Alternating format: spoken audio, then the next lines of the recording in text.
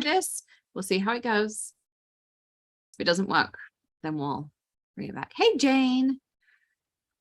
And the YouTube link does disappear tonight. So the VIP YouTube link will not be the same one if you see the notification this as well. We'll see how it goes. There's me. Okay. All right. Well, good morning, everyone. Happy Saturday. Hopefully you got your VIP emails if you're registered for VIP. And if not, we sent emails to everyone this morning, and we also sent out text. So if you have a number on text with us, we sent you a text reminder for this morning as well. So we're getting fancy over here as well. But welcome. My t-shirt says, I do hard things, in case you're wondering, because you'll probably see it throughout the day. And I only wore black so that when I wipe my fingers on me, it doesn't show on my nice pretty tops. So good morning. I hope everyone has got their coffee ready. I have my cup of tea and my Tigger cup here, my full strength cup. That cup is actually older than Maddie. I've had that forever. It was the first thing I bought, was 3 cups from the Disney store for my first ever apartment when I moved out on my own. So I think we still have 2 of the 3, so they've survived pretty well. Yeah, it says great strategy on wearing black as well. Yes, I have black jeans on and a black older t-shirt. This is one we got given at a conference. It's actually a really cool story to it. Maybe I'll share that later. But yes. So good morning and welcome to the Inktoberfest party. I'm super excited. We will be crafting now 10 a.m. Eastern through till noon. We'll take a quick break around 11ish, so you can all grab a coffee and have a toilet break and things. And then we'll come back, we'll do a little bit more. And then 12 till 1 is lunchtime. And then we'll craft all afternoon. And we aim to finish around 4:30, 5 o'clock. We put 5 because 4 sometimes is a little bit of a rush. So I want to make sure we have that time. So expect it to finish like 4:30, 5 o'clock kind of time as well. So there's that. I do have a little bit of housekeeping I want to go through. We are streaming this also on YouTube. So if you're watching over there, hello and good morning. Just know if you are watching this on YouTube, unless you are signed up to be a VIP, you are not eligible to win the prizes. You need to be on the Zoom link, but you can come and watch, and we'll also drop any links for products and things as well. And Lisa will drop you a VIP link as well into YouTube, so you can see that as well. Lisa is here in the chat. Please bear with us. It is just me and Lisa today. There is nobody else here with us. Normally we have a few of us here. It's just kind of the way the timing's worked out. So please bear with us. We're doing our best. And we will keep up with as many things as well. And also just to let you know that Lisa will be out the office Monday and Tuesday. She has some family commitments. She needs some time off. I've told her she works too hard, so she will not be in Monday, Tuesday. So any prizes, any customer service and that, they will be addressed on Wednesday onwards. I will be in the office as well, packing and shipping with Kim. But if you need anything on the admin side, Lisa will be back in on Wednesday. So yes. Okay. So yes, Lisa Alper, if you need her, she is a co-host, so you can send messages specifically to the hosts. I would recommend sending it to Lisa because I'm going to be sitting here talking to you all, and so I don't always see all of those comments as well. But welcome. So I'm going to do the housekeeping. Let me open Lisa's email so I can read everything. She wanted me to make sure. She sends me this most amazing itinerary. If you come to the crafter parties, the big weekend long ones, she now also sends out like these links in a little pack, and you can print it out and you can write notes. Like, she's super organized. So yeah, so welcome happens at 10 a.m. housekeeping, go through till 12 for a lunch break. And we'll take some breaks, like 5 minutes every hour, because it gives me time to clean up, because you'll see we get ink and stuff everywhere. I also want to make sure I'm answering your questions as well, so that you know, we can, you know, if you're sitting there thinking, oh my goodness, I don't know what goes with what goes with what, I will try and address them as much as I can. You can also email them to me. I will check my emails at breaks and at lunch. It's just alexandra@makerforte.com. I just saw something out the corner of my eye. It's actually the cat swishing its tail, so we're fine. I thought it was a rat. I was about to scream. So we'll do that as well. Okay, so if you are a VIP, you have a special code that gives you 15% off everything you buy today. If you're not a VIP, Lisa will drop the link for you. You can become one. There's lots of benefits, things like you get lifetime access. We send you a PDF with everything you're going to learn today. Amanda goes through, and she turns it into a PDF for you. all those kinds of things as well. So trying to think what else is going on. So yes, so VIP, you have some codes. You have a $15 gift card if you signed up early. I sent those out last night in an email. So check that in the one that says VIP codes enclosed. There was 2 different versions. There's also your 15% off code. Please, please, please, please, please do not share that in the chat. You paid for that code. It is just for VIPs. If you need to know what it is, email Lisa or Ecom, and we'll tell you what it is as well.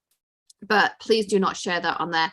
And all codes are not valid on the Fab 5, which are subscriptions, so like ColourPop, classes, gift cards, bundles, and Misties. You cannot use your gift cards on top of those, but you can use it on absolutely everything else in the store. I do have some exclusive goodies we're going to release here today. I'm going to be using them all day long, so you can kind of see and try out and see what's going on here. I also put my pile of cardstock down somewhere really safe, and I can't remember where I put it, so I'm going to grab some more in a second. So we have that going on. We also, let's see, also gift cards are only usable on makerforte.com. Codes must be used at the time and cannot be used. We can't add them retrospectively. Our systems don't allow for that. USPS is seeing some delays. It doesn't scan until they arrive at the processing facility. So if you receive a shipping notification, it went out that day or is being picked up the following day, please keep that in mind. Once it leaves our doors, it's in the hands of the delivery service. So also just let you know, so I am in Sarasota. Fort Myers is like 25-30 minutes away, which is obviously where the eye of Ian hit. So our mail is messed up. They are picking up every day, but it's like we've had packages go in and it doesn't scan, and then it goes out for delivery, or even just delivered. So just know that the post office is a little bit messed up because we have had the storm. We are in the middle of it. We were lucky we had some roof damage, but there are people who are way, way, way, way worse off than us. I actually have 2 friends who lost their houses in Naples. So just to let you know, we are up to date on orders as well. Kim and I have worked so hard this week. I was saying to Lisa, our feet and our legs, it was like the best workout ever, absolutely ache like so badly because we have hustled to get all of the orders up to date and out as well. So yes, so there's that too. Let's see. Do not share class links or codes. Yes, please do not share them with anyone. We have had a few people sharing the links. You pay for these links, or I mean, the party is free, but if like the VIP and the codes and things, you pay for those. Please don't share them. Also, please, before you place an order, check your shipping address is correct. Lisa's had a few where packages go to outdated addresses, and you're responsible for shipping charges if that happens. International people, just know we have no control over tariffs and duties. I know they suck. I remember living in England. I remember ordering my stamps from America. Sadly, there is absolutely nothing we can do about them. That's imposed by your country. We do all of the appropriate stuff. Lisa just wanted me to remind you. Lisa's not in Monday, Tuesday. We already did that as well. If you win a gift card or a free order, you can only win once. Everyone is put back in the drawing for the grand prize. Prizes will get sent out at the end of next week. So Thursday, Friday next week. So if you don't receive your prize within a week, then let us know on virtual stuff anyway. As I say, release was out Monday, Tuesday.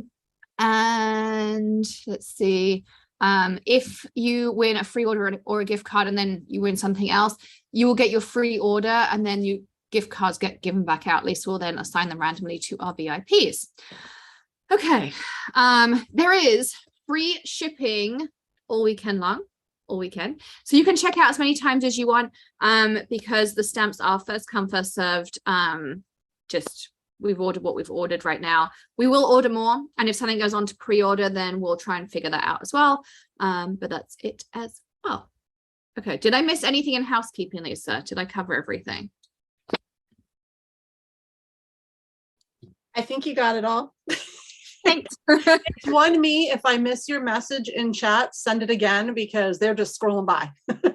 So, and if it's outside the party, please email me. I'm trying to stick to the party and I can't make my head spin that fast. Yeah. The only thing Lisa will post on YouTube is the product links. But other than that, The Zoom is where we're going to be answering the questions. If you want to sign up for the Zoom and come join us, you can. Just go to allaboutfreeinkparty.com. Allaboutfreeinkparty.com.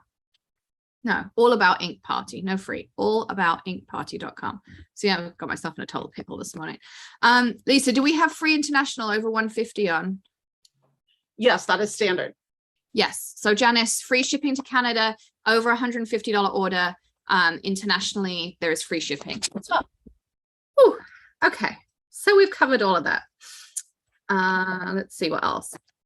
Okay, so we do have a special release for you, of course, today, because we're coming towards Christmas.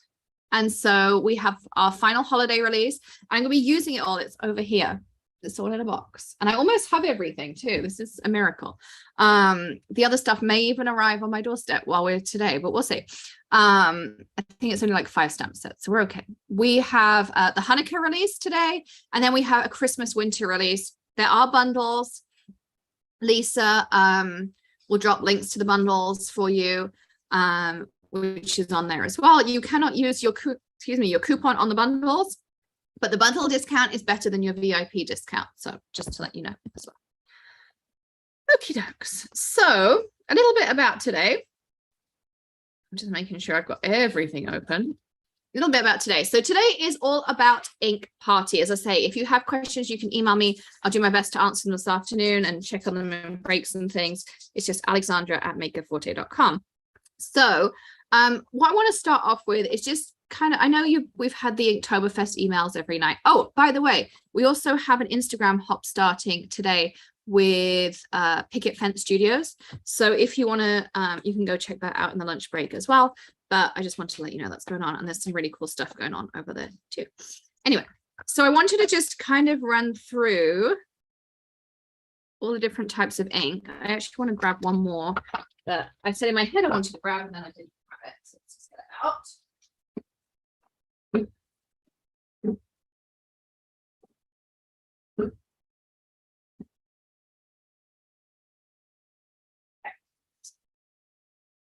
So I want to just run through the different types of inks, or ink pads rather, today, just to kind of get started, just for a little bit of an overall base, and then we can go on there as well. Okay, so here I have kind of one of every type of ink. I mean, it's not exhaustive, but definitely one of every type of ink. So we have distress inks. We'll go through the difference between those two in a minute. We have our regular ink. We have our clear. We have a pigment ink. We have our remarkable formulation. We have our archival, and we have a rara skirt. Now there is also a hybrid ink, which is kind of like our remarkable. And when I get to remarkable, I'll talk a little bit more about hybrids. But I'm going to start off with distress, because people always ask me the difference between the two, and then we'll work through all the different kinds after that as well. So most ink pads, including ours, are water-based. Now this is the original distress ink. So if I grab some paper, and I had black and white cut in a nice little neat stack, and then I cleared up my desk, and I'm guessing I cleared that off at the same time. We're just going to use this.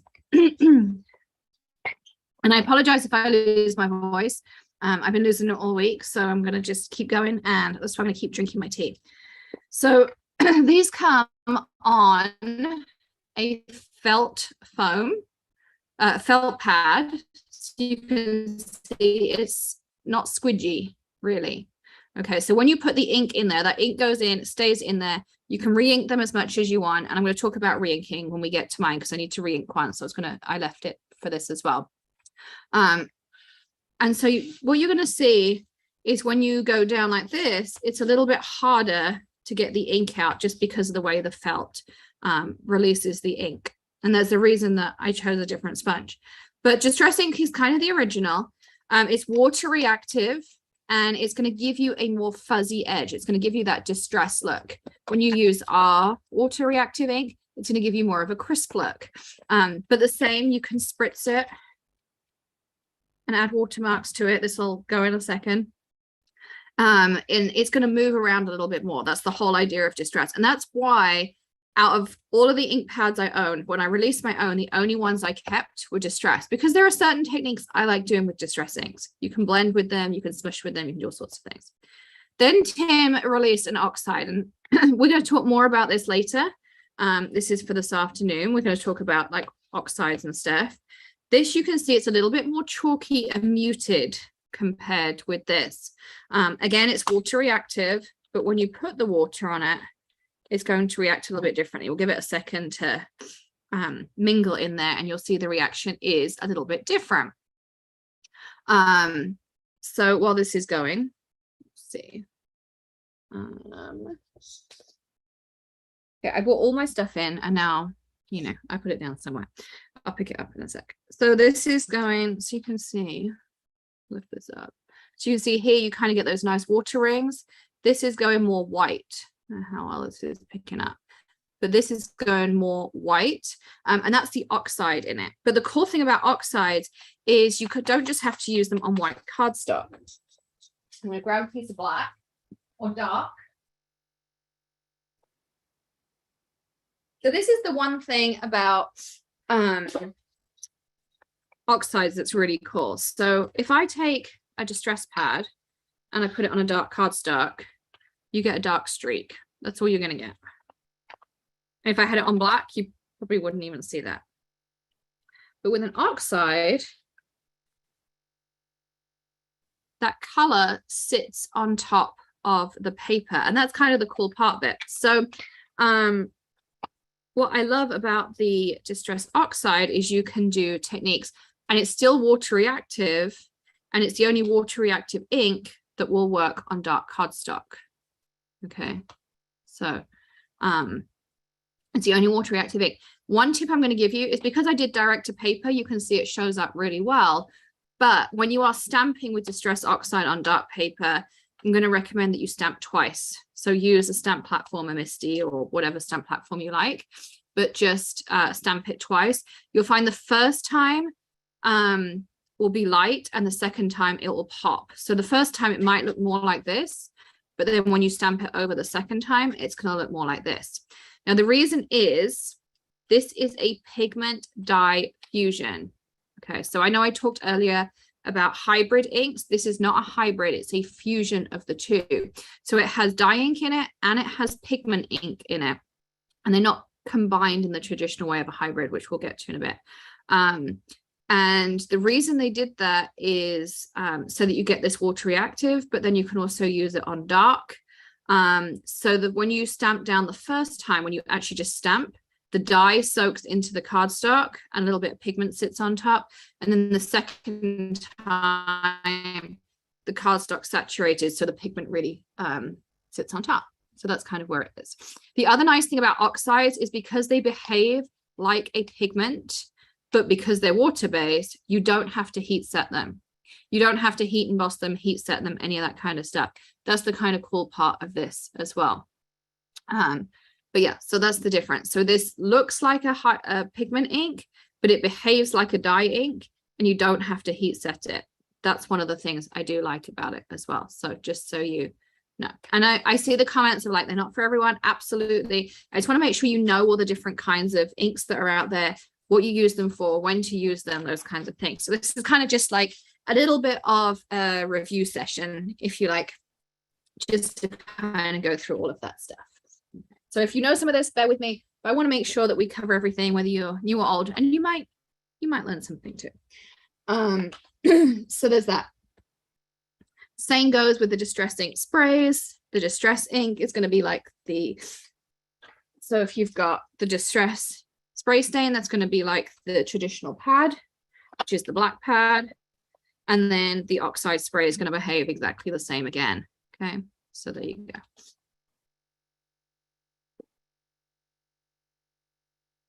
So Kate, we will have VIPs will get a PDF, and all of this info will be in it. There'll be pictures and info, and all that stuff will be in there for our VIPs.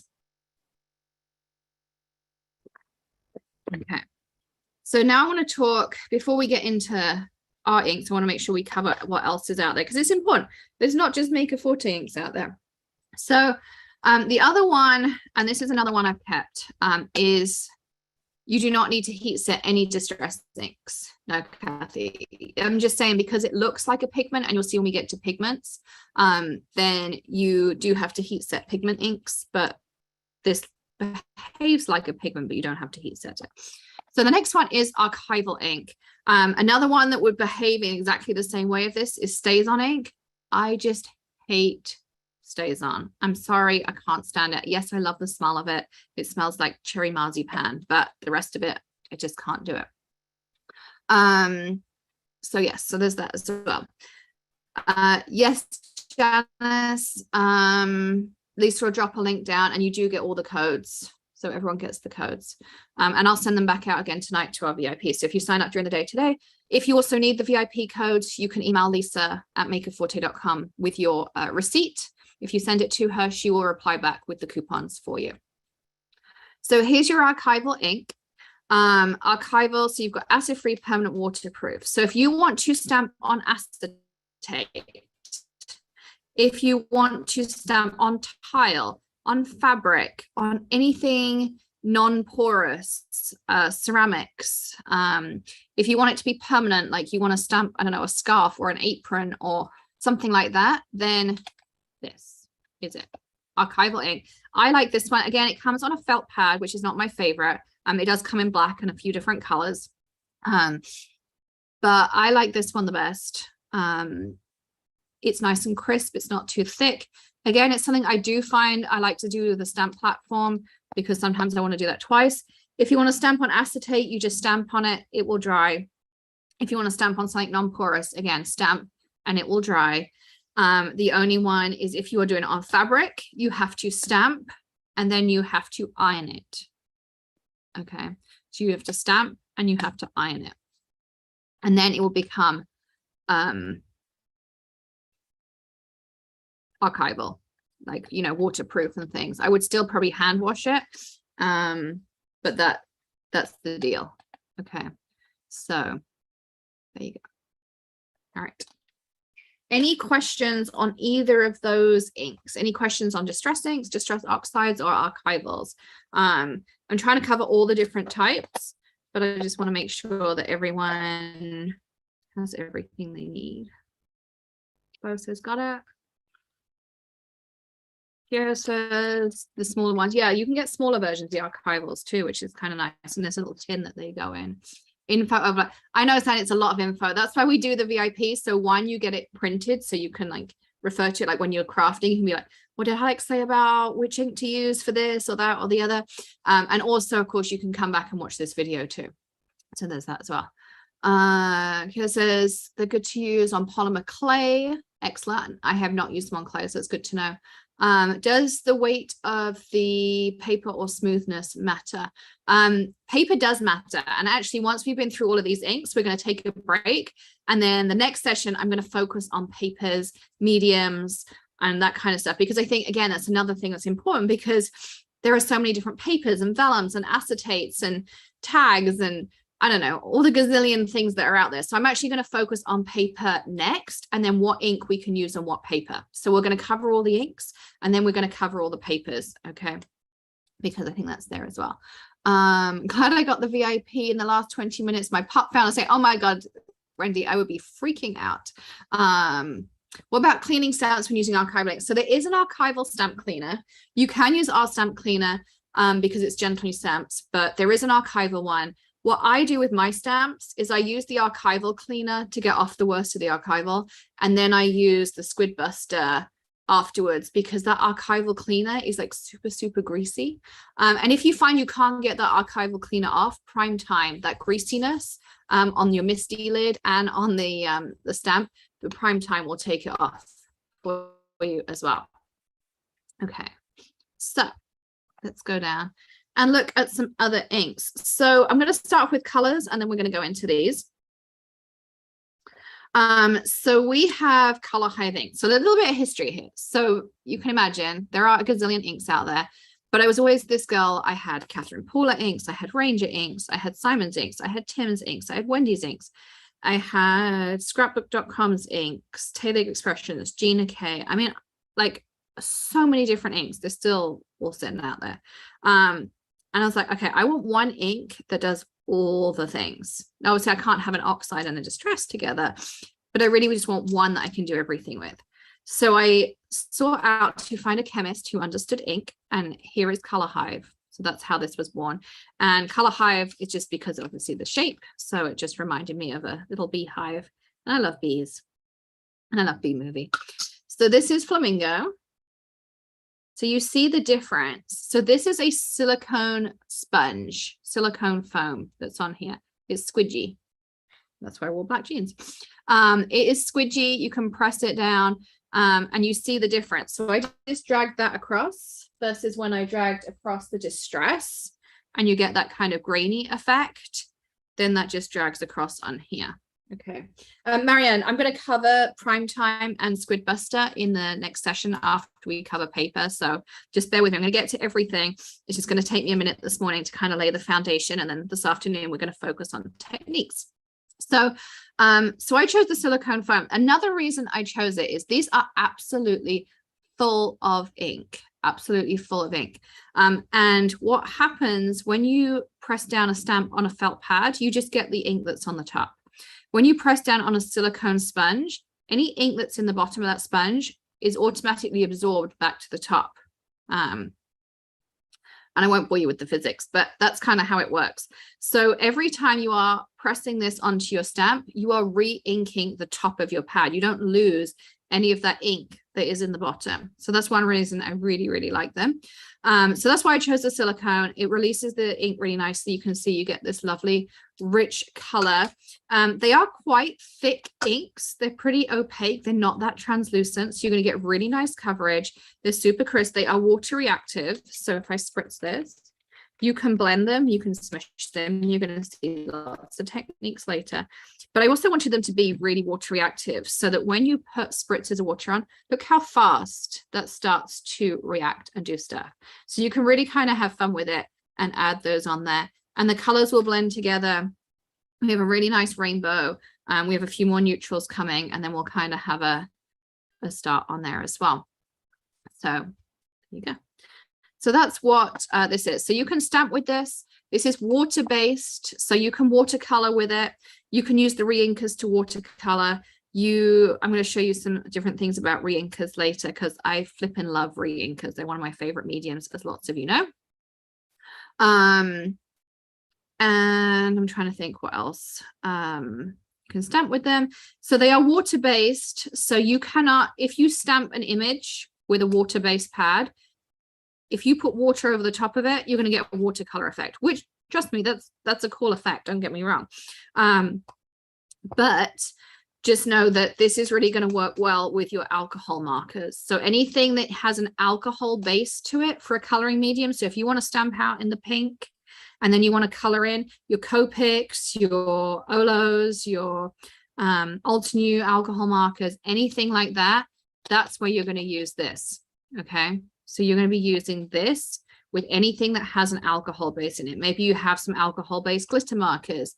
Again, you're going to be using this. Okay, so opposites attract. So if you have a water-based pad, you're going to use an alcohol-based coloring medium. If you have an alcohol-based pad, like archival, you're going to use your watercolor medium. So you could paint inside the lines of this that way. Okay, so opposites attract. You want to color with something water-based, you're going to use an alcohol ink. You want to color with something alcohol-based, you're going to use a water ink. Okay, so opposites attract in terms of ink. All right, what should we do next? I'm going to cover this because it's kind of same but different. So we also have a few ink pads that have clear lids outside the snow flurries.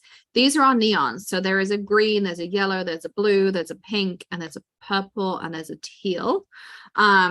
These, look how bright that pad is. I mean, this is crazy how bright this is. This is our neon. So again, you can see, look how super, super bright neon that is. Okay, so again, it has the silicone foam. This is a special, it's a slightly different ink formulation. Okay, it's still water reactive. I'm just putting a little bit of water down so you can see.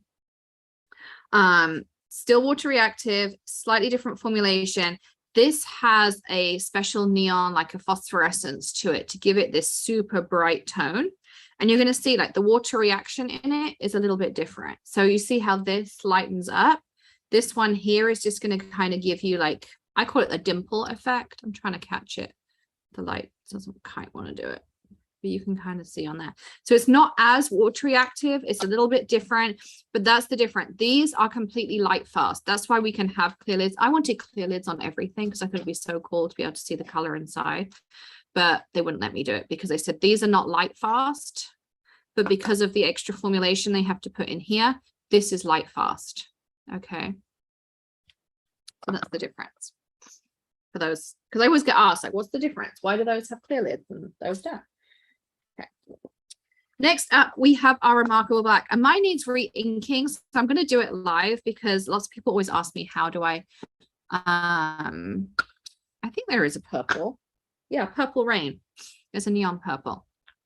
So this is how I do it. There is no real right or wrong way to do this. I did this before and people are like, oh, you shouldn't re-ink your pads like this. This is how I've always done it. So I just kind of go over, and you'll know to re-ink it because it just doesn't give you that instant crisp impression that you were getting before. So I like to just put some drops down. Now, here's my tip. If this instantly just soaks straight in, you need more. If it's sitting on top like this, then you're probably about right. Okay. And then all we're going to do is I just take some scrap paper. You can use a credit card or something, but just be warned, if you use a credit card, it can damage your pad. I'm going to do a smidge more because that went straight in once I spread it out. Okay. So I just take, like, that's a little bit of copy paper that I just had sitting here with some notes on it. So again, I'm just going to do that. And then I just scrape it around. Because if you take a credit card to this silicone foam, you're probably going to ruin it. Unless you know, maybe you got skills. I don't have those skills. So that's on there as well. Okay. So next up, I want to talk about our Remarkables. There's only two colors in the Remarkables right now. We have Eclipse Black and we have Fog. Fog is meant for like your no-line coloring techniques. And it also makes a really nice kind of background that you can stamp out in the fog and then go with it. But the reason we called it Remarkable, and you'll notice we emphasize the mark, is because these are designed to work with your alcohol markers. I loved my Copics. I now have Olos. I haven't used them as much as I'd like, but I'm a big Copic girl.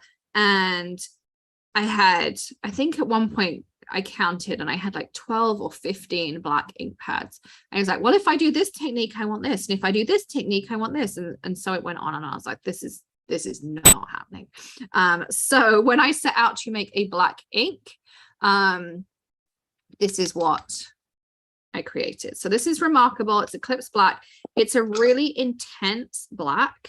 Like, I'm gonna lift it up here. You can see it's like a true carbon deep black. Okay.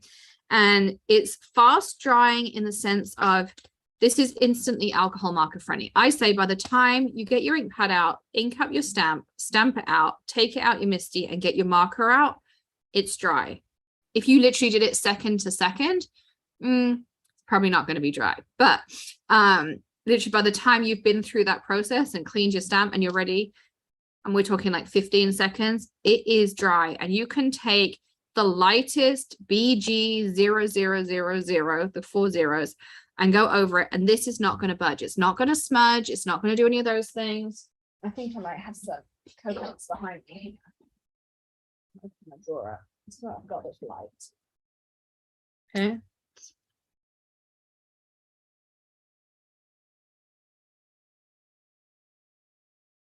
So I'm really going to saturate it just to prove the point. There's nothing on the tip of my marker, nothing. Okay. And there is no smudging over here. It's instantly dry just like that.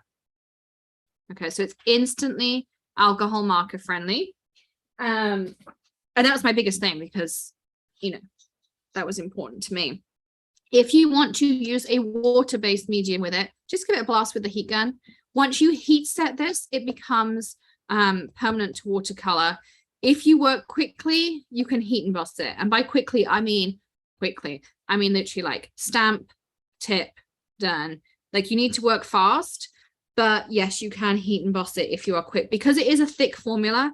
It will sit on top of your paper for a little bit of time, and you will be able to feel it. It has a little bit of a velvety feel to it, which I also kind of like. I think it's kind of fun. So that's what the Remarkable is. So it's designed to be instantly alcohol marker friendly. It's designed to heat set, and you can use it with water-based stuff. And if you are quick, you can also heat emboss it. Okay, so that's that. All right. You all learning lots so far? Is everyone like, oh my God, this is so much about ink. I thought ink was just an ink pad. What on earth is going on in this place? I'm watching for the comments.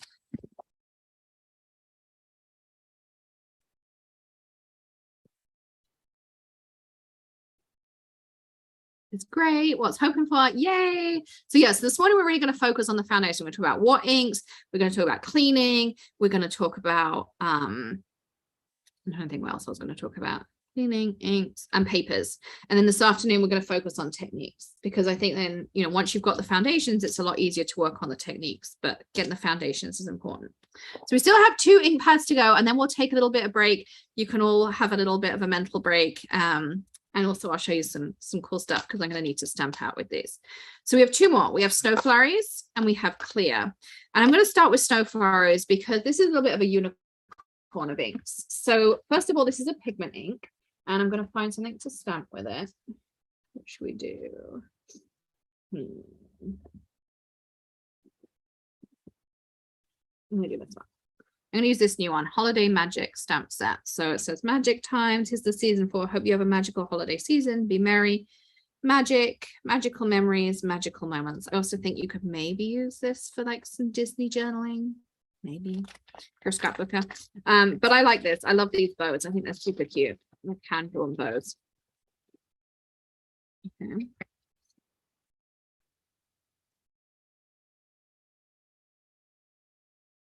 And it is free shipping, so you can grab stuff as you see it. I'm going to grab some dark cardstock. In the break, I'm going to find what I did with my pile of blacks, right? I was prepared. I pre-cut it and everything. I never did get around to fixing my Misty, so I don't know what's up with this Misty. Like the lid's kind of like all funky on me. Okay, so I'm going to put this in here. I'm going to use some black cardstock. This is our Eclipse black cardstock. Okay.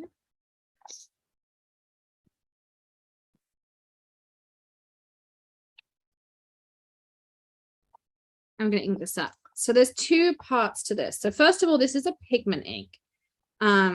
And pigment inks will work on light and dark cardstocks. I'm using the white on black because obviously if I put white on white, you wouldn't see it.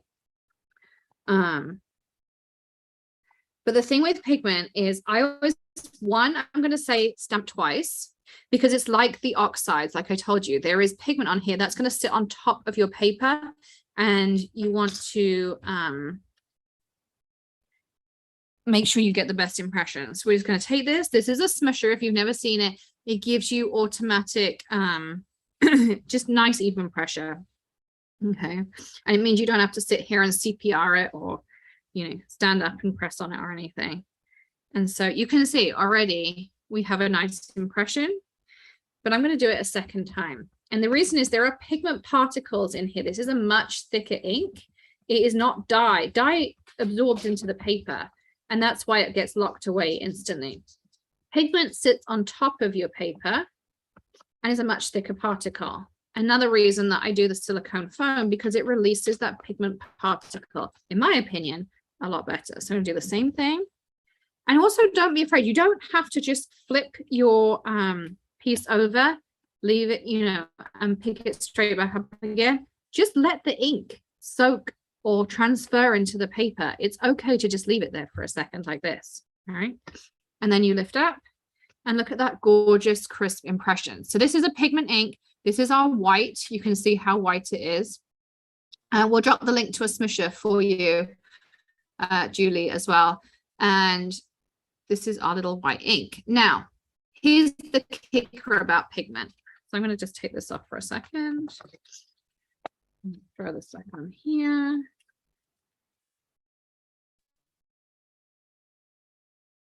I'm just trying to keep everything together a little bit, just a little bit. Do my best. Okay.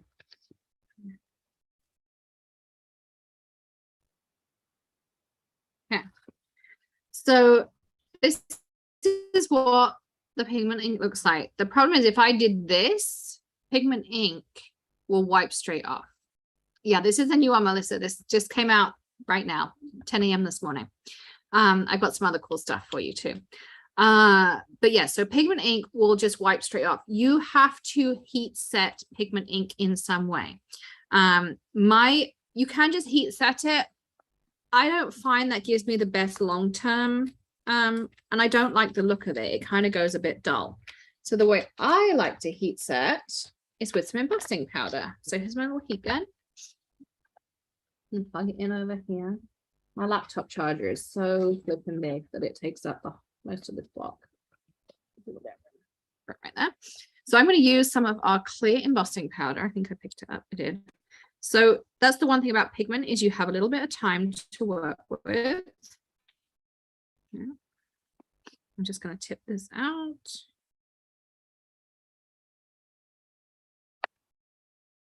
And you don't have to,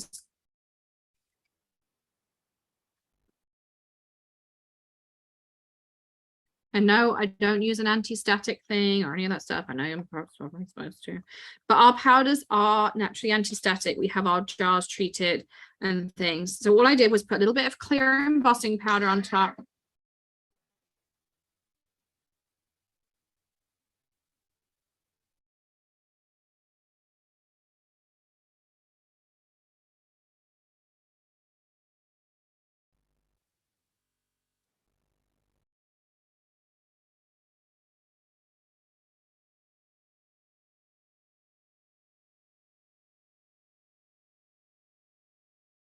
No, Zoom filters that out. And then here you can see that that looks like that as well. Okay. Yeah, no anti-static bag or anything like that. I just kind of go for it. But also you could put white embossing powder over the top. You could do the diamond glaze. You could add a color and then you can post it, Lisa. You can post it. And so you can also do it so it shines through. So if you put the white and then put the diamond glaze on top, it gives you a really cool like white glittery ink.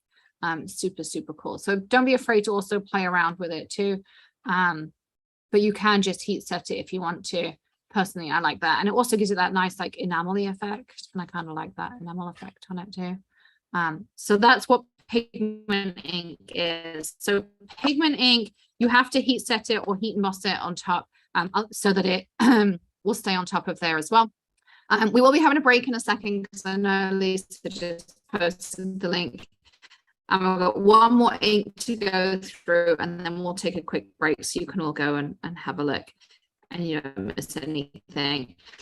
And then because that this is our white, it's worked a long time. Anyone who's been here a while knows this probably took us like 9 months to a year to formulate this white because white ink is one of the hardest things in the world to make. Okay, and then the last one is a clear ink. Now there is a ton of stuff you can do with clear ink. Okay, I mean a ton of stuff. So clear ink, you can heat emboss. So the way I put the pigment ink down, you can put the clear ink down and you can put your embossing powder on top and emboss it. You can also use it with kaleidoscope powders, which we'll be doing later today. I'll talk a little bit more about kaleidoscope powders and stuff you can do with those too. And then you can also use it for watermarking. So if you take a color, say for instance, you don't want something too dark, you don't want something too light. The craft colored, like the browns, also look really good as well. You can see I maybe made a little bit of a boo-boo on mine the other day. If you're at Lift Your Spirits, you'll know. But when you put this one down, you see how it creates the tone on tone effect. So if you wanted to stamp a background, see what stamps I've got here.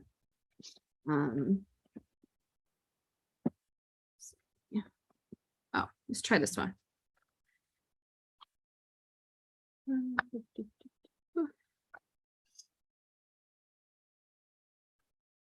I know all the ideas we've got. We might be here till 10 o'clock tonight. Joking. My friend bought comedy tickets for tonight. I didn't miss that. She'll be mad. So this one here, this is the one without the church. Is that Snowy Lane, I think?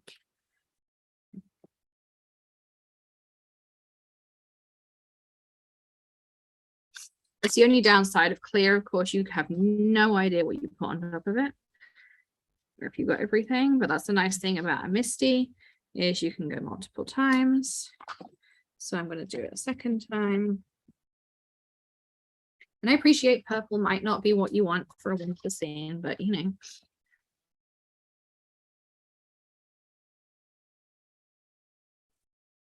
Okay. And so what it creates is a really pretty tone on tone. So now you could just add a sentiment on and you have this really cool background. This one's called Snow Down the Lane.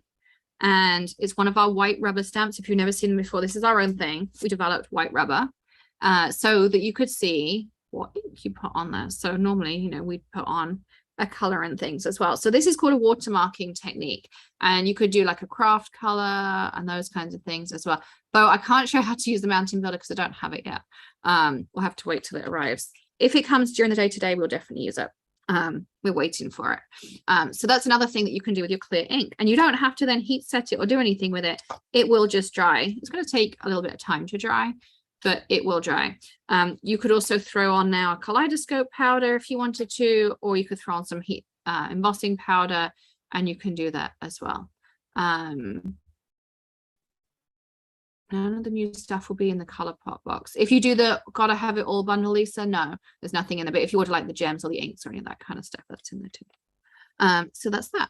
So that is kind of the basic of ink pads. We will talk a little bit later about alcohol inks. We will talk about re-inkers. We will talk about that kind of stuff as well. And the clear ink also comes in a bottle like this that has a little like nail varnish applicator brush thing on it. And if you saw Gloria's Inktoberfest video the other night, she did a really cool technique with stencils with this, which I thought was really cool. So that's that. I just put that stamp set. I don't know.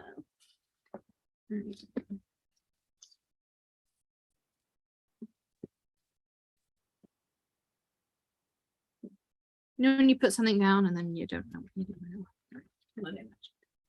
Trying to make a pile. All right, so we've covered the basics of ink pads.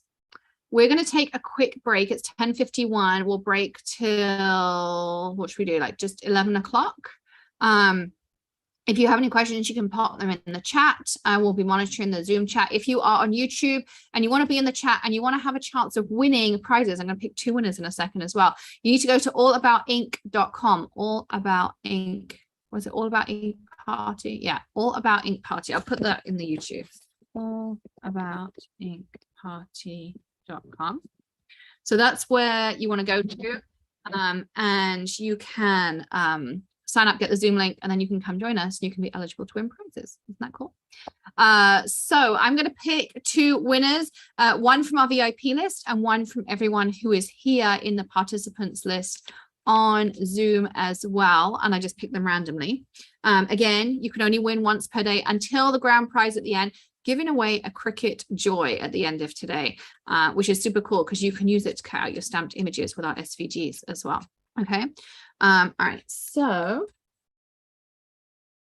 I'm just scrolling up and down and I landed on Debbie's iPad. So congratulations, Debbie. You are our first winner. And then I'm going to go to this list.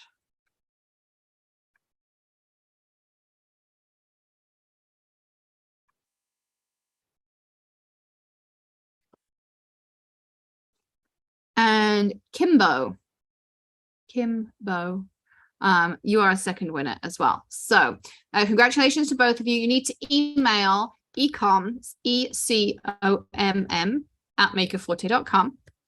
And Lisa will get your prizes out Thursday or Friday. No, she is off Monday, Tuesday. I'm going to keep saying that over and over and over.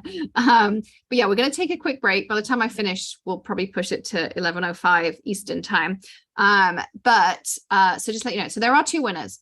And then what was in the nail polish? Oh, it's our clear ink. I know someone saw that. It's the clear ink. Excuse me, Alex. Yes. What did they win? Oh, $25 gift cards. Thanks, okay, Lisa. thank you. Lisa, Shelley Anderson sent me a chat. She said, I know Lisa's busy, but I sent her a message. I don't know if you can find it. Shelley, if you can email us, that's probably easier because it's really hard because the chat just goes and goes. And even as someone sends us a new chat, then it just disappears again. So if you want to email Lisa, ecom, ECOMM at makerforte.com. If you sign up for VIP, forward ecom your receipt and we will send you back the coupons just to make sure you've got them. And Lisa just dropped the link to our new collection. All the stuff is here. You're going to see me use it throughout the day. But if you want to go shop, as I say, it's first come, first served on the first amount coming in, which is due in either today or I think Monday. And then I have to keep these for Amanda, so I keep putting them to the side, not in the trash box. So there's that going on as well. We also do free orders every hour. So when we come back, any orders that have been placed since we started at 10 a.m. and when we come back from break, I will do 2 free orders as well. You'll get those refunded. You can either have a gift card to shop again, or you can do that as well. Are you showing the Hanukkah banner? I'm going to show everything throughout the day, Carmen, but I can show that quickly before we go to break. So some of the things I say I'm waiting on. And these will have to tell me if I miss items, but I think I have them all. See what I got. All right, I'm pretty sure that this is what's in the Hanukkah bundle. So we have the white rubber stamp set. So this has the background, like so. You can see that mine were not fully packaged. You also have this fits perfectly in the A2 spotlight circle and then muzzle tough on that one. There is the Hanukkah paper, which is right here. So this is the paper pack. 3, 4, 5, 6. And then I'll flip over so you can see from the different patterns on there as well.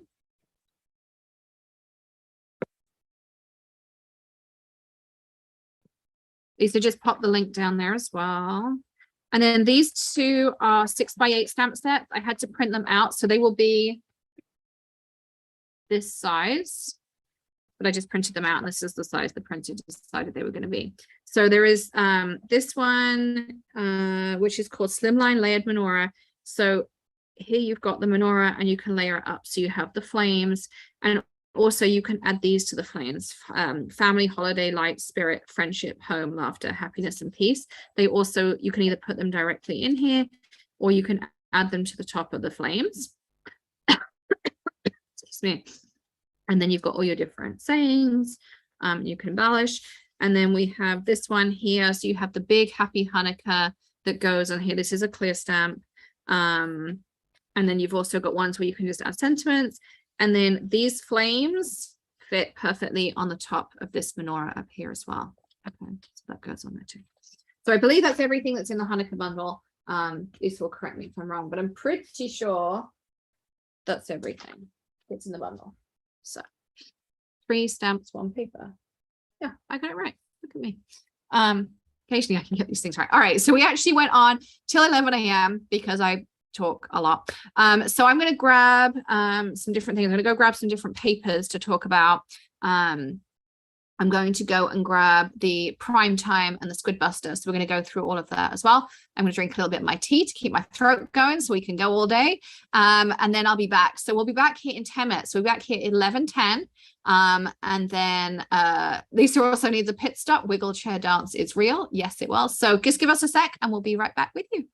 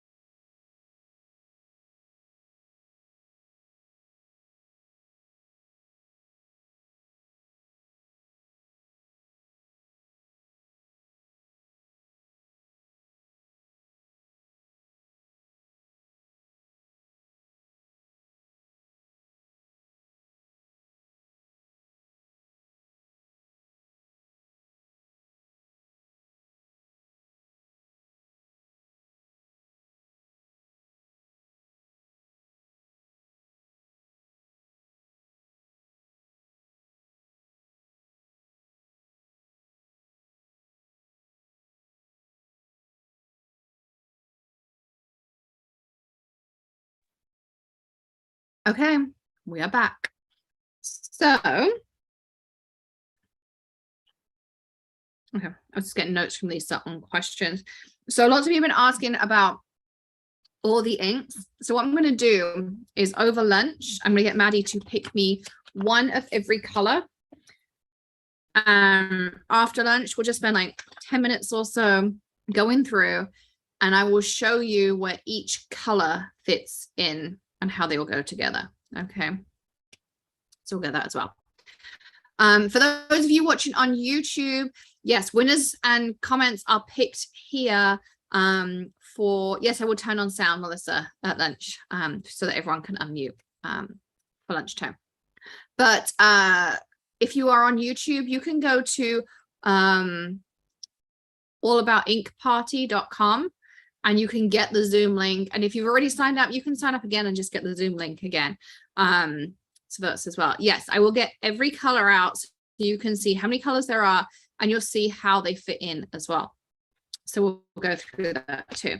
Now, I did kind of go a little bit extreme, but I just want to share with you that there's a method to this madness. Okay, and we're going to not fly through it, but I'm going to make sure that you have a good understanding and a good basis of everything with this as well. On that, so bear with me. All right, so now I want to talk to you about an Instagram hotbar. So you can go to @maker.forte. It's with picket fence. So I want to talk now about mediums and bases and stuff like that. And you're gonna think, oh my God, this woman is crazy. But bear with me, stick with me on this one, because yeah, we have ink, but the ink has to go on something. And that's where it's really important to talk about what ink goes on what, for what reason, etc., etc., etc. So I don't have everything here, but I walked around my craft room and I grabbed out a ton of mediums, and then I went and walked through the warehouse and I grabbed like one of every type of and I say type, not one of every kind of substrate medium that we have in the store, because I want to talk to you about, you might have one of these, you might have all of them, all those kinds of things. I'm going to do an empty tote to throw this in afterwards, I think. Let's do this. So I keep it separated and a little bit organized.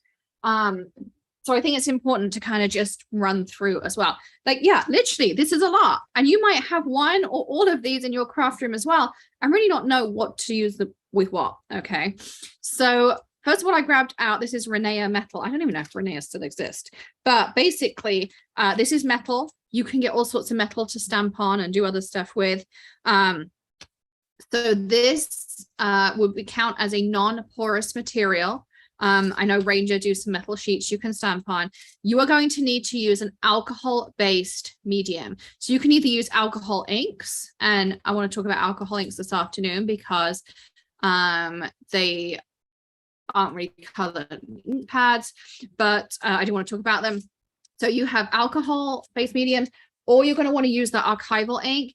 And Lisa did just restock the black archival ink in the store because I think that's something that, you know, you might want as well, because it is a nice fine ink and you're going to use it on non-porous surfaces. And you're going to see that this ink you're going to use a lot. Okay, so I do think it is worth investing in one. Okay, so that's that. Shrinky dinks. So you can stamp on shrinky dinks. Amanda does this all the time. She makes me cute little bracelets and charms, and she makes me earrings and all kinds of stuff like that. So shrink film, again, you're going to use your archival ink. Now you can, once you've done the outline, you can watercolor on it.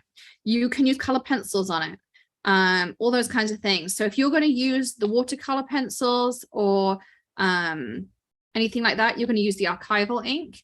But if you want to use colored pencils with Gamsol, or you want to do alcohol marker coloring on your shrink film, then you're going to use your Remarkable Black. Okay. Yes, you can die cut shrinky dinks, Lisa. Isn't that cool?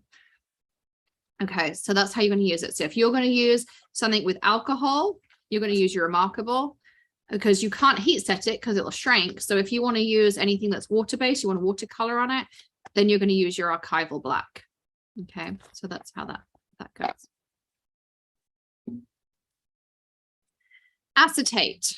So if you stamp on acetate, and there's going to be a caveat to this because there's always a but. You're going to use your archival black because it's going to dry on acetate. Same for anything glossy. If you want to stamp on a CD case, on some plastic, on a tile, on some ceramics, any of that stuff, you're going to use this archival ink. However, on Amazon, there is something called heat embossable plastic, which is freaking awesome stuff, by the way, which means you can use any Maker Forte dye-based ink on it and put clear embossing powder over the top and stamp in color on your acetate. Okay. Also, you can use your clear and heat emboss with it in any color. So this is tonic acetate because it's super thick. I used to use it for card bases. So regular acetate, you heat it, it's going to warp.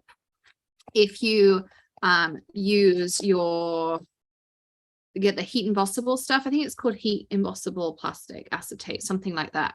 I don't know the brand. If you just go onto Google and put heat embossable plastic or acetate, it'll come up.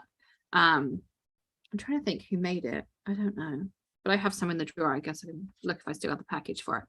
But yeah, heat resistant, anything like that. I'm sure someone will find it and they'll drop the link in the chat. So yeah, so that is the thing. And then you can use your regular inks. You just put some, they won't dry. You'll have to heat emboss them with clear, but you'll be able to do colors and you'll be able to use any of your embossing powders on there as well. So there's a cool one. Okay.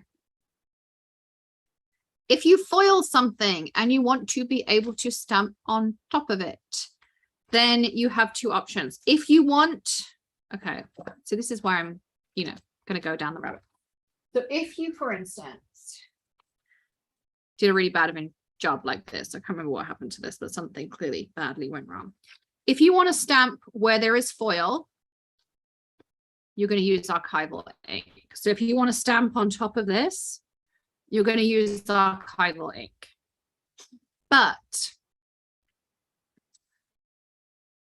if you foil on white or any light cardstock, you can take your colors like this, and it's not going to show because it's on black, but I'm going to show you the idea. You can ink blend, and then I bought a whole roll of kitchen towel in here. I don't know how I can't find it. The foil will resist the ink. Okay. So then if this was on white, anywhere would be pink in between. So you can use foil as a resist. Then you're going to use something water-based. If you want to stamp on top of the foil, you're going to use this. Okay. And for those who are VIPs, you're going to get a PDF you can print out that has all of this in it. So you don't have to take notes to remember it all. There'll be charts and pictures and all that kind of stuff on there. And you don't have to worry about any of that stuff. Okay, we'll do that for you. That's for our VIPs. That's another good reason to do the VIP, because you get that and you can just print it out and put it next to you. Plus you can come back to this video again and again. So that's foil. Okay, I'm going to come back to that one because that one's a doozy. So something like chipboard. This is our chip off the block. It's like a thin chipboard that you can die cut, you can mixed media, alter, all that kind of stuff. So it's not as thick as regular chipboard. It's like a really thin chipboard. This you can use any ink on. So you can stamp with archival. This is going to behave just like paper. You can grunge it up.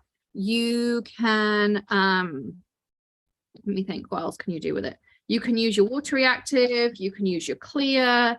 You can do this and color on it. You can use your white pigment and heat emboss. You can archival and watercolor, like all that stuff. Okay, so all of that is going to work on the chip off the block. Regular paper, this is our regular card front. It's just 110-pound white cardstock. Of course, it comes in a million different sizes. I just grabbed this one out the warehouse. Again, you can use anything on it, any medium, anything. The only thing you're not going to be able to use, only because it's not going to react, is an alcohol ink, like this kind of alcohol ink. Like you're not going to be able to use this on it. Same with chip off the block. You can on acetate. I'm going to go back for a second. So on foil, you can alcohol ink over the top. Look, and I've done it. We have one called Snow Days. Oh my God, it's amazing. I'm just going to do that.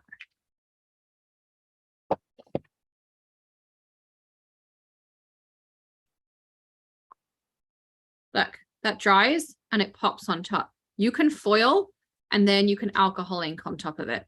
Don't know if Carrie's done a video on that. Maybe she'll do one. But you can foil and you can alcohol ink on top of it, and you can get all the alcohol ink techniques going, and you do it on the black and it only sticks to where the foil is. It looks super cool. Snow Days, the Silvers, the Moonlit Lake, all that kind of stuff. This one is called Diamond Plate, this foil. And this was a bit that went wrong. I just saw it right there. I was like, oh, that's perfect. And please note the PDF for VIPs will not be out until the end of next week at the earliest. It takes Amanda time to take my whole day's worth of content and distill it down into a PDF for you as well. So you won't get it instantly. It will take a few days for us to make it. Okay, so that's another cool thing you can do. You can also use your alcohol inks on acetate. Okay, there you go. You can use that in acetate. Did this foil ever land in the shop? I never saw it. I believe so. Do we have a link, Lisa, for the diamond plate, whatever? The PDF will be sent to VIPs. Okay. Is that toner or hot foil? That was toner foil, Sharon, but you can also do the same technique on hot foil. So again, if you have a hot foil plate, you can do this. It'll work on any foil. Okay. You can use your alcohol ink on acetate. You can also use your alcohol inks on shrink films. Just be careful. It is combustible when you heat it. You know, just be warned. But you can do alcohol inks on shrink film. And you can do alcohol inks on any kind of metals as well. Lola says, makes you feel extra special as a VIP. Yes, our VIPs are extra special. They are very important people. Pricklers? Maybe very important pricklers. Maybe that'll be, I don't know. Anyway, so yes, you can use your alcohol on this. You cannot use alcohol on your regular cardstock. Oh, I got you two free orders. I forgot. Hang on. Before the list gets too big. Hang on.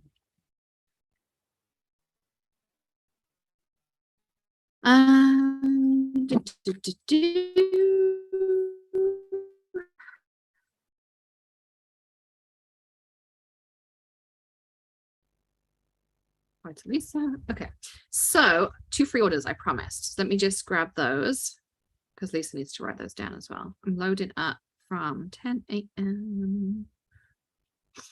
I have the memory of a goldfish right now. Okay, so the first one I landed on is 22527. That's Victoria Lynch. So congrats, Victoria. You are our first free order winner. And I also have to check that it was placed obviously within the right time frame as well. So that's that one. And our next one, I need a drum roll or something. We always say this and then we never get one, is Linda Ballard. And that's 22517. Okay, so congratulations to both of you. All right. I remembered because one popped up on my phone. So there we go. All right, back to this. All right, next up, I'm going to talk about Ranger substrate. So Ranger have an alcohol ink cardstock. There's a black one. There's a glitter one. And then they have the UPOs. There's like a translucent UPO. There's a cardstock UPO. There's a white UPO, all of that stuff. So if you don't know about UPO, it is an acrylic paper. I'm trying to think where mine is. Let me just grab mine out because I don't want to open a pack out store. I just grab these off the shelf. I'll grab my own pencil. So UPO is a paper from the Netherlands. This is translucent UPO. If it touch it, it kind of feels like a plastic acetate. That's exactly what it is. It's an acrylic paper. You cannot tear it. Okay, because it's acrylic. The cool property of it is you can put alcohol inks on here. Look, it's just little, like, you see there's no tear in there. Just like warped a little bit from where I ripped it, but it's no tear. You can die cut it too. So you can alcohol ink this and then die cut it. You can put it in your Cricut or Scan and Cut or any of those kinds of things as well. It comes in translucent, it comes in cardstock, and it comes in white. This is the translucent. You can see my hand through it. And it's a really cool paper. The other thing is you can put alcohol inks all over it. As long as you don't use the alloys and you don't use mixatives, you literally can take alcohol blending solution and you can wipe the whole thing off and start again. Okay, you can literally just wipe it off and start again. There are also, I don't think we have them in the store, but Ranger do sell these alcohol ink panels like this that you can alcohol ink. And it's not UPO on there, but this stuff behaves just like UPO. It's a special plastic acrylic based coating. And they come in squares, they come in like 8.5 by 11s, they come in shapes, they come in all sorts of stuff. But these are boards. So if you like doing alcohol ink art, then that's good. It's also good for practicing. But again, you can like alcohol ink all over this and then just wipe it off with blending solution. You can get those from scrapbook.com and all those kinds of places. Okay, so that's UPO. All right, so that's what UPO is. You're going to use this with alcohol inks. Okay, we'll just pick up the next one. Let's see someone. You're going to use it with your alcohol inks. Okay, and we do have some alcohol inks in the store if you want to try them out. I'm going to play with them later this afternoon. You can play with them with me. The other things I'm going to do this afternoon, we might be here till midnight. We'll just have to break for the comedy show and come back. So that's what you're going to do. If you want to stamp on this, archival ink. Okay, archival ink. That's what you need. And you can also use, I'm not going down this rabbit hole right now, and I didn't include it in ink pads because it is a one-off, like its own unique thing. Alcohol lifting is one of the coolest things. I do have a video on YouTube. I don't know if someone can help us and find it and drop the link about how to use alcohol lifting. It's a super cool medium. You put your alcohol ink down and then you can lift the color out. You can do a ton of different things. I think the video I did was pretty long, so I'm going to refer everyone back to that video. Everything you need to know about lifting is in there. Super cool stuff. Also, get the re-inker because you can use the re-inker with your stencils and you will love it. But we're not going down that rabbit hole today. We're just doing foundations right now. If we have time this afternoon, I will come back to the rabbit hole, I promise. But that's what UPO is. Then they're alcohol ink cardstocks. They are cardstocks with a special coating. So they are just like your regular cardstocks, but they have a special coating on top that means you can use them with alcohol inks. Okay. So that you can use your alcohol lift ink on them. And if you want to stamp an image on them, we're going to use our archival ink. You see how I said you need an archival because you're going to use it a lot. It's one of those inks. We are working on archival, but I'm just not happy with the formulations. So the one I'm happy to recommend to you is the Ranger one. I love it. I've had it for like 10 years and I would recommend it. And I'll only tell you things that I use in my own craft room, that things that are right here that I'm using all the time. All right, what should we go with next? Let's talk about vellum. I love vellum. I have a ton of vellum. So. Vellum.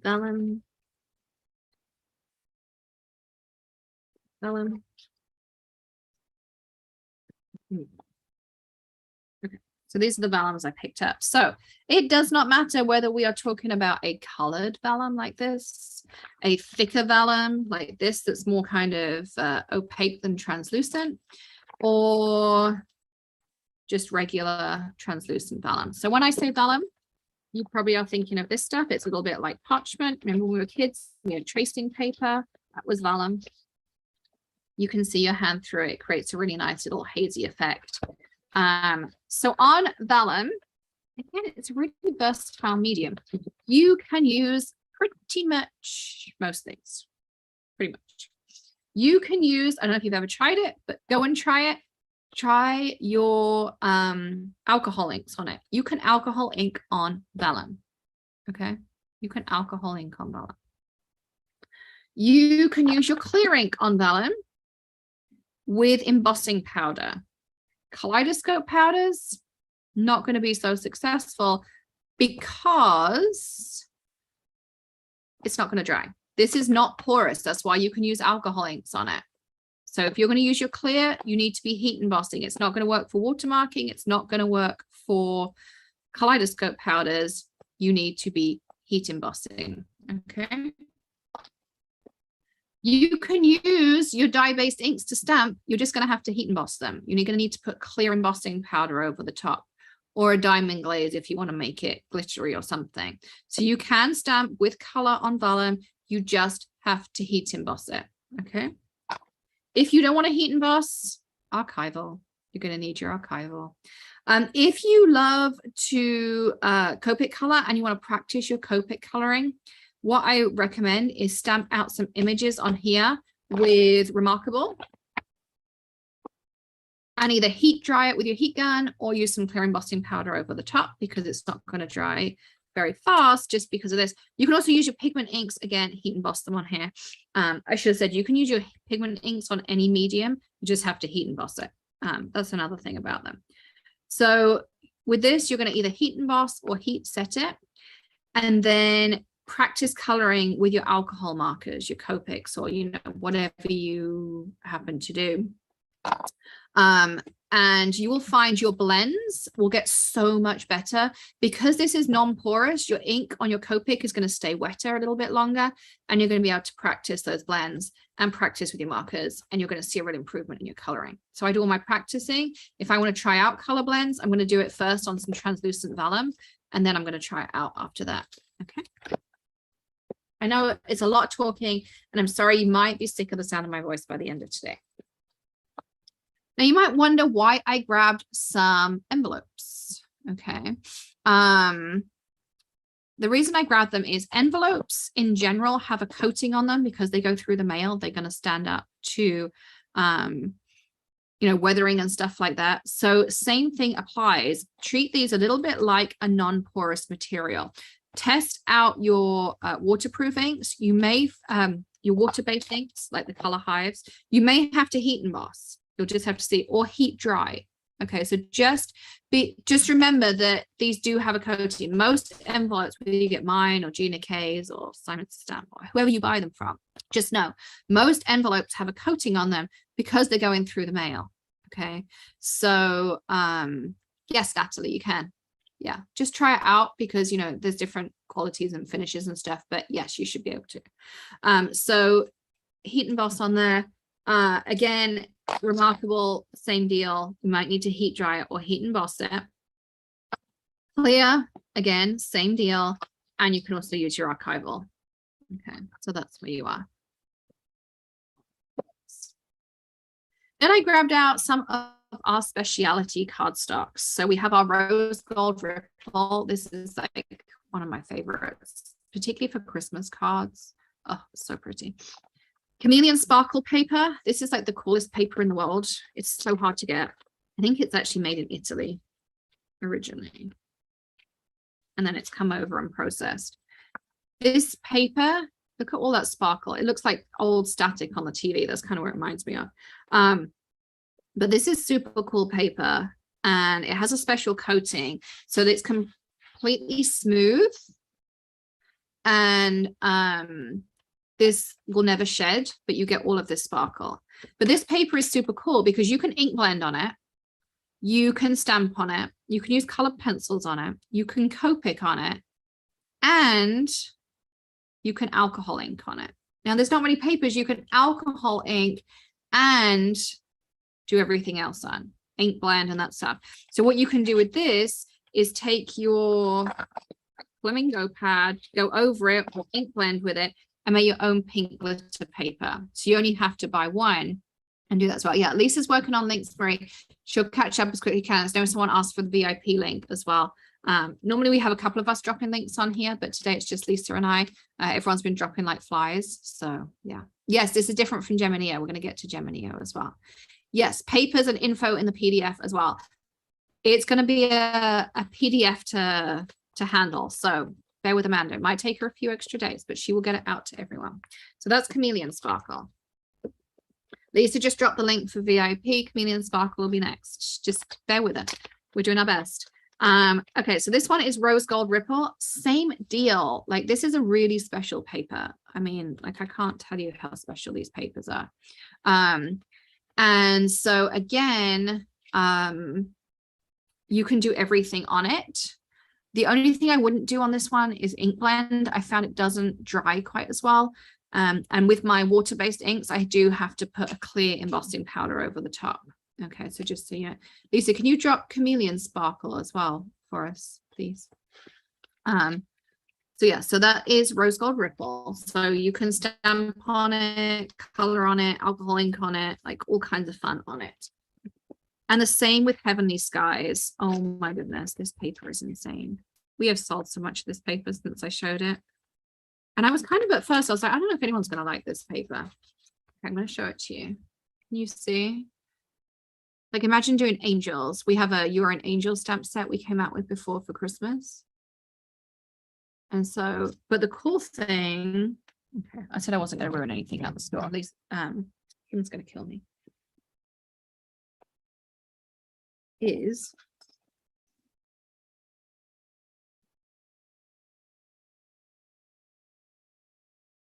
again, you can ink blend on it. Can you see how that now creates my own pink version of this? Maybe you want to put blue on it. Maybe you want to put, I don't know, green on it for Christmases.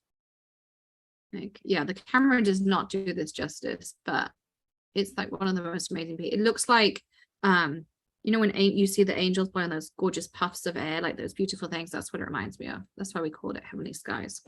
So that's Heavenly Skies paper. Okay. I'm gonna leave that till the end because that one I'm going to talk about quite a lot. So then I grabbed out so these are premium vellums. And this is what okay, so I'm gonna backtrack.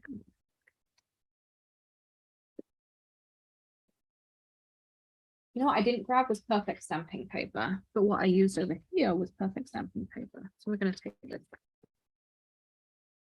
So there's a thing about paper.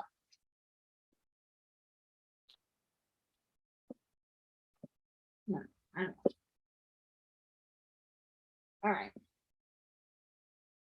And this confused the heck out of me until I was buying paper. And then I had to learn all of this. So when you go to the store and you see 40-pound paper or 100-pound paper or 110-pound paper, and you may have done what I did back in the day when I had a favorite white paper, I ordered it on Amazon. It was 110-pound white and it arrived. I'm like, that's not the heavyweight cardstock I normally get, because there are some key words on papers. So this is considered 100 pounds, but you can see it's thick. You can hear it's thick, but it's not the same as this, which is 110, but pretty close. And it's not the same as this, which is 100 pounds. Okay. Because there are words that make a difference. So this is a 100-pound bond. So it's actually a 40-pound paper. And I'm not going to go into the conversions because it's a pain, but just so you know, when you see the word bond, index, cover, cardstock, that changes the weight of the paper. So if you have a 100-pound bond, 100-pound cardstock, 100-pound index, and 100-pound cover, they would all be different weights of paper, just so you know. Okay, I'm not going to go into the if, buts, whys, and wherefores. So this is like vellum. This is vellum paper. And we probably should update the website, so we'll have to put that in a note. So this, you can see, is a lot thicker than like the translucent vellum. I know, trust me, it's crazy. Enough to drive me around the bend. I can't tell you how much paper I ordered before I figured all this out. And nobody tells you any of this stuff either. But I actually happened to find a really good paper mill in Manhattan, and the guy sat for like 2 hours and explained it to me. I must have sounded like a complete idiot the amount of times I was like, huh? Now I kind of have it straight in my head. I am no expert, like to the point where I can't, you know, explain it completely, but I understand. So this is vellum paper as opposed to translucent vellum. So it's a little bit thicker than paper, but it's thinner than cardstock. It has the feel of vellum. It has a texture to it. When you feel it, it's very tactile, and you can see it has that mottling, but it's not translucent like vellum. Okay, so just so you know. So these you can use like regular cardstocks. We have a seafoam, and I can't remember what this one's called, antique maybe. And you can use this with your clear ink, your kaleidoscope powders, your embossing powders, watermarking techniques, your remarkable, your dye-based inks, your flamingo. You can use archival on it. You cannot use alcohol ink on it. No alcohol ink on it.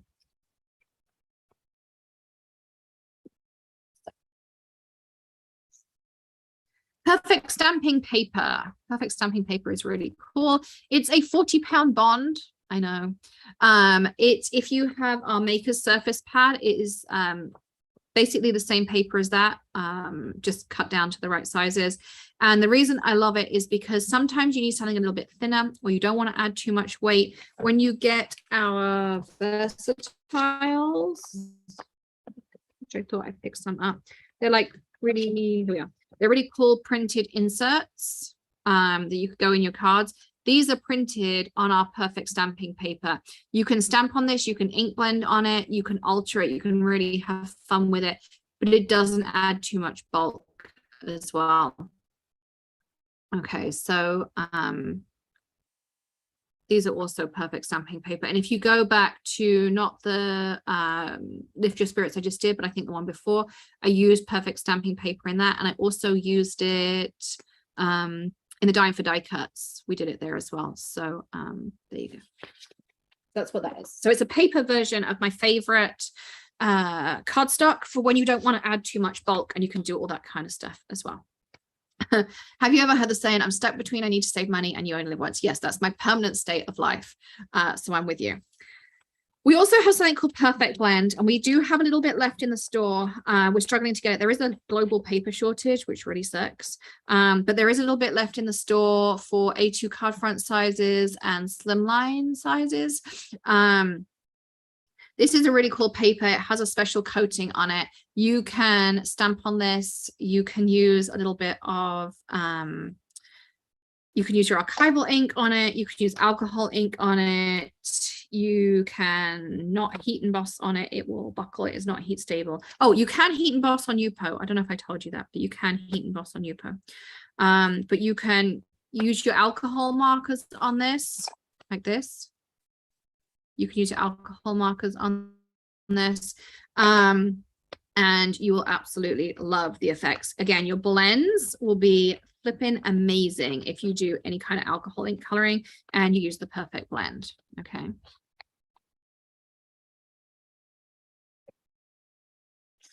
Regular cardstock, same deal. When I showed you the white, you could use everything on it except alcohol inks. And of course, if you use the clear on something like this, you're going to get that watermark effect that I showed you earlier. Okay. I know this is a lot, like I've spent 40 minutes talking about paper. So, but I do think it's important. So hopefully you're all learning something from it as well. That already. We have lots of different colors of tags. For those of you who ordered the Oktoberfest bundle, you might have got manila, you might have got white. They're exactly the same.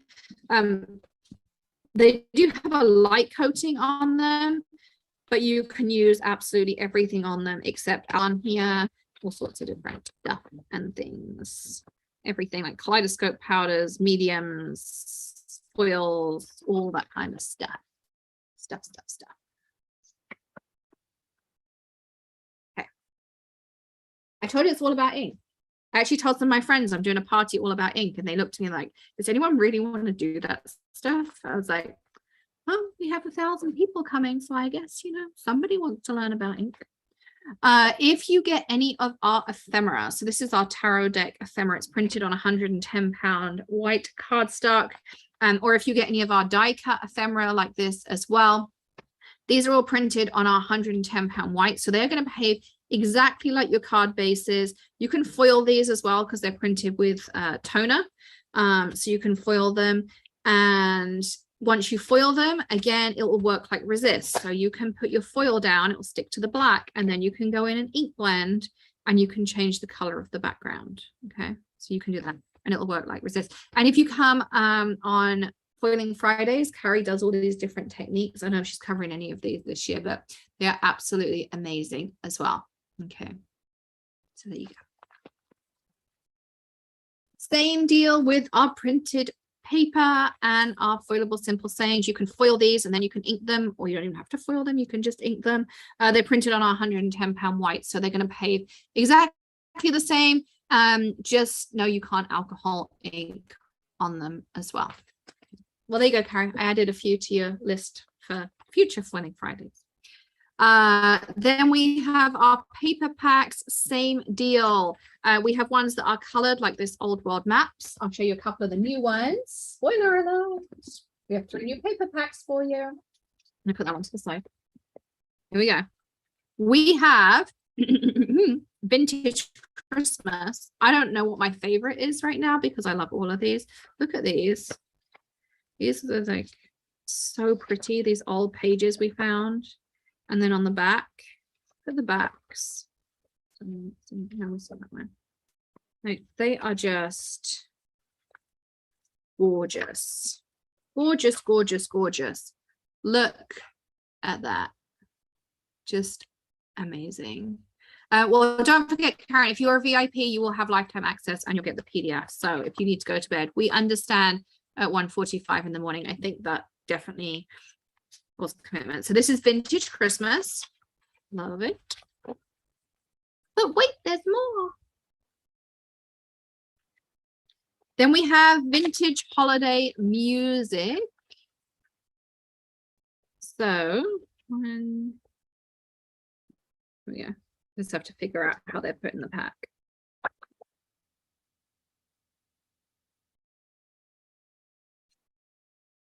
Okay. Yeah.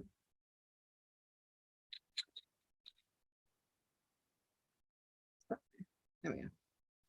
Trying to figure out so you get to see all the different sides, but here you can see like how pretty. I know it's like I'm a little bit giddy. They sent me this one and I'm like, Chris, who runs our printer, I'm like, Chris, could you make me like 10 packs of that just for me? And he went, what, for an order? I went, no, just for me. I have a ton of it in here. I just love this paper. And then we also have holiday cheer. So this is our kind of like more modern funky one. So you don't notice I'm a little bit funky sometimes.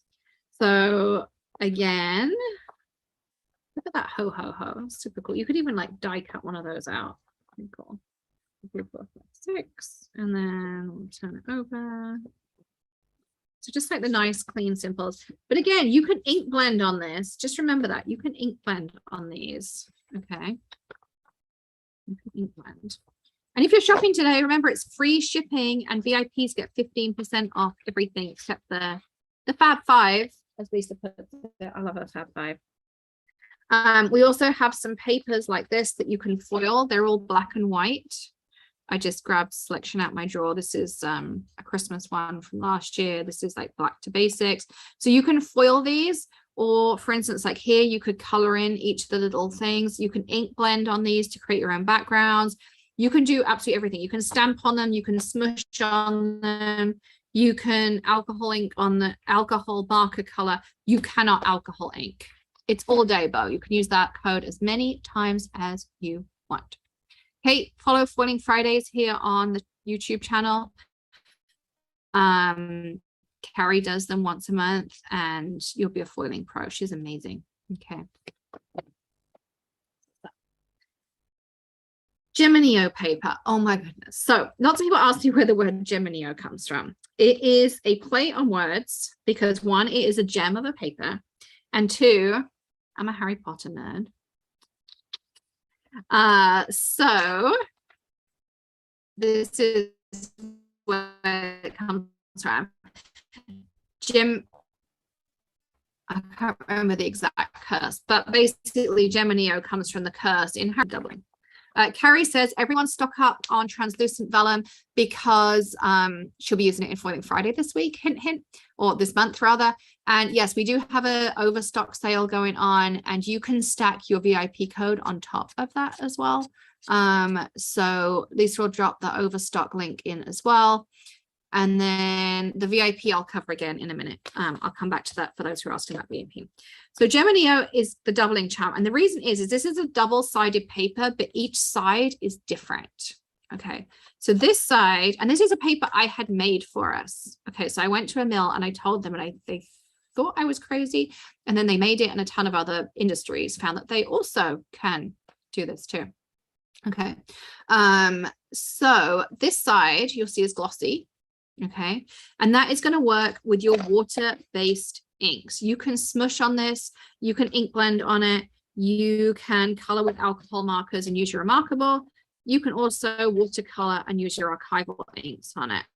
Okay, you can also use your alcohol inks on it. Okay, so it's super cool. And this one here, this feels like smooth and acrylic-y. It behaves just like Yupo. So the back of this paper behaves just like Yupo paper with your alcohol inks. So it's a lot cheaper than Yupo. It's like half the price. So if you want to practice with alcohol inks, and the other thing is back and front, you could use alcohol inks, but when you use the same one, then thanks Lisa, she's putting the nerd definition down there as well. When you use these same alcohol inks on different sides, you'll get different effects. They behave differently with the two different coatings. So it's a super cool paper, as I say, we had it made for us. So really fun, really cool. And yes, for those who ask, this is my Harry Potter tattoo, is the Deathly Hallows. And I love Harry Potter, and I love what this symbolizes. If you go and read what the Deathly Hallows symbolizes, basically we all live this world as equals and you can't hide from death. So there's lots of reasons for that, but that's what it means. So, and I had this guy draw it out for me. I think he did an amazing job. So that's that. All right, a couple of other things I want to cover before lunch break. I still have prime time to talk about Squid Buster, but I will do those after lunch because I am already running on. And I'm going to talk to you after lunch about re-inkers, and I also have to get a whole set of inks set out by Maddie. She can do that during lunch break because I'm going to feed her. So let's just talk for a second about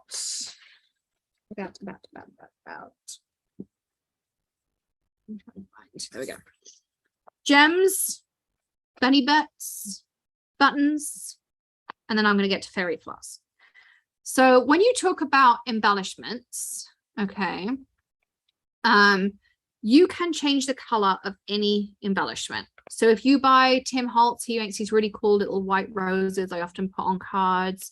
He has all those like little nuts and bolts and all that kind of stuff. You can change the color of all of those. So anything like buttons, his acrylic pieces, his metal pieces, basically like any metal ephemera you've got, gems, any of that stuff, you thanks Lee, now I'm gonna laugh. You can take alcohol ink and you can change the color of them. Okay, so you can take alcohol ink and change the color of them. I'm also going to show you something later with glitter that you can do the same thing. But yes, you can change the color of them. So lots and lots of fun there as well. When I talk about alcohol inks this afternoon, we will go deep into that rabbit hole and we'll have some fun with it as well. So whether you use Crown Jewel Gems, these are the new color, Frozen Fog, lovely like silver, take it out so you can see. It's like a gunmetal-y silver color. And these ones are not translucent, they're opaque. You can see. True kind of frozen fog thing. So there's that as well. And you can color those with alcohol ink. You can color your buttons with alcohol ink. You can also color your buttons with the Distress Foundry wax. We're not going down that today, but just so you know, you can take foundry wax and put them on the buttons, heat set it. Oh my goodness, it is gorgeous. It grunges them right up and it looks amazing. So just an FYI. Just an FYI. Bunny butts, you can dip them in alcohol ink, or you can even just take your re-inkers and you can change the color of them and make them match your project perfectly. So again, you can change the colors on that. Okay. So fairy floss, I'm not going to cover it in the sense of like showing you how to use it. All I'm going to tell you is that if you want to, once you've made the paper with this and you want to stamp on it, you can, well, two things. One, once you've made the paper with it, you can alcohol ink on it. Okay, I don't know if anyone's tried that. I saw Vicky's face like, oh my goodness, you can do that too. So yeah, you can alcohol ink on this too. And then you can also stamp on it with archival ink.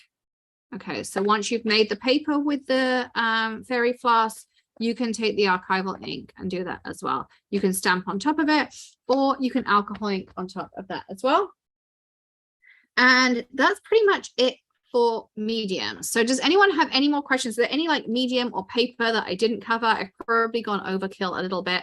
But as I say, if you are a VIP, Lisa's going to drop the link to become one because somebody asked. You get 15% off the whole store. I'm going to send the codes out again in a second. I'm going to pull a list of VIPs again, and we will send out that links, all the links for the VIP codes again, just to help Lisa as well. Also, you get lifetime access to this video because this YouTube link, if you're watching it on YouTube, goes down at the end of the day at 5 o'clock. So you'll get lifetime access to a special link. You get a wrap up PDF, and you get some extra bonuses in there as well. But all that stuff is in there too. All right, it's time to pick some winners, and I am picking winners. For those of you on YouTube, we are only picking winners in the Zoom or from our VIP list. If you want to join the Zoom, you can come after lunch. It's still open. You just go to allaboutinkparty.com and you can sign up. You'll get the Zoom link and you can log straight in and you can join us after lunch. Do I have any videos on the fairy floss? I do. Couldn't lay my hands on them right a second, but we definitely have them if you search the YouTube channel as well. Okay. All right. Ready? So my first winner is Sally Hall Harold. Sally Hall Harold. So you are our first one. Email ecom, I'm going to put it in the chat, ecom@makeupforte.com. Lisa will be issuing prizes Thursday, Friday. She is not in Monday, Tuesday. We'll give her Wednesday to catch up, and then things as well. Carol, if there's something you specifically want that's sold out, let us know. We'll see if there's anything we can do about it. And we'll just go from there. I'm just loading up the VIP list. And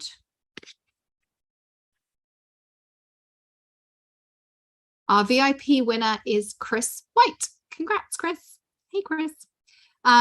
So again, email Lisa. She'll get those $25 gift cards out to you as well. Does anyone have any questions before lunch? As I say, I'm going to pick out the VIP list. I got to run out, grab Maddie some food. So I will be away from the laptop for a minute. I think Lisa's going to pop out and get some food as well. But I'm going to do it so you can unmute yourselves in a minute. I'm not there yet, but you'll get there. Take a real break. Yes, I'm going to refill my cup of tea, although I haven't actually drunk that much of it.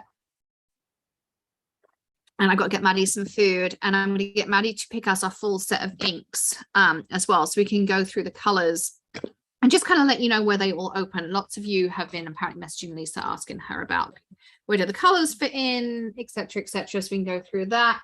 The new release is there for you as well. I'll give you a little sneak peek of a couple of things that are in my bucket here before we go to lunch. This one I've noticed lots of you picking up already. This is Hung with Magic and Care. So you've got the frame here of the angels with the home, and these sentiments all fit in this little piece here as well, so you can see them. So I might have some after lunch if the UPS man's been.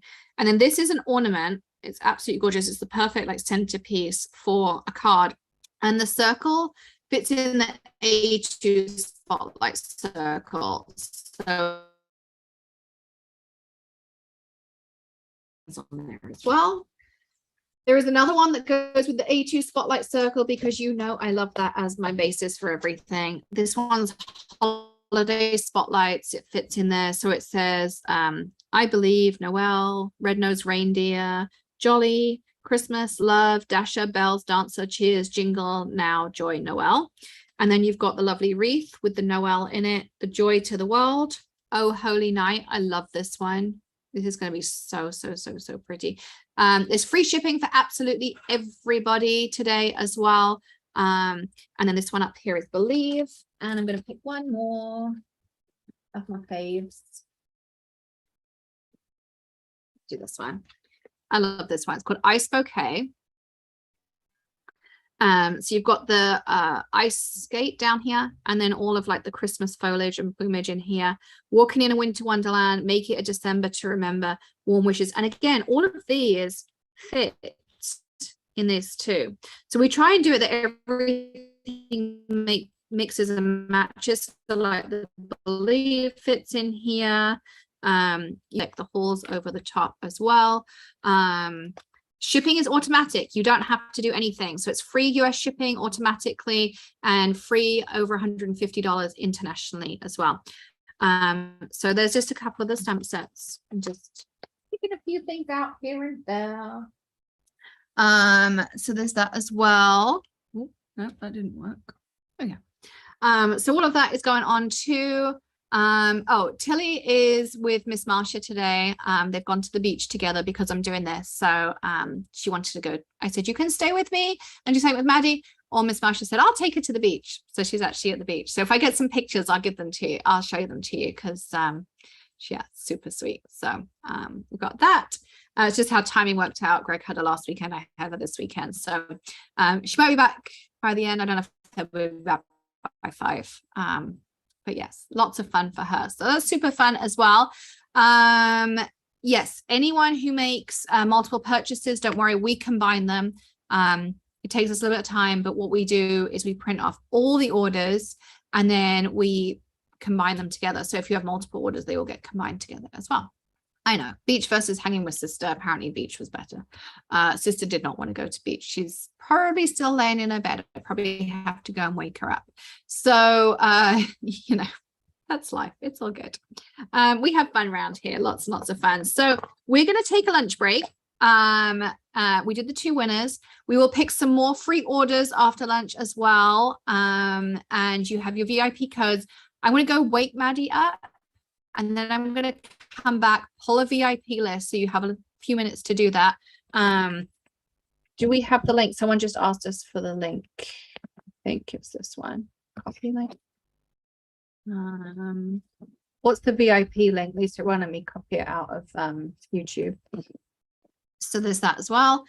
And we, so we'll do some free orders. I will go wake Maddie up, come back, send out the VIP coupons to everyone. So make sure ecom@makerforte.com is on your safe list because I will do it again. And then we will take a break until 1 o'clock. So I'll be back at 1 o'clock. So I'm going to do this. Melissa, can you make sure you can unmute yourself for me? Hello, hello, hello. Hello. All right, it worked. So I'm going to unpin me. And so then you can all chit chat and do whatever you want to do. And I will be back shortly. Time for lunch and shopping. Yes, I can't wait. I'm going to give away some fun free orders as well. Yay. See you in a bit. Hi, Franklin. Hey, hi. Vicky. Hi. He's like, my mouth is full of food right now. Yeah. We're having a pouch. But he was just spitting and throwing water all over everything. Well, are you crafting? No, I'm in the kitchen. Oh, you're in the kitchen. I can see that. I was just, as soon as I said that, I'm like, oh, I know where you are. No, my Lisa. Hey, Bethany. Hi, is that Hi, Gina? Tina. Oh, Debbie. Debbie, Who yeah. is it? Debbie, Where I'm are like, you? you sound like Hi. Gina, but Gina's still You muted. sounded so- like Gina. I Yeah. do not have my camera on. I see that now. All you'd see is my keyboard. I'm I'm still editing. I will watch the premiere one later. I have to go get Sandy dressed, says, I you know guys. Debbie's voice, lol. Love you, Sandy. Love you too, Debbie. Well, it only sounded like Gina for the first couple seconds, right, Bethany? Mhm. Yeah, and then I looked and Gina was at the top of my screen and it showed she was muted. I'm like, nope, that's not Gina. That's got to be Debbie. Yeah. Well, Debbie, And I'm then you glad hear you me popped laugh, in. and then you know. You I was just gonna say know. it's the laugh. It's the laugh. It's always been the laugh. Concentrating today. I'm concentrating today. I'm trying to get my cards made. I saw you get your mink out. Yeah, Are you I'm foiling bad. them? I'm trying to focus on editing, and it's not working. So I have to mute myself again and mute you guys too, or I'm never going to get this thing up. Well, And- my foil is not foiling, and I thought maybe something's wrong. So I don't think that my laminator was getting hot enough, although it goes up to 7 mils. But And are you sure you're not, are you sure you're using toner foil and not hot foil? Huh, that's weird. yeah, but it's like the impression of the piece that I'm foiling is coming out on the foil, but the foil isn't sticking to it. Has anybody ever had that problem? Usually if you're using the wrong foil. Nope, I'm not. have And one- if you don't, maybe it, well, it depends. Are you print, Is you your did print toner with dark enough? toner. Yeah. Is your toner dark enough? Yeah, it's Alex's Huh. versatile card inserts and stuff. Oh, that's weird. What color Yeah. is the foil? Show Pardon? us. What color is the foil? It's rose gold, and the other one was bronze. Okay, because I have a problem with my silver toner foil all of a Yeah, sudden. I finally got this one. Oops, I don't know if you can see it. Oh, that looks good. I finally got this one to do it, but now I'm trying on the same. So that's why I got out the mink. I thought, well, I'm going to try a different. I think the mink works way better than laminators myself. Absolutely. I need to put that on my wish list. My laminator works fine, but my printer doesn't really print as dark as I need it to. But still, even I've tried sometimes doing the pre-printed ones, and it doesn't always work on my laminator. But that's just because it's a laminator. It does do hot, but nowhere near as hot as the mink. I definitely need to get one of those. I Yes. love my mink. I have had trouble with some of Alex's pre-printed ephemera being so thick. The cardstock is so thick that sometimes my results are a little sketchy, but I have a laser printer and it works brilliantly. And I am really into foiling, like printing anything I want. Like I'm even altering photographs and foiling photographs. But I will say that sometimes it helps to run it through the printer twice. I'm wondering if sometimes the ink dries, like it dries on it or something. Well, ink from your toner, the toner is actually what is the adhesive. So even if it's Right. dry, that It- won't have an effect on the. No, Yeah, it's actually the adhesive. When you heat the toner, it melts enough to hold on It's to like the a foil. plastic. Yeah. Also, make sure when you do print, if you're going to do foiling with your ink, make sure you're printing at the best quality. Absolutely. Yeah. I've been playing with mine, but for whatever reason, my brother doesn't want to do what it's supposed to do. It's and I've reset it and reset it. Your friend broke it. Ian, I think broke it this last Yeah, this last that's what I'm storm saying. because He it broke it. started working. I got it to work right before the storm. And then of course the Oh, power Ian. went out and everything went out. And so I've tried doing it since then, and it's back to printing gray. And it's like, no, I want my images to be black. If I've got a black image, if I've got a black drawing, I need it to print black, not grayscale. So I've got to still play with it some more. I've got it on the highest setting. I've got it on all the other things to make it work better. And I don't know. I've just got to, I probably have to uninstall and reinstall it again. The only other thing that I have to say is if there's any dust, then Yeah, it does not forget stick. it. The Oh, foil absolutely. won't stick. Dusty. Yeah, this usually is you want to printing have it a in- feather dust or like a little fan brush, and you Yeah, just I've got brush it brushes off. specifically for that. Mhm. I've just got to experiment more when I've got time to do it. And yeah. On a side note, I wanted to mention at lunchtime, there are a bunch of things on the website. I'm working on fine tuning collections and things like that because Shopify runs on collections. So if you noticed a few of the links I dropped, like vellum, it will pull up everything in the vellum collection. So all the vellum papers, you don't have to try to remember the name. Hey, I remember it was a vellum. Type in vellum, scroll to the bottom of the search and you'll start to see collections. So that'll go in there. So like alcohol ink is a collection. Color Hive ink pads are a collection. Color Hive re-inkers is a collection. Color Hive in general will be a collection. That's a And great there's idea. an Easter egg. I'll call it an Easter egg because nobody has found it or said anything to me about it yet. On what I call the splash page, the main page, if you scroll all the way to the bottom, in the black bar on the bottom, you'll see organizing your Maker Forte products. There is the Color Hive chart with all the ink colors on it. Well, as of the 42 before our recent ones, Amanda hasn't updated that yet. There'll be charts for the re-inkers, there'll be charts for the gems, there'll be charts for the embossing powders. Cool. Because everybody likes checklists. I also threw in the Tim Holtz checklists in there, and they're the same ones you get off of his page. But I just Where do I so find much, this? Lisa. Yeah, I Scroll need down to this the like bottom yesterday. of Maker Forte. Yep, go to the main page, scroll all the way I to the found bottom. it. Yeah. Oh my gosh, I can't get there fast Awesome. enough. Because I know people were asking, and it's like, I like putting these things in because everybody searches things differently. And Yeah. I do get a list of what people search by. So, you know, if they search dinosaur, I'm like, okay, well, we have more than one dinosaur, so I'll make a dinosaur collection. So it's just those things that there's different keywords because it's all built on tags and collections. So if there's something you're looking for or something you might want to see, drop me an email and I will see if I can get it in there. So Thank you, Lisa. you are most welcome. So if we go to Hey, the you guys, home, I gotta go get dressed and take my cat to the vet for a pedi. She's gotta get her Uh-oh. nails cut. I'll be back, hopefully Okay. before we start again. Okay. All right, we'll see you soon, Melissa. All right, I've Where already is downloaded this- one, Lisa. what is it called on the page? What is what called? What you're talking about, the search and things like that. So when you go to our website on any of Okay. the, like if you go to the main page, there is on your upper left, there's a bar, search store. Okay. So if you are looking for a vellum and you put in vellum, whoops, if I spell it right, it'll help. You will see the individual vellums will pop up. But within that scroll bar, that search results, if you scroll to the bottom, you'll see collections.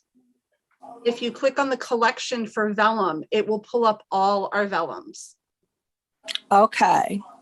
So it's the same if you put in Color Hive ink pad. It just takes a while to build them. You can see the individual pop up like the top 4, 5, but you'll see a collection Color Hive ink pads.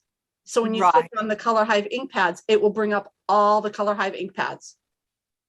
Oh my gosh, it says 226 matches. Well, That's a lot. because it's going to go and pull, well, it's only going to pull up the Color Hive ink pads in the result. But when it says results, it's pulling every web page item that talks about Color Hive ink. Okay. So that's You can also how it- search by, you can filter by the newest Yup, too, which is and then helpful you for can the go in. colors. Although it's not showing that on my page for, oh, there it is. Yep. And then there's a sort. So you can do featured, you can go by name A to Z. You can go the newest to oldest. You can see what the best selling one is. And there's filters within that. So there's a lot of little tips and tricks in the website to find things that you're looking for. Oh. And I'm it's- sharing a screen. I'm sharing a screen for the website. If you want to see it down at the bottom, this is for the organizing your Maker Forte products. Hold on, let me pin you Links. 1 second. There you go. So if you click right down here, it scroll down all the way down to the bottom on any of the pages and you click organizing your Maker Forte products, it takes you to this page that's got all the checklists. Oh. And So it's I'm even at the trying- bottom of that page. That's what's funny. It's like, it's part of the footer on the website. So I think it's I at the had bottom of no all the idea pages. Where to stick it. I had It's literally not- No, it's Come on. perfect. It doesn't clutter it up at the top and then I think Oh, it's a there. perfect placement on it. It's Oh, an cool. All absolutely right. perfect placement. I found it now. Cool, thanks. Found it too. Yeah, I turned on my OBS just so I could share that.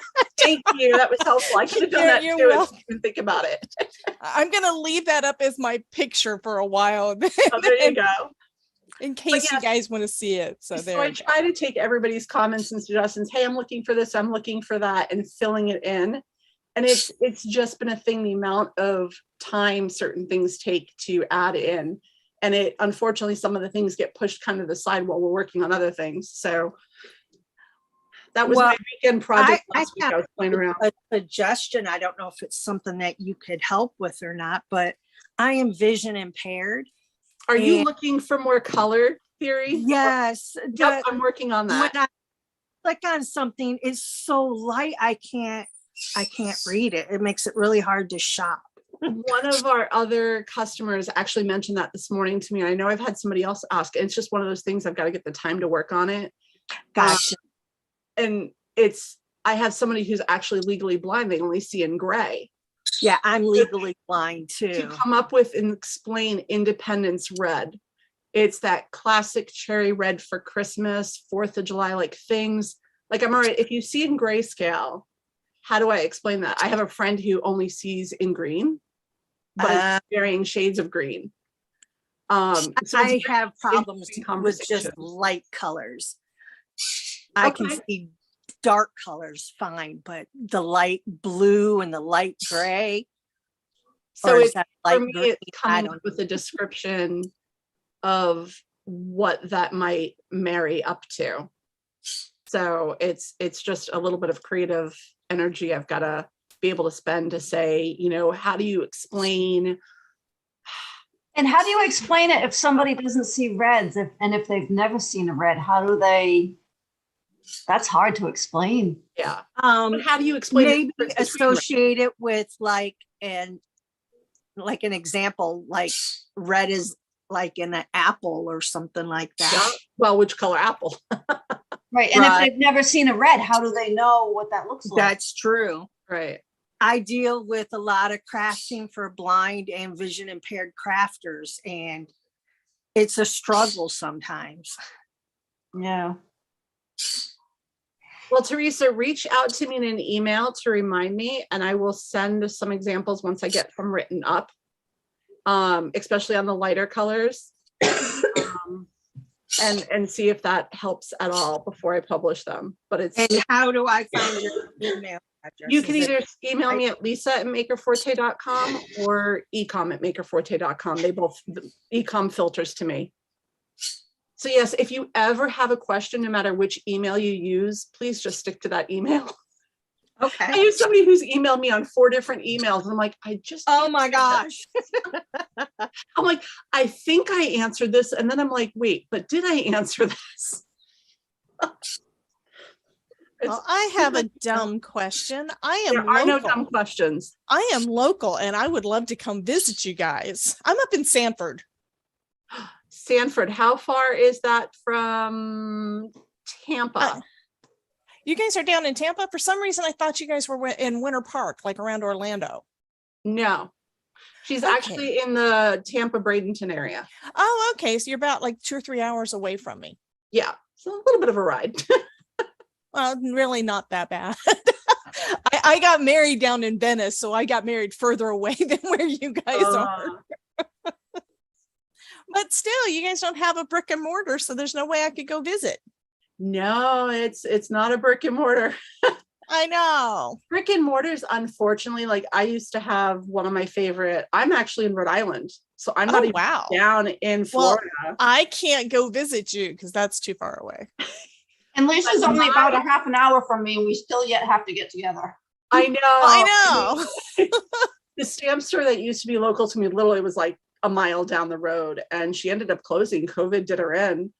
But it's very hard to run a brick and mortar and keep up with online, and I mean all the expenses that go on to having a brick and mortar store. And yeah, anymore, absolutely. everything is online. So that's the route that the world is going to. Yeah. Here's And what's funny. I've got a Michael's and a Joann's that's within like 3 miles of here. And I very rarely go to them anymore because I get everything online. Well, They don't here's the have a thing. lot of the stuff I want anymore. Michael's They and just don't. Joann's, the big box stores, they have dropped most of the main crafting lines to push their product, which Yeah. in my opinion, my personal opinion, this has nothing to do with Maker Forte, does not stand up. I've bought Oh, it some of them, doesn't. I don't like it. And you will not get somebody in there who knows how to explain how to use a product. Oh, no, Nope. absolutely not. No, Nope. I got Hobby Lobby within walking distance to me, and I never go there. I've Well, got a Hobby Hobby Lobby Lobby- about 4 miles from me. So I've got all Hobby- 3 of the big boxes right down the road, but they don't, Hobby Lobby, you have to wait in line forever because they have one register open. And then none of the stores are carrying a lot of the stuff anymore. They've got very small quantities of anything, unless it's Cricket. They're now moving. I mean, that's about all that all that Michael's has got anymore is Cricket. Yeah, Hobby Lobby just decided that they're not going to have a die cutting section anymore. I Oh, heard that no. on another website. Oh, In fact, no. I think they had that a special color Sizzix switch machine, and now another online brick and mortar store that I follow, she's getting them. She's getting their colored machines that were Wow. done for them. So yeah, Hobby Lobby, they're not going to be doing die cutting anymore.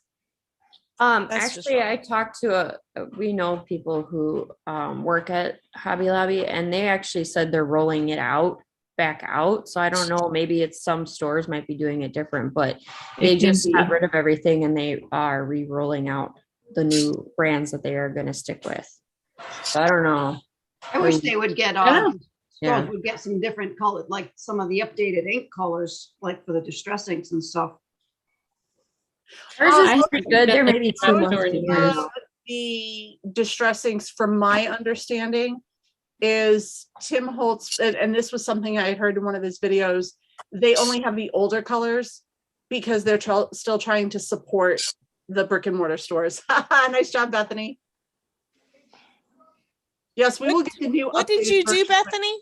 I Out the printed list. it out. So don't print Awesome. it from the website. You have to download it Yep. because that's what it looks like when I printed it from online. It looks like crap.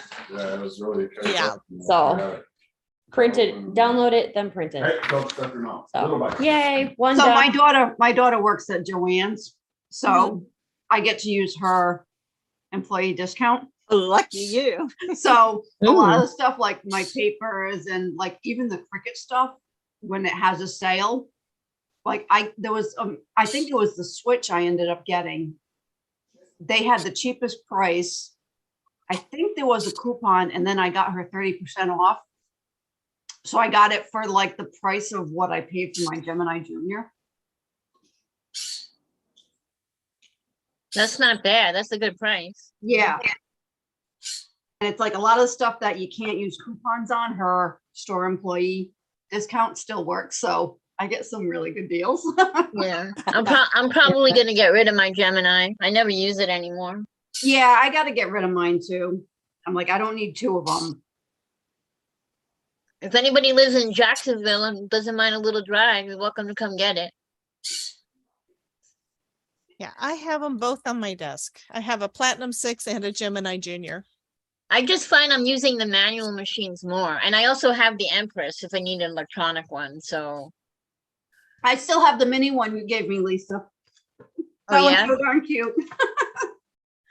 That's what got me into the die cutting was that one. 'Cause I'd Don't never blame done it me. before. It's not my fault. Oh, yes, it is. Are you enabling? I don't know. This is not an enabling station. No. Yes, it is. Excuse me. I give away stuff for free. I don't charge for anything. This is true, Lisa. I just give it away. If I'm not using it, I give it away. But I'd rather give it to somebody here that I know is going to use it, right? Not somebody who's I'm gonna give it to and then they're gonna turn around and sell it on eBay, Exactly. right? Give it to Mhm. somebody that is really going to use it. Right. Agree with you, Lisa. Can I ask you ladies, which is best? The Switch, I know that's the newest one. I want to get an electronic cutting one.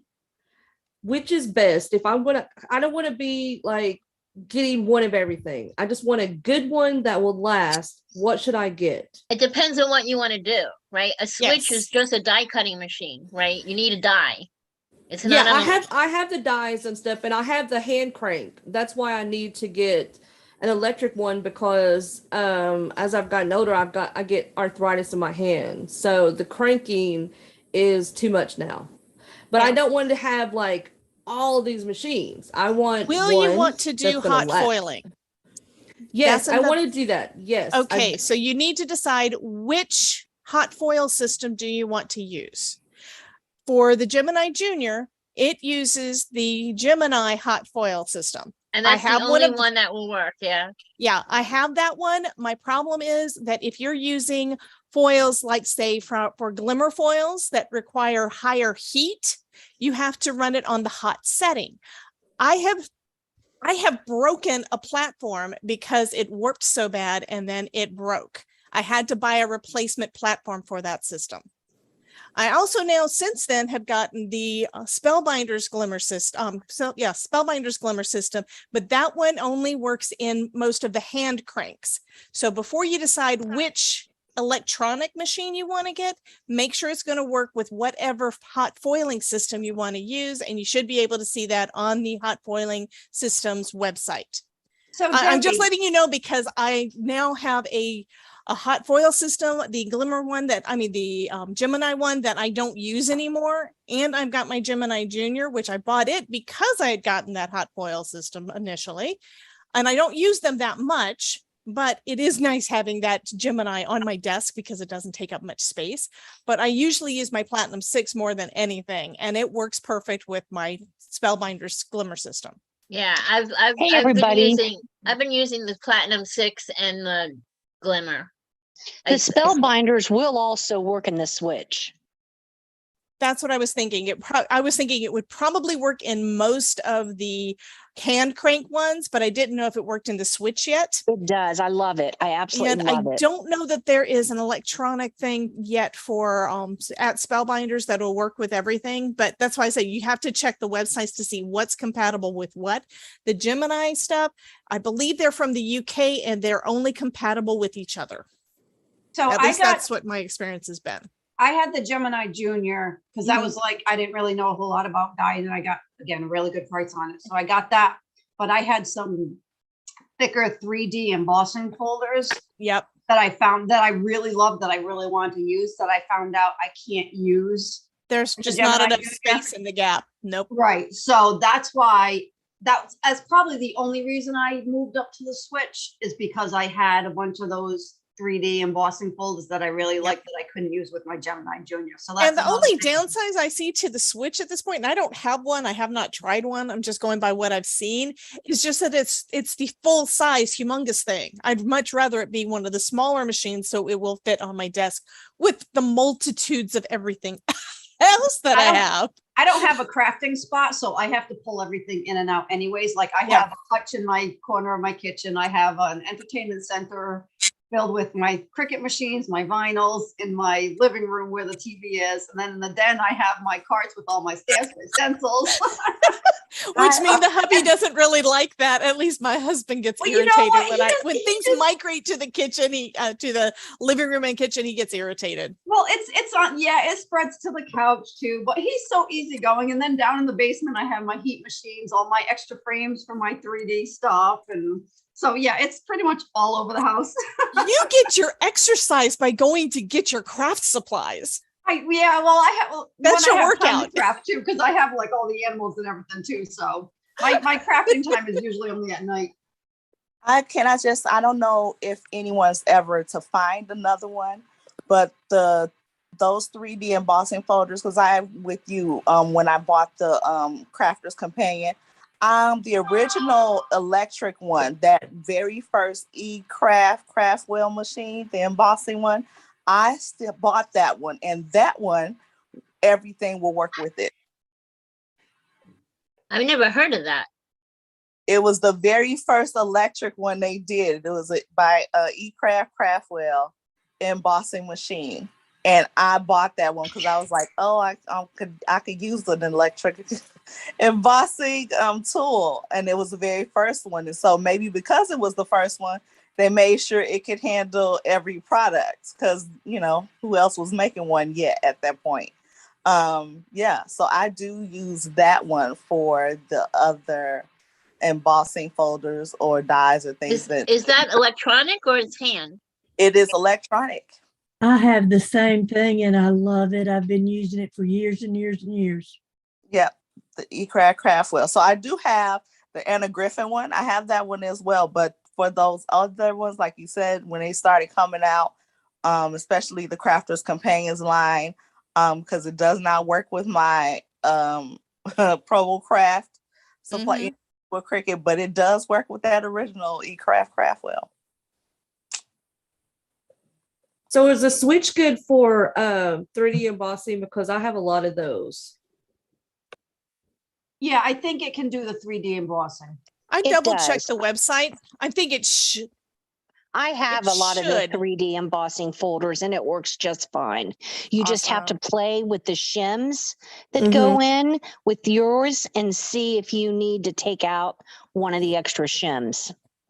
That's my biggest thing with the die cut machines, is trying to understand what shims you're supposed to use. I'm Yeah, sorry, sometimes it I just use- takes a piece of cardstock.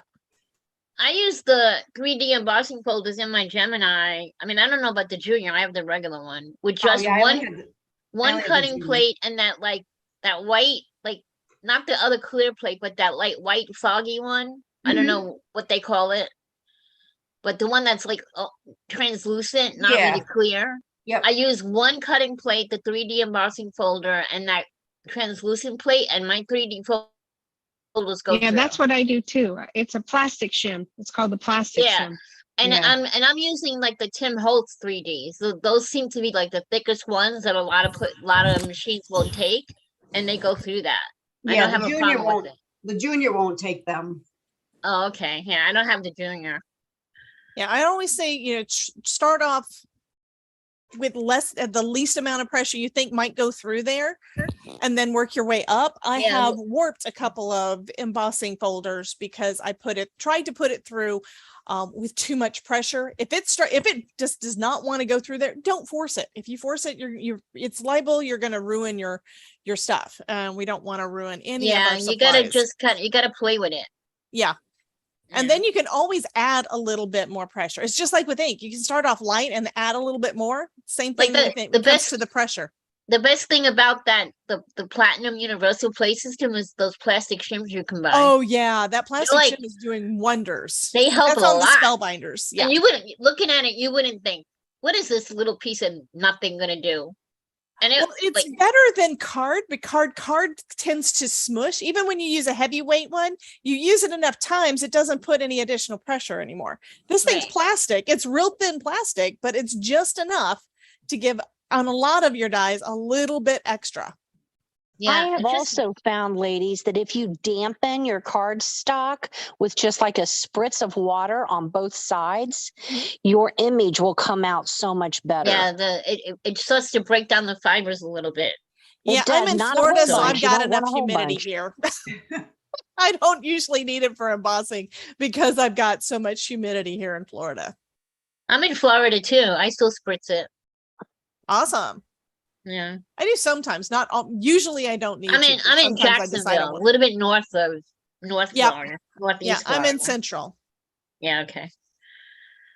Well, But, I'm in Ohio where it freezes. Yeah, that's where my in-laws live. It's like, no, I don't want to go where it's cold. They come I'm down in Rhode here for Island. We get the Thanksgiving. humidity, the freezing, and everything else in between. Oh no. Yeah, I'm a former New Yorker, so that used to be me, right? Yep. You get the dampness and the cold that would like with the dampness would get in your bones. Yeah. Yep. And like you go out like to work in the morning and the wind chill factor is like -degrees. Right. Then I used to wait on the elevator platform to get my train. Yeah. By the time you got to yeah. work, it would take like a half an hour to de-thaw. Yeah. Yeah, you get those nights over here. It's like doing the animals at night, and then it's like you get cold and you just never warm up the entire night. Like no matter how many blankets you add. That's why in the winter, my mother always had a pot of soup on the stove, right? Yep. Like we would walk in from school or work or whatever. The first thing she would do is sit down and have a bowl of soup that'll warm you from the inside out. Yeah. And I'm not talking Campbell's. We just had to turn on the fireplace today because it's that cold in Wisconsin. We had frost last night. And we're running the AC. Yeah, I Yeah, know. so am I I, love running you, the but I hate AC. you. We're running Love the you AC too, in Bethany. Texas too. Yeah, Dallas AC. No fall weather. Yeah, here I don't yet. think I've put on the heat in years. We had the Yeah. heat and the AC on in 1 week. Either I think it was 2 weeks ago. The AC was on in the beginning of the week, and by the weekend hit, we had to put the heat on. Like we tried not to, but it was like 67, and we're like, okay, the heat's going on now. Yeah, At I had to turn, 67, you put your heat on? Well, we keep because we have babies who get cold That's fast, and they true, live in the yeah. basement, so the heat downstairs is 69, and the rest of the house is 70. So. yeah, I had to turn my heat up to 65 because my house got down to 60, 61 degrees and my feet don't do well in the cold. So I'm like, oh, I got to turn the heat on already, but very minimal. Okay, so we determined that the Gemini electric is pretty good, but if you're going to use hot plates, you should do that, or the switch. Like, what did we determine? The Gemini Junior works great, does have great pressure. Everybody's machine is going to be different, so you don't know for sure what you're going to get until you try it. If you want to use the Gemini hot foil system, the Gemini Junior is the one you're going to want to use. However, the Gemini hot foil system, because so many of the foils out there need higher heat, you're going to have to run it at the hot setting, and that may cause your platform to warp and then eventually break, which means you have to buy a new platform for it. So that's one that I would not recommend going the route of the Gemini, although I love my Gemini Junior, if you're wanting to do hot foil. If you're wanting to do hot foil and use the Glimmer system, I like that system a lot better. I don't have to worry about how hot it gets. I can leave it plugged in and keep on going without having to worry about it, because when you do a foil session, an hour later, you're still foiling because it's fun. For that one, you're going to need a system that will work with it. And from what I've been hearing, the switch is supposed to work with that. Did I miss anything, or is that kind of what you guys said, right? Yeah. So if I'm just focusing more on die cutting and 3D embossing and stuff like that, the switch is. I think that's the best option for you. If you want an electronic machine, the switch is probably going to be it, unless there's another electronic machine that works other than the Gemini Junior. Gemini Junior is not a good idea for those. Lisa, you said you have Anna Griffin's one, right? Yeah, I have the Anna Griffin Impress. Yeah. Mm-hmm. Yeah. Is that still available anywhere? Yep. HSN's got it. She's got it on her own website. Do you like it? I've heard, I know Jennifer McGuire said between that one and the Gemini that she liked those two as far as electric. Yeah, they're about the same. I wouldn't pick one over the other. They're about the same. The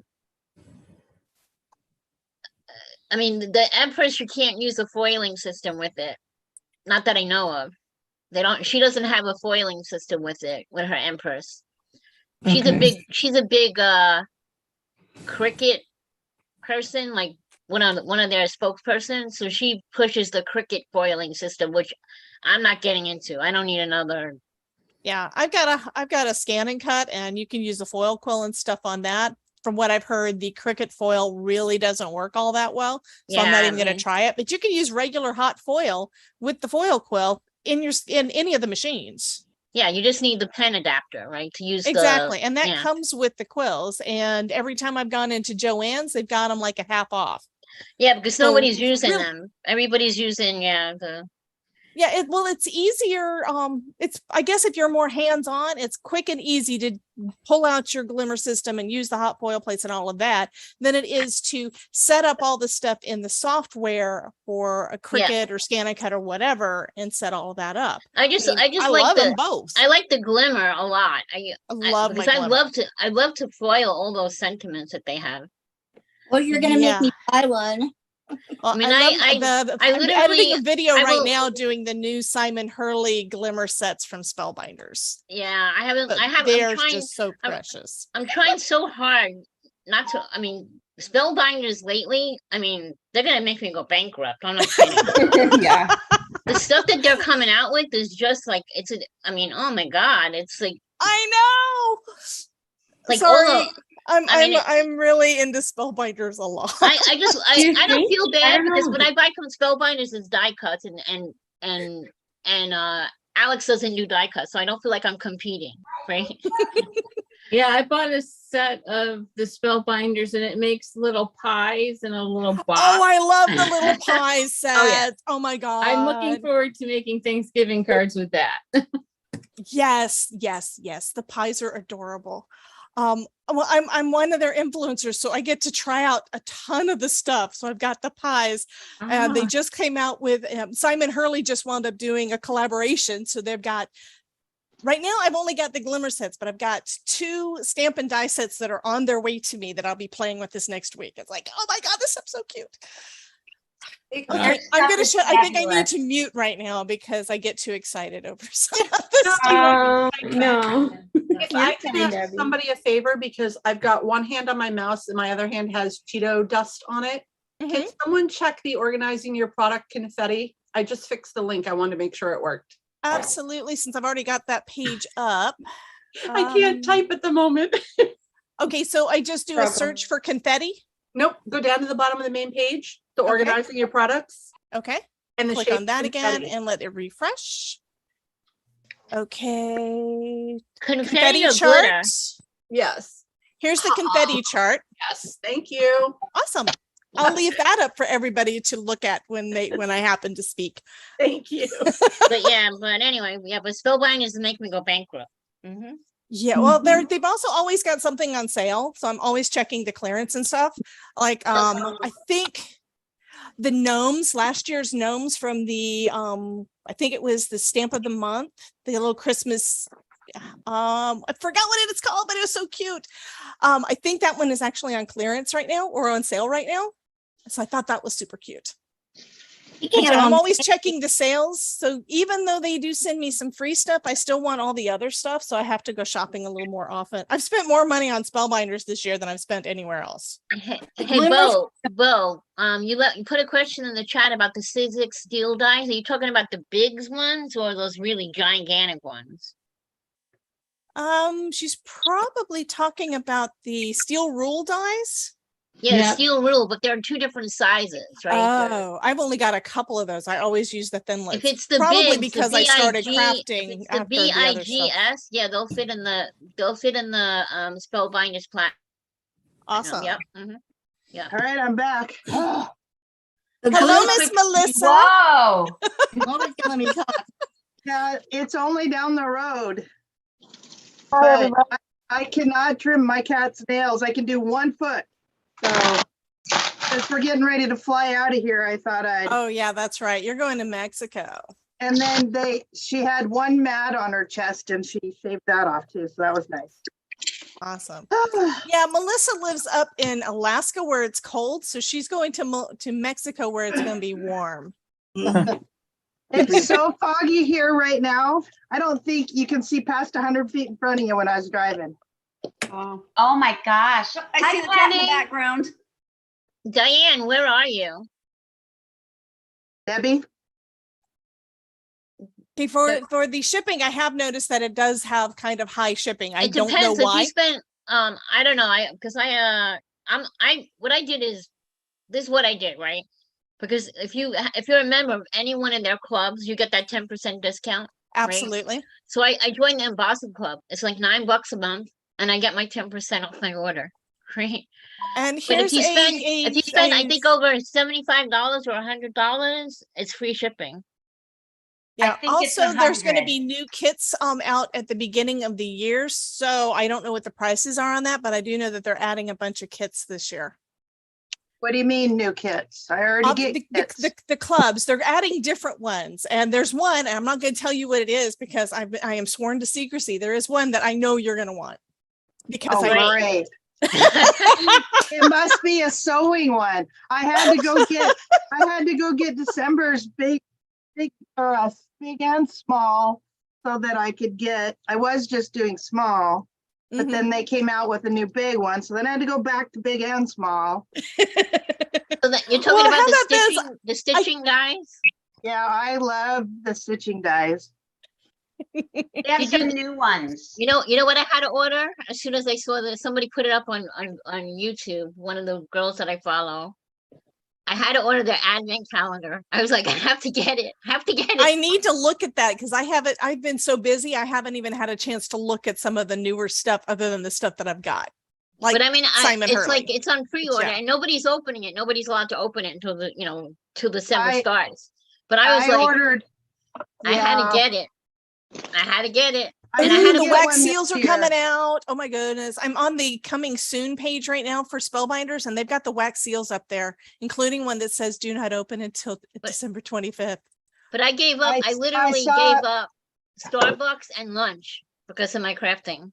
I guess I saw that scrapbook Make Simple or whatever. She's doing a whole thing on wax seals. I'm gonna go watch later. Well, I at practiced Creative making Nation, they wax- told me they were going to be out during the summer, so they're not. They didn't come out when they were supposed to be coming out. Well, I practiced making them. Oh, I was in Discord with Dawn and was practiced making them, and they're not as easy to make as It Carrie takes made practice. it look on that. Yeah, you got to practice. It just takes practice, honey. Carrie makes everything look easy. That's true, but I made I made a whole baggie full. So, and I don't know that I just have a kit from Amazon, and I don't know that these are the best waxes. Oh I'm yeah, betting- yeah, Diane, the advent calendar, the shipping was pretty expensive if that was the only thing you were buying. Yeah. Yeah, so I don't know if I'm betting like everything else, inks and all that, I'm betting waxes have different properties and some do better than others. Yeah, well, I remember Carrie mentioned that. Right? Remember she said that she bought Yeah. some from Amazon that were really cheap. Yeah, mine in my kit, they spread, yeah, but it's all right. It gives me time to practice. Yeah, practice with the cheap stuff. And then when you get the good stuff, then you'll be perfection. I made some more advent calendar boxes. Penny. Oh, cool. Wow. Yeah, I just have to put the little twirly thing on the bottom. But, I've got more nieces and nephews now. And so I had to make one for the new one. So I made 4 last year and I made 2 more this year.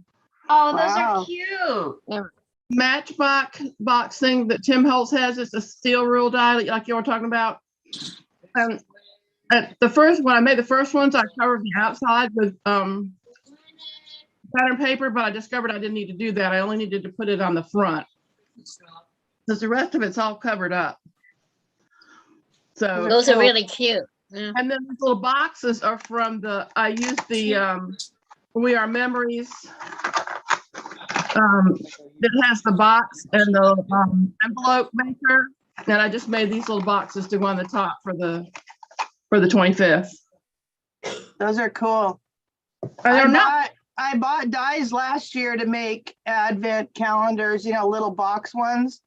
And of course, by the time they came, I didn't have enough time to make them and do it. So, and then now I'm leaving this year, so they'll sit.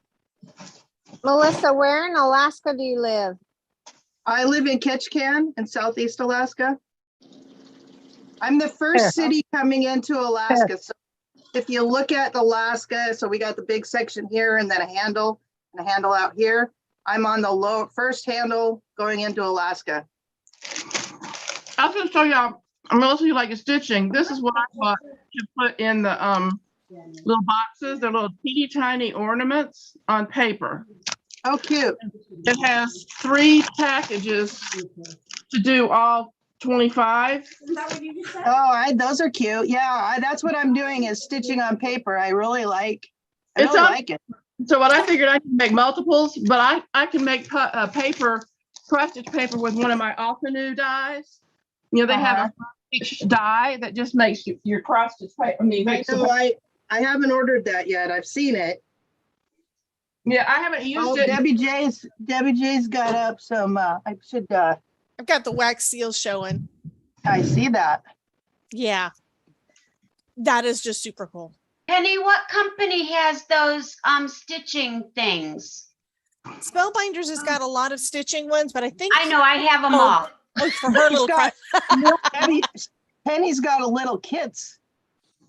It's Yeah, a who did they buy, Penny? It's Mill Hill. I got it on 1, 2, 3 cross stitch, I think it is called. Those are. I wish I had seen those before I was leaving. Those are cute. I like it. They have paper, and so,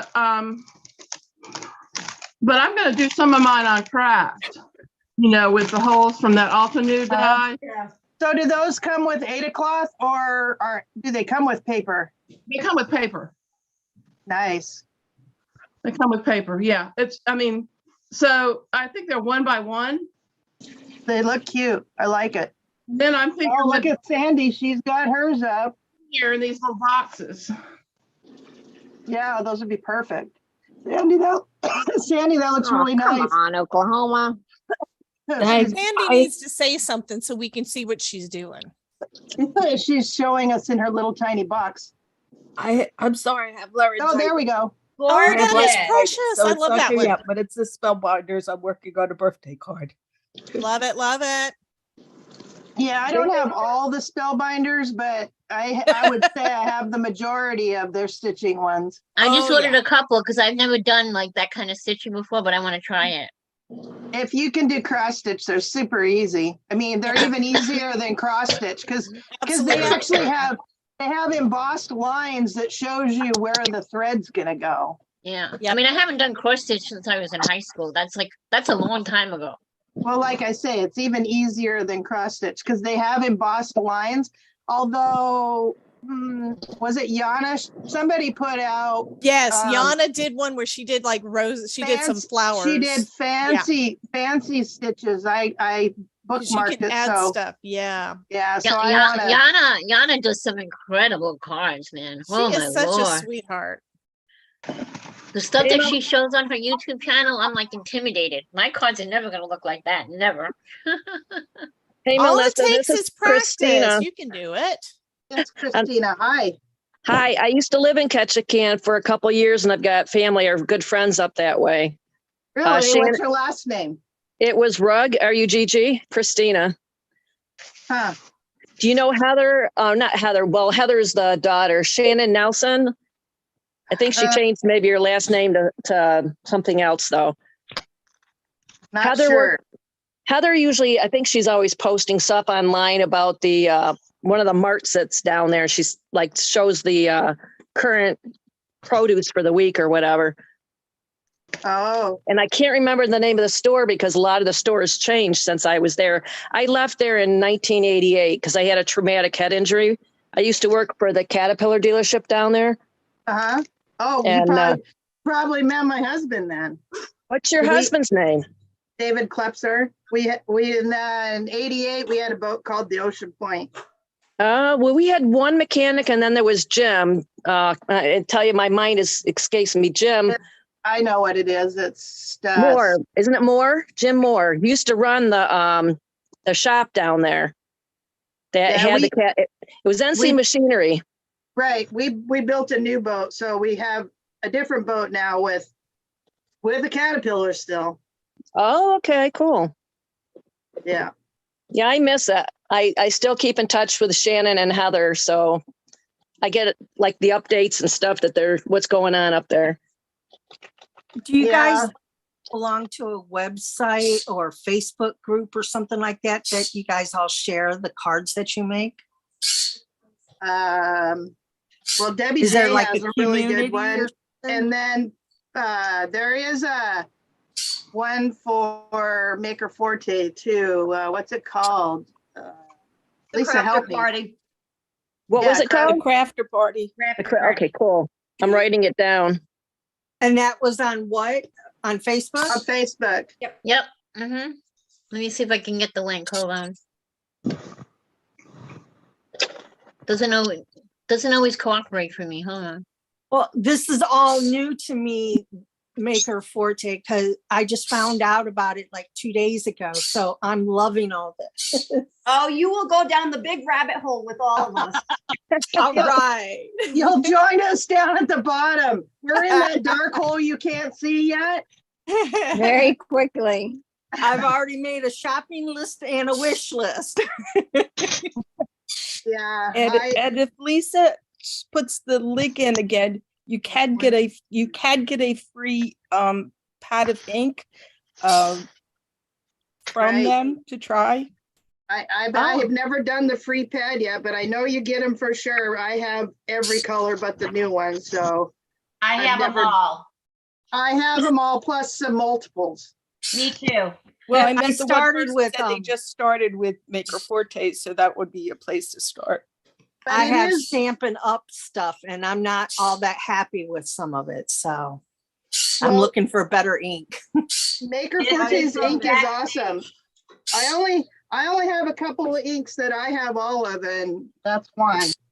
I like Simon Hurley ink too, so I have all of those also. But yeah, I had most of the Catherine Pooler inks, but I don't use them anymore. I have a ton of those too. I don't have them all. I'm close though. I shouldn't be.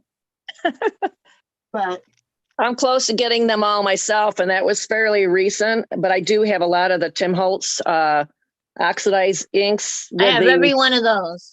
Yeah, see, I try to collect them all. You know how when they come out the brand new and they give you everything, you get the I don't want everything. Well, I try, but it's like at some point I have to stop. I'm going to retire in 4 years, so I have to be careful. And I said, now's the time to do it. I just retired. That's why I had to give up my color box. But I still order the inks, and I order ink pad and a refill. When I order an ink, I order both. I started doing it too. Yeah, I didn't when I first started, but there's so many things you can do with refills that, yeah. All right, Yeah, I gotta hear make ya. a card for Deb's contest. Question. Talking about the brick and mortar really going away and how a lot of our bigger stores don't carry things. I was actually thinking about opening a brick and mortar, not to sell products, but remember what I miss archivers and being able to go to a space because I didn't have a craft room to be able to go and create and be amongst the tribe of people who do what I do. That would be so awesome. Yeah. Where are you located? He say Virginia. Well, I don't think I could go to Virginia for craft. Oh. Yeah, but I mean, before the COVID nonsense happened, I used to go to those crafting convention things, and the classes were like the best part of that. Yeah. Where in Virginia? Where in Virginia? I'm in Fredericksburg. Okay. I'm actually in Ranson, West Virginia, which is in the panhandle of West Virginia. But I'm about 30 minutes from Leesburg. So okay. My dream job is to open a place where people could come and craft it. It would be like a club. And you could actually rent a space to teach a class if you wanted to do that, or have a group of your own group. But you could have lockers and store your stuff if you wanted to. It'd be a place where people could come, just like a gym, but it's a scrapbook place. And somebody wanted to have a store in it, that would be fine. I don't want to sell anything. I just want to have a place to craft with people. Have a place. Okay, Yep. so thank you because I'm gonna do it. I'm like, I think I need to do this. Like, Well, you probably have your population is probably pretty high down there, so that may be something that would work really well. Yeah. Yeah, I don't know though. I'm not sure. You know what you can do is start doing some sort of like a survey or something. People that may be attending any of the craft stores that there are local, say, would you be interested, and kind of feel it out. That way you have a number. The thing is that I'd have to first do some research and figure out what it would cost. Sorry, my dog's barking. Figure out what it would cost and what kind of a charge I would have to have. Yeah, my cousin in Davis, California has a scrapbook booking shop, but she has a second attachment to it and does just that. They have crop deals almost every weekend that you can pay to go, and they offer classes and everything. Her place is called All About the Scrapbook. And you can probably look it up and maybe ask her some questions about getting started and stuff. That's a good idea. Yeah. Or you could always start online for local and then do meetups and then bring it to a store. Well, I actually teach for Michael's. You would and I teach the room they have is pretty small. So I was just like, but I could teach anywhere if I have space. So that they bring in people. Yeah, you might economically have to attach that to a store, to selling some retail to keep your costs out, your costs down. Yeah, I did that. That's what I'm have afraid to of. either, I'd have to find somebody else to do the store because I'm not interested in doing any kind of retail. You could get a partner Yeah, too, or you'd have to like charge Oh yeah, I know almost like an annual fee or something. because when I do class for Michael's, people really do pay. They pay like $25 to $30 per class. But of course, when they come to my class, they get everything, all the things they need. And Well, of course, the only problem I would fear is you wouldn't make enough rent for paying. I mean, right. You can't. That's my more than thought likely, you're was, not going to do classes every day. business wise, you probably wouldn't stay in business very long.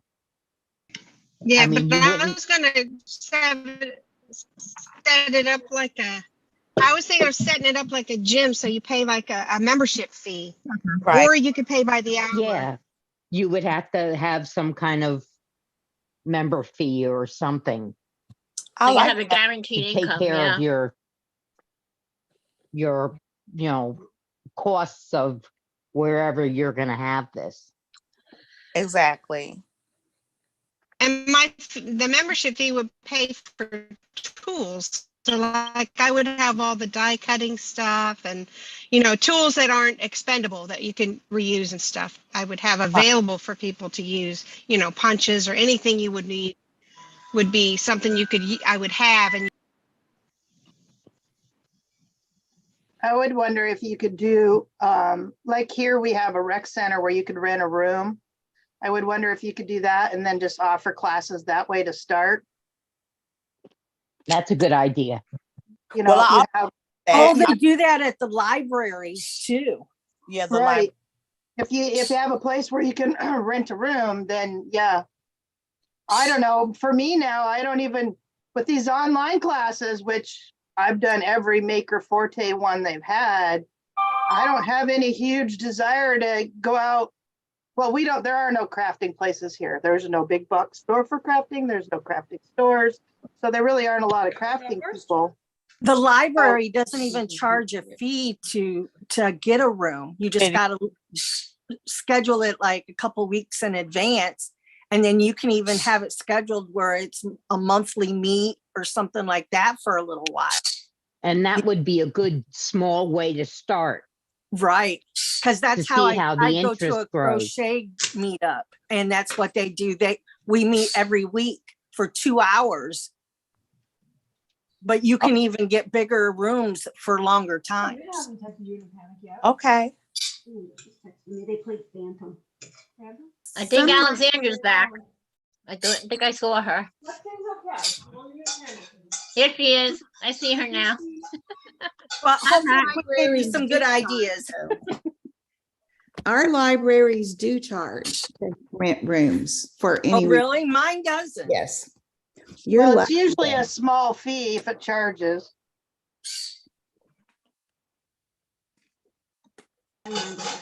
Yeah, my library, my group meets at the library once a month, and they charge a $25 fee per person. It's a donation, they call it, but $25 donation per person.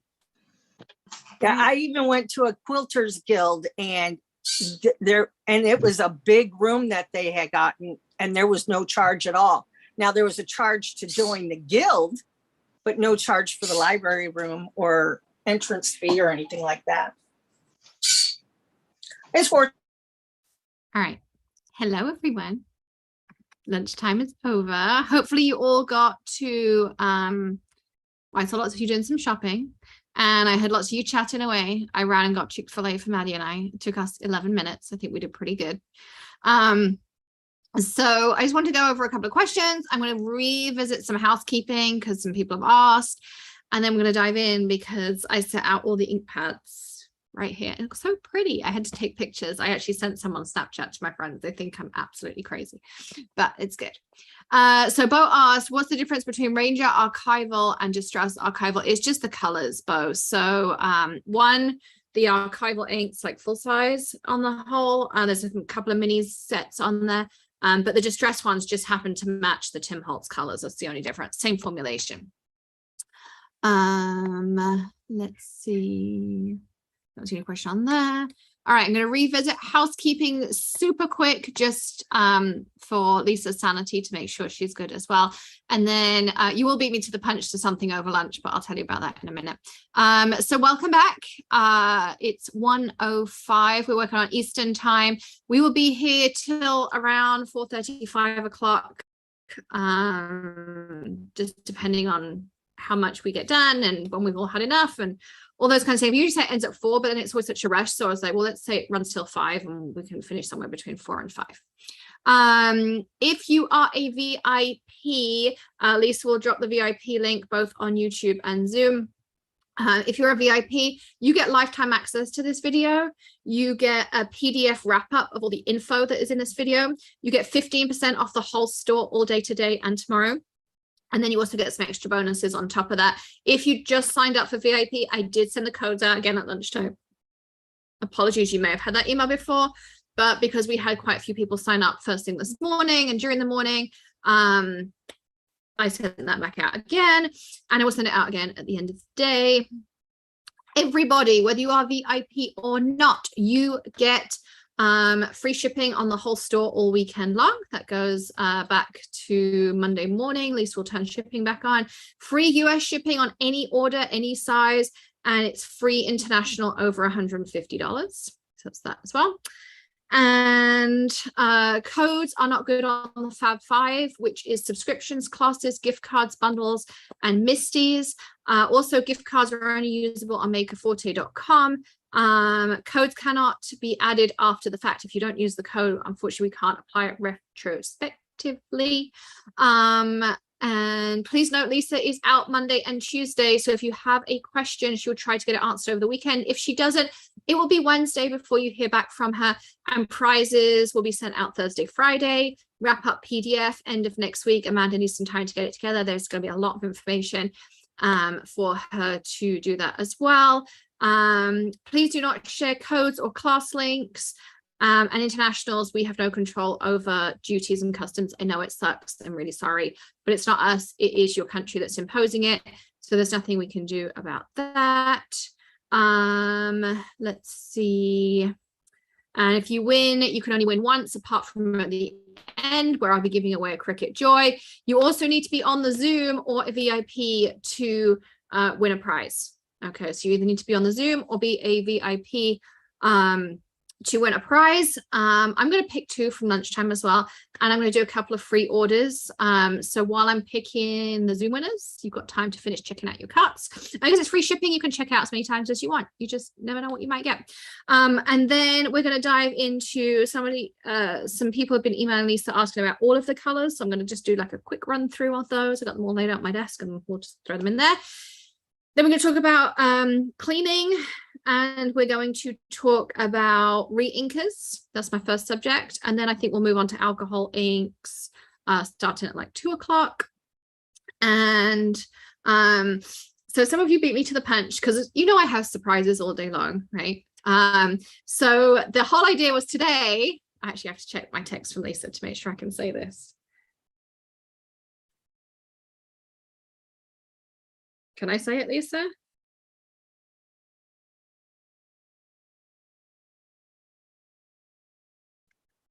We're all waiting on Lisa now. 1:30. Okay. So you're going to have to tell me when it gets to 1:30. I can tell you what the surprise is. Lisa, just say yes. Surprises, what? You? Never. No. All right. 1:30. She says it'll be ready. So sorry, Lisa. It'll be worth the wait. But some of you beat me to the punch at lunchtime. Anyway, All right, so let's just dive in because on my desktop, what I did was I laid out, I'm going to zoom out. I don't know how far I can zoom out. There we go. You can see my lap. These are all of the Maker Forte colors. I think if I might, whoa, no, I can't do that. Okay, that doesn't work. Hang on. I was hoping if I turn the light off, some of the glare might go away. But anyway, these are all of the Maker Forte colors like this. And I might not have them perfectly in rainbow order, but this should give you a good gist of rainbow order. I did actually take a photo with my phone. I don't know if Amanda can put this in the wrap up email, but I did take a photo of this with my phone. So we go from everything from roller skates is going to be your bright neon red. You got Independence, Telephone Box, Grand Canyon. Coral Keys is a funny one because you could put it in with the pinks, but I feel like it's more in the orangey family. Red Leicester, Outrageous, California Love. Again, these are going to be your neon colors. English Mustard, Yellowstone, Lemon, Hyde Park, Fresh Prince, which is brand new. That comes out today. I did use it a little bit in Lift Your Spirits earlier in the week, but officially you can now order this and the re-inker today. Limewire, which is another neon. Palm Tree, Cotswold Green, Everglades, British Racing Green, Welsh Dragon, Pop Art, again a neon. Tartan Teal, Lady Liberty, Blue Moon, Blue Raspberry, Neon Lights, Icy Mist, Muscle Car, Neon Acid Wash, Vegas Strip, Coronation Purple, our Neon Purple, Purple Rain, Sugar Plum, Grape, Blueberry Cheesecake, Pit Stop Pink, Bubble Tea, Bubble Gum, Flamingo, Tiptree Jam, Raraska, Neon. And then on here, I kind of just put the neutrals. So you've got the Frappe and the Flat White, then you've got your two Remarkables and the Snow Flurries Pigment. So I kind of just put those on the end as well. There is a way to get almost all of the colors. You would be a couple short because we did it before a few of these came out. It was before Independence came out, Fresh Prince came out. I think Muscle Car might not be in it. So we'll have to get that updated. But there is a bundle option for that as well. Yes, 45 so far. I think 60 is the plan, but we'll see. So, and you're going to be more filling in these neutrals more than anything. We're going to fill in this neutrally bit over here.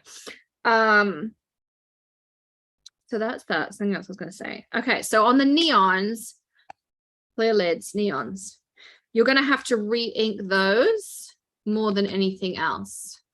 Okay, so you're going to have to re-ink your neons more than anything else. It's just because of the formulation, they do dry out quicker because of that, like the neon, it's something to do with phosphorescence, and I can never think of the exact words that they tell me, but because of the way they're made, just so you know, they are going to need re-inking more often. They're going to dry out faster because the ink is thicker, so it doesn't have as much ink in the pad. You just physically can't get it in there. What else did I want to tell you about them? They do stack. So when you've got lots of them, they stack together nicely for storage. Someone asked about minis. We started with this size of pad. We could do minis, but the order quantity is high. So we'd have to, obviously know that works. So that's why we kind of stuck with this size. There's something else I was thinking when I was putting these out. I was like, oh, I wanted to say. Oh, I was going to talk to you about the names. Okay, so they are all fun names. Okay. Lisa, you can see the cat coming onto the table. Yes. Is there any way we can give them the FOMO bundle information without giving them the funnel link? Can they order it in the store if we give them the link? No, because it's a separate platform. No, but it links to the store. I think there's a product in the store. I just don't know if they can order that product. Oh, You see what I yes, I mean? should be able to put that in the store. Give me a Okay. minute to look. Okay, we'll do the other thing first, but we'll come back. Okay, yeah. All right, so we might be able to do the bundle for you as well, on that as well. Tiptree Jam is right here. And Tiptree Jam set.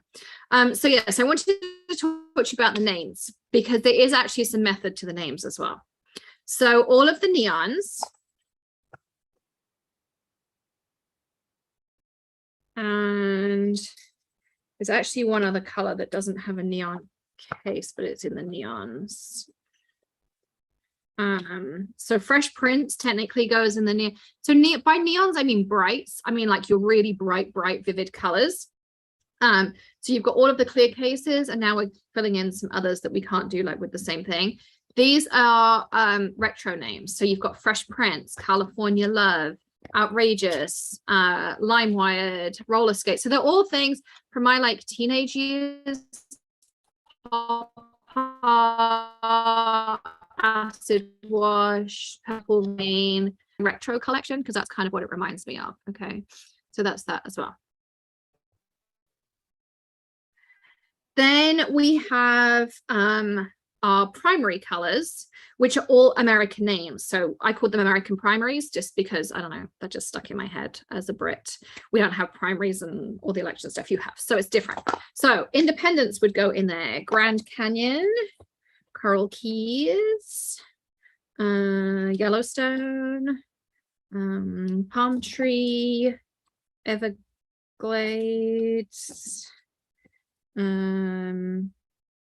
oh, Neon Lights goes in your Turn Back Time. Missed that one. Blue Raspberry, Lady Liberty, whoops, Muscle Car, Vegas Strip, Pit Stop Pink, Flamingo. Let's see if I missed any. I don't think so. So they would be your American primaries. Okay. Then you have your jewel tones. They're like rich, beautiful colors. That's our British banter. So they're all going to have British names. You've got Telephone Box, English Mustard, Red Leicester. If anyone wonders where it comes from, it's the name of a cheese. So that's what it reminds me of. Hyde Park in London, British Racing Green, Welsh Dragon, Cotswold Green, Tartan Teal, Sugar Plum, Coronation Purple, Tiptree Jam, because I grew up near Tiptree and that's where the jam comes from. So they are your British banter colors. And then we have, we'll do it this way. Then we have our pastels or pastel colors. They're all going to be ice cream flavors. You got lemon, blue moon, grape, blueberry cheesecake, bubblegum. So they're going to be your pastels. And we just have a few left here. So we have anything that's more into skin tones, and we're going to be building out our skin tones more. They are going to be names of drinks. So we have frappe, flat white, and bubble tea. How those start. And then our neutrals are all named after the weather. So you have eclipse black, snow flurries, fog, and icy mist is the beginning of those as well. Okay, so that's how the color families work. So if you ever wondered what the method to my madness was, now you know. There are all of these different collections. So you have our weather. I'm trying to remember what we call it. With a chance of. That's the collection name. With a chance of. Then we have our Take a Sip, which is our skin tones. So that's going to be those ones. I'm just going to put these like this. Then we have our ice cream flavors, which are our pastels. We have British Banter, which is our rich colors. We have our American primaries, which are our primary colors. And then we have our neons, which are going to be our Turn Back Time. Okay, so that's that. Will this be in the wrap up PDF? I'm sure. I see Amanda's here. I'm sure she's typing away furiously trying to get everything I said. So I'm going to zoom back in on this a little bit. You can all see better. Okay, any questions on that as well? Just want to make sure I answer everybody's questions as we go. I'm going to put these blocks down here.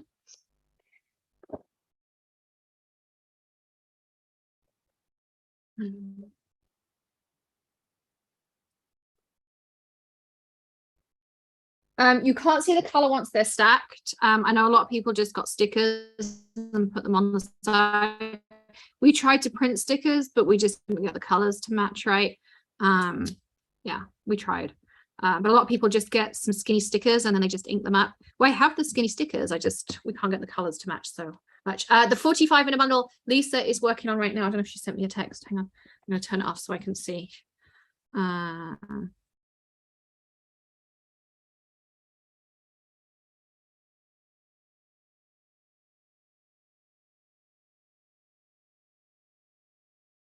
Okay. I texted back. That's what she says. I'm sure she's rolling her eyes at me. I've been pretty good today. I haven't thrown too many curveballs at her. So.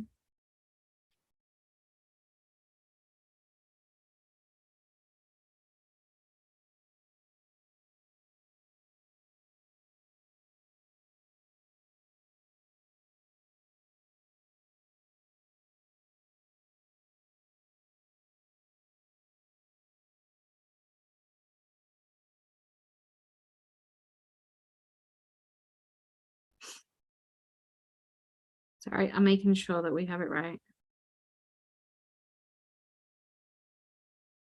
Okay.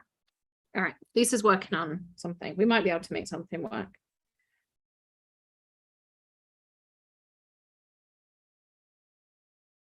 Okay. So next up, I want to talk about these two things. Okay. So I know some of you know this, but again, bear with us. We have some newbies on here who want to know things like this as well. So we have Squid Buster and we have Prime Time. They're two different things.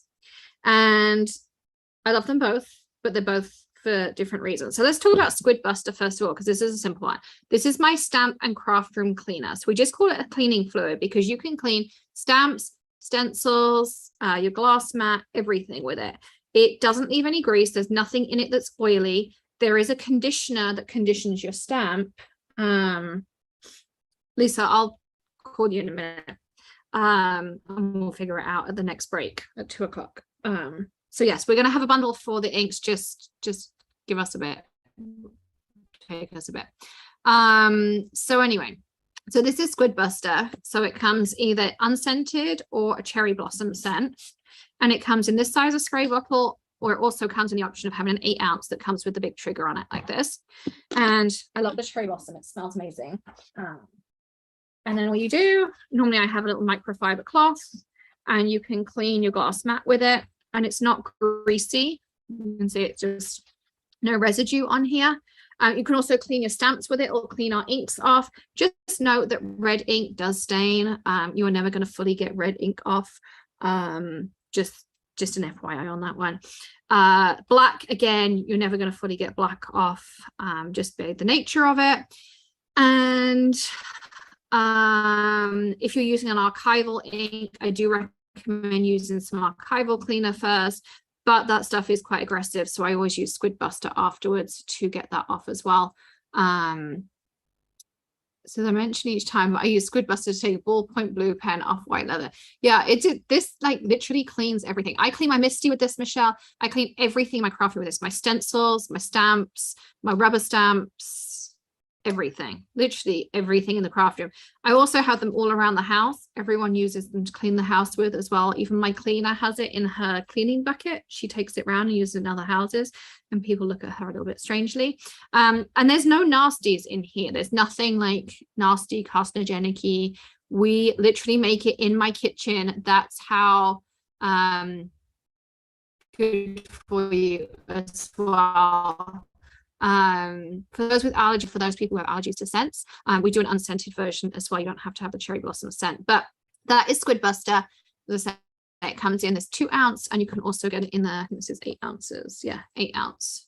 This is an empty one, but you can fill it with your own stuff, but it comes in that size, same trigger, same everything. And yeah, I really spent a lot of time developing this and we love it. So the Squid Buster. And this here is Prime Time. So for those of you who haven't seen Prime Time before, I'm going to show you how this works. I don't have any super solid photopolymer stamps, but we're going to do it just with this one. So this is Holiday Borders. So it's a nice detailed stamp. It's a little bit bigger. This works really, really well for your, the background photopolymer stamps. This is really where this will come into its own. So when you've got your stamps, you see they're sticky, like they're coming up with my fingers. And this is the side we're going to apply ink to. We don't want this to be sticky. Okay. We don't want this to be sticky. We want this side, this flat side, to be sticky. So when I first get my stamps, the reason it's sticky is because of the release process. This is a type of epoxy that they make photopolymer stamps out of.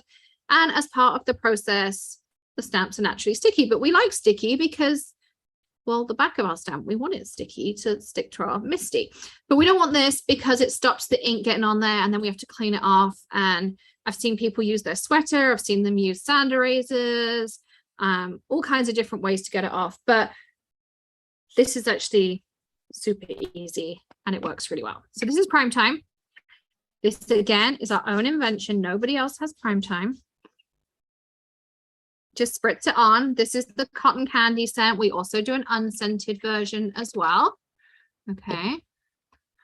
And we're going to leave it about 30 seconds for some magic to happen.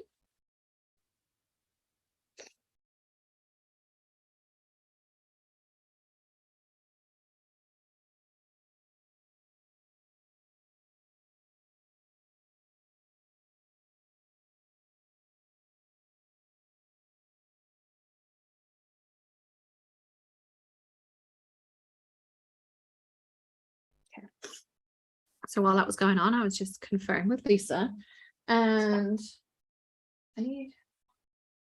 when we started this morning, I had a microfiber cloth. By lunchtime, it was missing.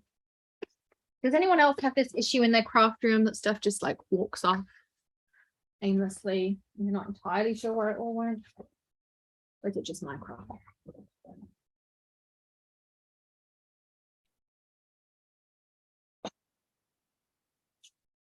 Always. Oh, I'm glad. I'm glad it's not just my room. I don't know. Because I really like those microfiber cloths we have, but you know.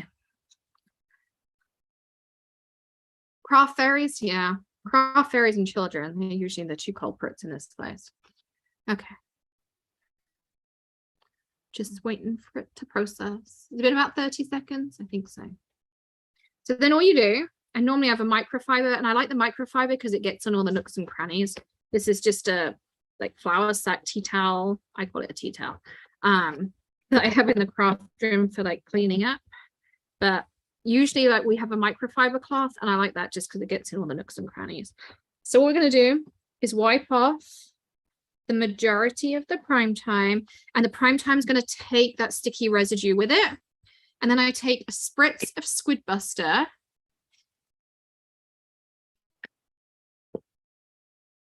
and just clean them off. So this is why I have the tea towel in here when it gets like all wet and icky. Usually I do this by the sink, and then once I put the Squid Buster on, I just run it under the tap. And you only ever have to do this once. You never have to do this again. Okay. I'm going to use a napkin just to dry it off because I want to show you.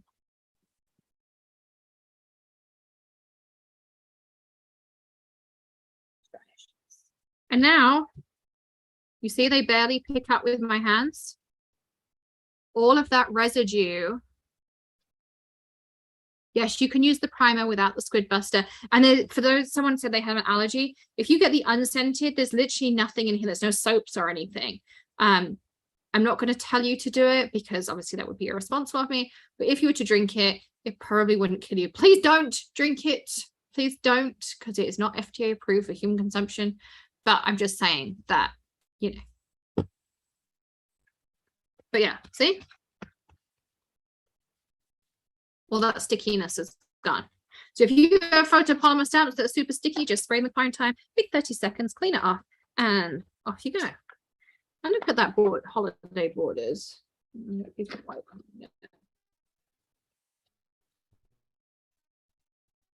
at those. Can you imagine you could just start, heat and emboss them? This one, I can just, Amanda's amazing at coloring. I can just imagine her doing the coloring on that. How cool is that? Amanda, your cards there had turned up. I'm really sad. So that is Prime Time and Squid Buster. All right, let's see.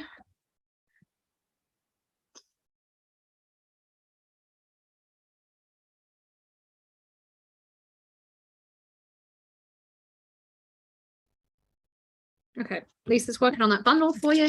Lisa, can I tell them the secret? It's 129. You can tell them the secret. It won't be live until the clock actually hits 1:30. Okay, Bethany says yes.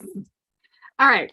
So if you have been around Maker Forte since we started 2 years ago, we always do some fun things. If you don't already know, Christmas is my favorite holiday of them all. Like, I am Christmas obsessed, like full Christmas trees.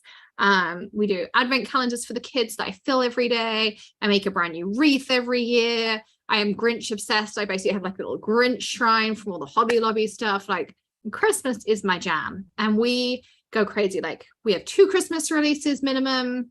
I already snuck some extra stuff into the next Christmas release. So I have 2 things to tell you about Christmas because, like Linda, I am Christmas crazy. Okay, so I love Christmas. However, the one thing I would say is it does not start until December 1st in my house. Like, I put the Christmas trees up then, everything doesn't go up till after Thanksgiving, Christmas 1st. So yes, Rebecca, you got it. The first thing is we have an advent calendar this year. We did it last year. It was so much fun. So what we do is in November, we send you a box of goodies. It's going to be slightly different this year, but in November, we send you a box of goodies. And then every day there's like a little mini tutorial that you will get emailed out to those who got the advent calendar. And just a mini tutorial. It's not a full one. It's just like an idea of how to use the product in there.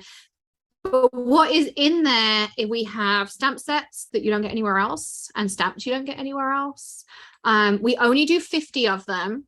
Okay. And last year they sold out in like the first hour, but we're still only doing 50 because we have to order everything as well. So yeah, Sandy says it was fun last year, and it's fun because you get the tutorial and everything to go with it. And we ask you not to post it because until the next day. So you can't post online what's in it until the next day, so it doesn't spoil it when everyone else comes.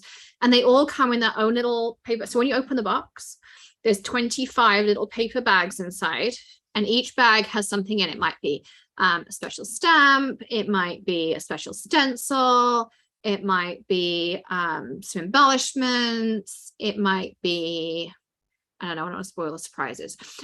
So all that kind of stuff. So Lisa's going to drop the link because it's now 1:32 and it's available. Can they use their coupon on it, Lisa?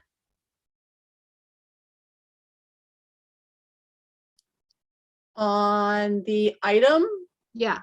Only if you tell me they can. They can. It's a bundle, so it wouldn't work. I'd have to take it off a bundle. The advent? Yes. Would you kill me if I said they can use it? That's your decision, ma'am. All right, you can use your coupon. You can use your coupon on it as well. Give me a hot second. All right. So yes. So you will also be able to use your coupon on it. So if you're a VIP, you'll be able to get 15% off of it, and it's free shipping anyway. So just so you know, you will not get 25 packages in the mail. You will get one big box, and it has all your packages in it, and each one is labeled with the day on it. And again, don't post it till the next day. And then you get a little mini tutorial of what's in your box. So just a little idea, just a little sampler of what's inside. Okay. And the stamps you get will be exclusive. So if you have all the Maker Forte stamps, any stamps you get, will be exclusive to the box. Any stencils you get will be exclusive to the box. We will send the boxes to you in November, like mid-November. So they have plenty of time to get to you for the 1st of December.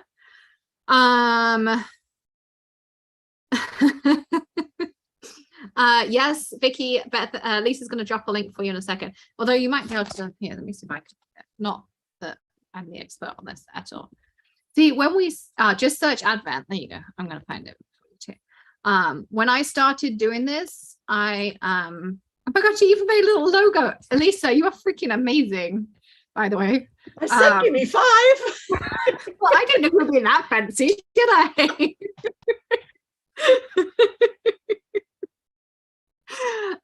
Yeah, we did it last year. As I say, we only do 50 because we put like a ton of care and attention into them, the little bags, the stickers. It's like a whole experience, the tutorials, the whole thing. So yeah, 50 is the most we can handle and that I know we can get in time. because I'm also going to be out for 2 weeks. I have to have a medical thing done. So I don't want to kill Kim and Chris because they would kill me if I killed them. So that doesn't work either. Jen says coupon code isn't working. I'm sure Lisa's working on it. Jen, email me, is what she said. Try refreshing, Jen, just in case. If not, Lisa might just issue with a gift card. That might be the way. The VIP code, Lisa, I'll text it to you. Hang on.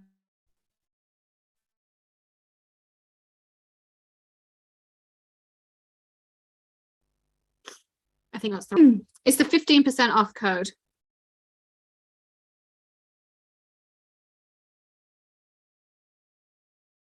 All right, and there, as I say, there's only 50, and it will only, the store will only let 50 people check out. So if you want one, I'll drop the link over on YouTube too, because Lisa's busy. Okay. All right, so that was surprise number one. Before I get to surprise number two, Lisa has done you 2 bundles. Oh, she's done 1 so far.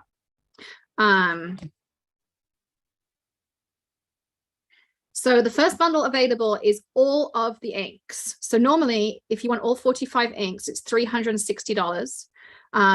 But she's giving you 20% off, and you can stack your 15% off. So when you go to checkout, it'll be $244.50. So it saves you from $7.99 per ink pad. It makes it $5.43 per ink pad on that as well. Helen, you need to show your emails for the code for VIP. We can't give that out in the live because then everyone will have the link. I'm going to find you the the bundle as well. And we still have to talk about alcohol, re-inkers. That's what I really want to talk about. But we're going to get there in a second. But I wanted to give these surprises out. As I say, I gave myself an extra hour so that we could chit chat and talk. Ink bundle.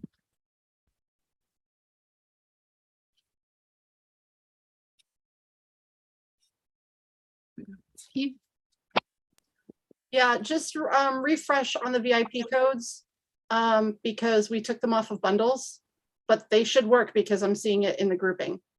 Oh, the 45 inks bundle, Lisa, is showing out stock. Oh, I know. Hold on. It's all right, because we're doing this on the fly, so you have to bear with us for a second, okay? So whilst everyone's sorting that out, and Lisa's also making you a re-inker bundle. As soon as that's available, she'll drop that out as well. Who wants to do something like this but make Christmas cards all day and get ideas to make Christmas cards and tips and tricks, and we'll make a bunch of Christmas cards that by the end of the day, I don't know, you've maybe got like, I don't like to commit to a number, but like 10 to 15 cards, and it would be free. Okay, so it would be totally free. You can come along and okay. So I'm just dropping the link to the ink bundle for everyone. And now I'm going to give you, because you know, like when you get to come to these things, you all get to get stuff first. Like this is why you come. Not only do we give you out tons and tons of information, but we're going to do that too. There is a VIP option again, as always, like if you want the lifetime access, the wrap up PDF, blah, blah, blah, blah, blah. I talked about it all day, and you get extra discounts and all of that kind of stuff. Then I'm going to give it to you. It is on November 13th. I just dropped the link. It's crafterholidayparty.com. Super easy to find. Don't worry, YouTube, I'm coming for you too. I got my stuff together, kind of. So we're going to do exactly like this. We're going to sit together and we're going to make Christmas cards for the day. And the release I will be using, we'll have a few new products on the day, but the release I'm going to use to make the Christmas cards is the one we did for Christmas in July, and this release right here. So if you want to craft along with me, you want to get this release right here. Look at this one. Look, how adorable is this? We can make little scenes with our reindeers and cut them out. How cute are they? Come on. So cute. Lisa, it's just live on the channel. You should just be able to find it. You don't need a secret link yet. We're going to make it secret at 5 o'clock. No, this is not the fourth party, Nicole. This is separate to your weekend events. We'll talk about those a bit later. Yeah, it's the 13th. It just the way it worked out. So I think that is a Sunday. Look how cute that is. It's called What's Up, Dear? And then there's this one, which is the Nutcracker. So for those of you who don't know, I have a collection of Nutcrackers. They're all my grandma's. Growing up, I was obsessed with them. They will probably be coming out again this year, as always. And so I always do this because it means a lot to me. I remember going to the German Christmas markets every year, and my grandma used to take me in Germany. It was in Lübeck. That's from Lübeck, where I spent half my childhood. And so we used to get a new Nutcracker every single year. So we have the Nutcracker stamp set. So, you know, that's just the way it is. No. Yes, it is a Sunday. There's something happening on that Saturday. I can't remember for life me what, but when Amanda and I were working out dates, it worked out that it was a Sunday. But there it is. So there you go. All right, means a lot to me now. So gives me all the feels, you know, all the feels. Keep hearing the cats. They're dry. Oh, hold it up high, please. I'm gonna have to do it so I can see it, Alicia. So you've got 3 Nutcrackers up here. 'Tis the season to be nutty. Let's get cracking. The Nutcracker. It's the most wonderful time of the year. Nutty or nice. Nutcracker squad. You crack me up. Nutcracker Christmas.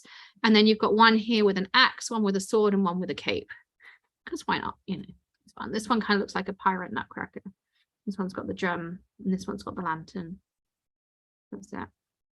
Yes, Carmen, I will also show you options to do like non-holiday. And it's more, as you know, always about the techniques as well. So come along. You can use your Hanukkah stamps. You know, use the techniques you've got with the Hanukkah stamps we've already got. And Lisa just dropped the link to the 45 re-inkers bundle, which transitions me so nicely into talking about re-inkers. Okay, so I feel like re-inkers get a really bad rep. Okay, people always buy ink pads and then they buy the re-inkers just to re-ink their pads. They're like, I'm never going to need to re-ink my pads, so why do I need any re-inkers? Well, let me tell you, re-inkers are actually super cool things. You can do a lot with re-inkers. Now, I'm going to specifically talk about the Color Hive re-inkers because the archival re-inker is going to be different because it's alcohol based. You were already wondering why I'm taking Monday off. No, Lisa, you should probably take the whole week off. But yes, I want to talk to you. So I'm talking specifically about the Color Hive because a distress re-inker is going to be slightly different. An oxide re-inker is going to be slightly different. The you know, archival re-inkers are different. Pigment re-inkers are different. So I'm specifically talking about the Color Hive ones because otherwise we'd need a whole day to cover every re-inker in a different hour. Okay, so just so you know, yes, it is all 45 of the colors, Bo, in the re-inkers and in the ink pads as well. Okay, so all of them. And again, the re-inkers for the neons like Purple Rain are going to be thicker than the regular blue raspberry. Okay, there's also, of course, the Snow Flurries white re-inker, which is a pigment re-inker. And we're going to cover that separately. It actually has its whole hour. So at 2 o'clock, we're going to move on to alcohol inks. And then at 3 o'clock, I'm going to talk about the Snow Flurries re-inker. And then at 4 o'clock, we're just going to kind of talk about other stuff. So we're going to specifically talk about the water reactive re-inkers. And I'm going to try and remember all the things you can do. Don't worry, it'll be in the wrap-up PDF as well. Are the neons included in the bundle? Yes, all 45 colors I just had laid out. Here, I'll show you the picture. Hang on.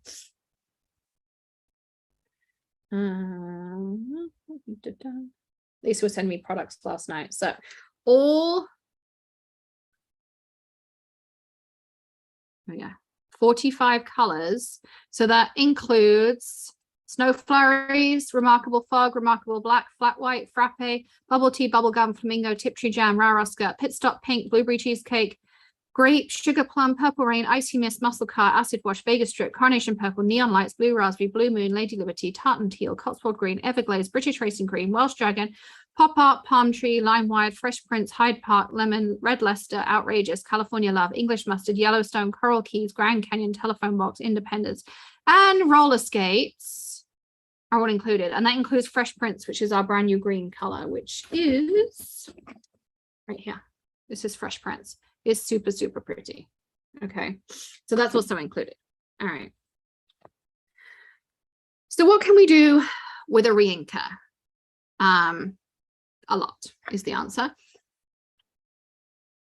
And I feel sorry for Amanda because she's having to try and like type probably as quickly as I'm talking. So I'm sorry, Amanda.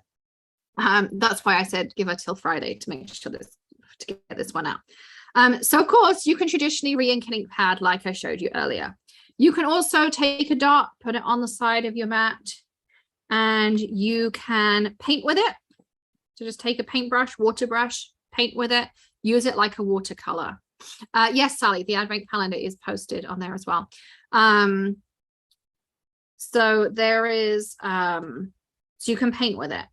Okay, you can also mix your own colors. So if you want a blue moon that's more purpley, you can then just do that. Mix the two together. You can also make your own custom ink pads. We are working on getting empty ones so that you can create some cool techniques. Stay tuned for info on that one. I'm working on that, and it's so cool when you do stuff like that as well. Being able to make your own things.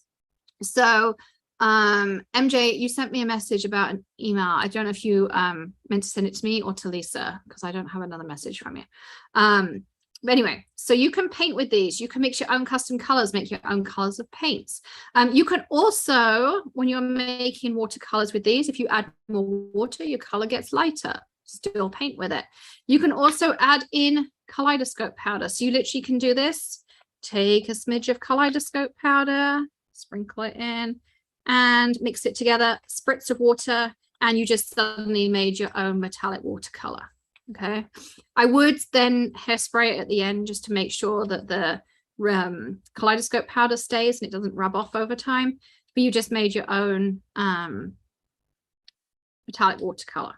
Okay, so you can do that. You can also take any distress medium, crackle paste, collage medium, texture paste, gesso, white acrylic paint, gel medium, grip paste, texture paste, like any Ranger medium like this, then you can mix in a re-inker and make your own colored paste. Okay, so you can take your blue raspberry, like take some texture paste, put it on the side here like this. I have a spatula to hand, so I'm going to use the end of a blending brush because it happens to be right there. So we're going to take this. So there's a little bit of texture paste. I'm going to take some, what's this one? Blue raspberry. Yeah, who needs a spatula? And now I have a coordinating, excuse me, blue raspberry texture paste. So I can add stuff to this. You can also mix it into any of your Maker's Magics.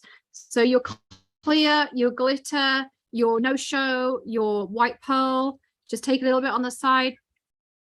Don't worry, the animals are killing each other.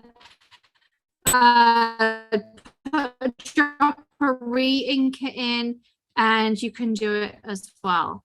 Okay, so you can do the marshmallow paste a couple of different ways. You can mix it into the marshmallow paste, so your base will be colored, and then when you heat it, it's going to pop white. So if you make that marshmallow paste black and then pop it, try that for a Halloween card. It looks amazing.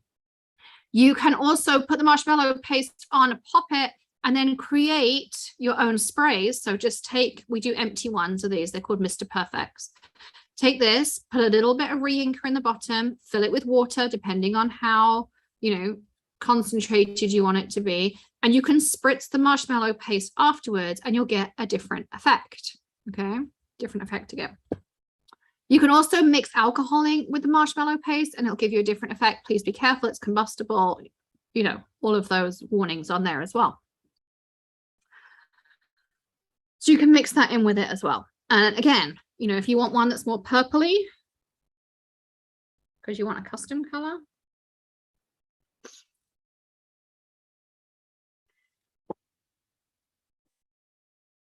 Look, now I can make something that's more, reminds me of one of the ice creams the kids have. Look at that pretty like lavender color. Isn't that cool? Like a cornflower blue color. So you can mix those two together. So you can make your own custom colors. You can also, into these texture pastes, put some kaleidoscope powder, and then it'll have color in it. Or mix in some glitter, like, what do we got here? Redwoods. So you could mix in some redwoods. Look at that pretty, like, it's like a reddy orange color. It's on your glitter.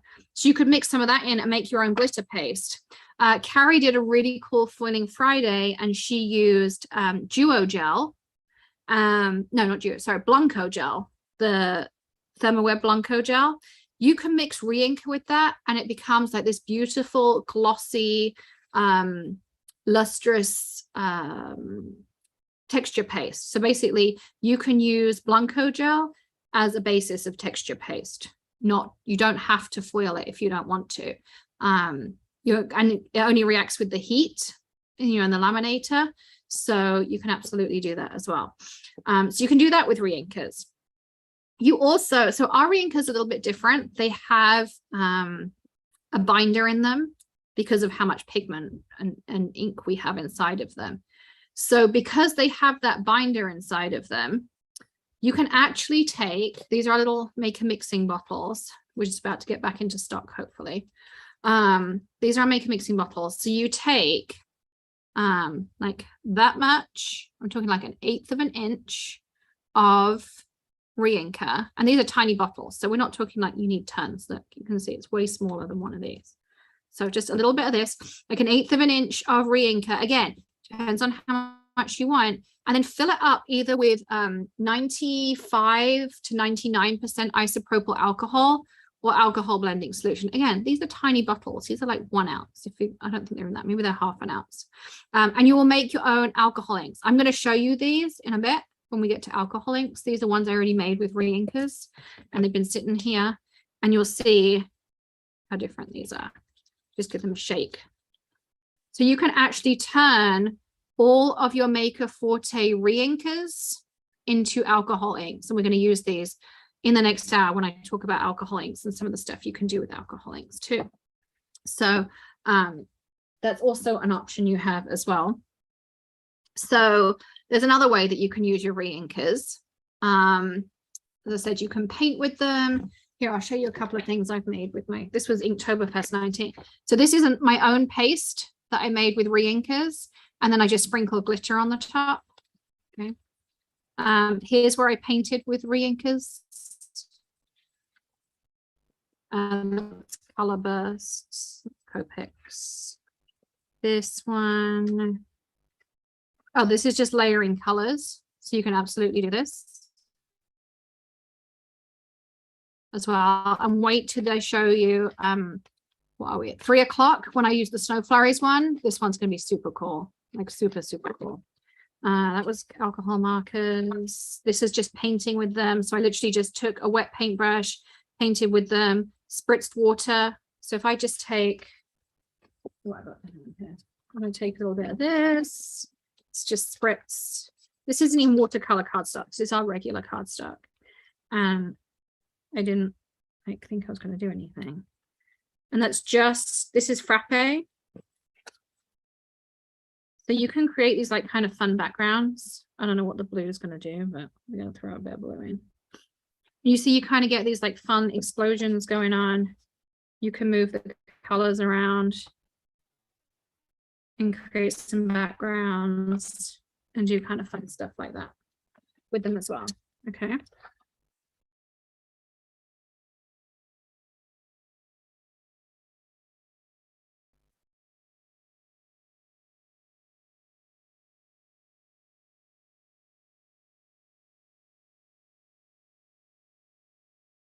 The more water you have down first, the better the effect will be. Just FYI, if you're going to try it, make sure your water, there's lots of water down on your surface. And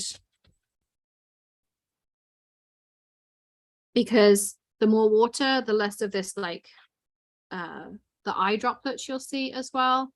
But you can see that on there. Okay. And then What else did we do with reinkers?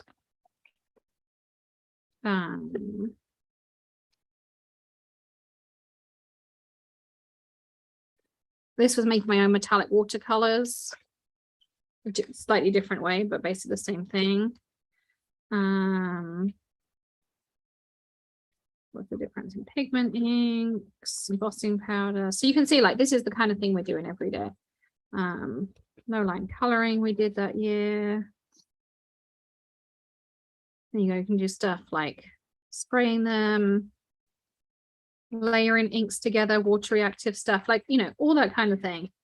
Like, and this is where I made my own sprays. So I took re-inker, basically kaleidoscope powder, mixed them together in a Mr. Perfect, and created my own kind of cool sprays and stuff. So you can do, yeah, all these videos are there, and there should be playlists for each of the years. This is something we did in a previous class.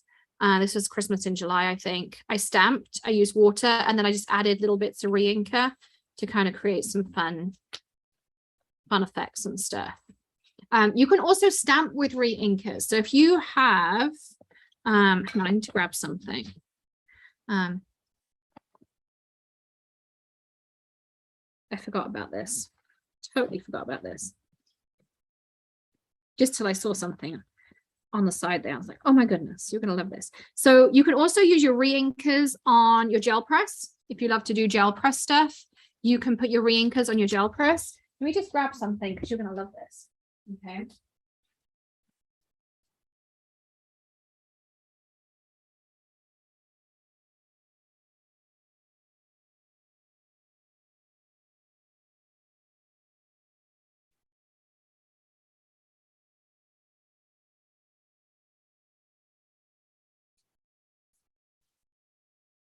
Okay.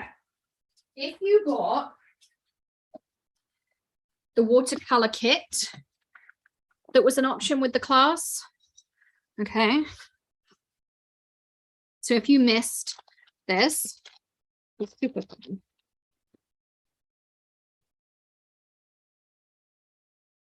See, this is one of those stamp sets you really want to prime time. But we're not, because, well, I'm going to use my Misty.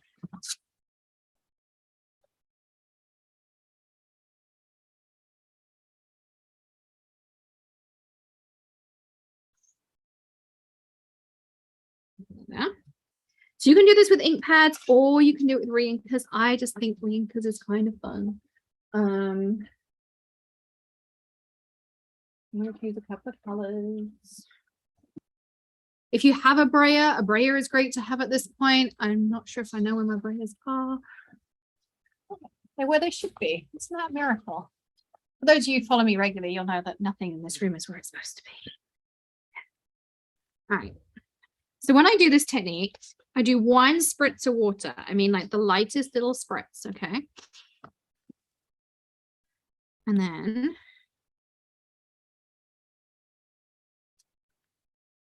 I'm going to put a couple of drops of each of the re-inkers down. Now, you have 2 options. Let's do both so you can see. I'm going to be bold. I don't know what Vegas strip's going to do to this, but we're going to find out. Okay. So if you do it this way, you're going to spritz water until they all start blending together. Like this, you see? Like everything's blending together on there. You even can kind of play with it and go, ooh, look, that looks kind of fun. All right. And then we're going to close it. And we're going to leave it down for a minute because we want all that ink to soak in. We don't want to pick that ink back up onto our stamp. We want it in the cardstock. We want that intensity. We want all of those things on there. Okay. So I'm just going to hold this down. And you can hold it down. It doesn't have to be this long. I just, want to make sure that everything goes on. And I'm going to lift up. Look at that kind of like tie-dye effect we get. So that's one way you can do it. And then you could imagine you could just heat emboss on the top. And then it looks like you're a really good watercolor artist. And you just kind of did this splodge on there and like you're really cool. And I can't paint to save my life. So, but if I can do it, you can do it. That's what I'm going with. All right. So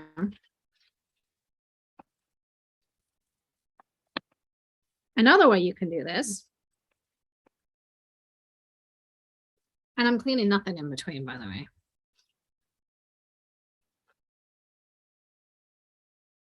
So again, I'm going to just do a light spritz of water. There's napkins left something behind. Where did my... No. This is why I have a black t-shirt on, remember?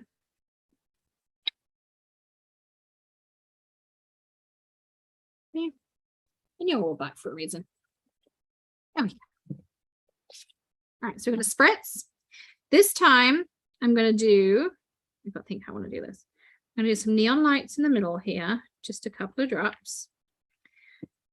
I'm going to do some, we can go at the top here. And usually they're not full drops. I'm literally just like dabbing down. And then I'm going to take some Vegas strip. Just a little bit here at the bottom.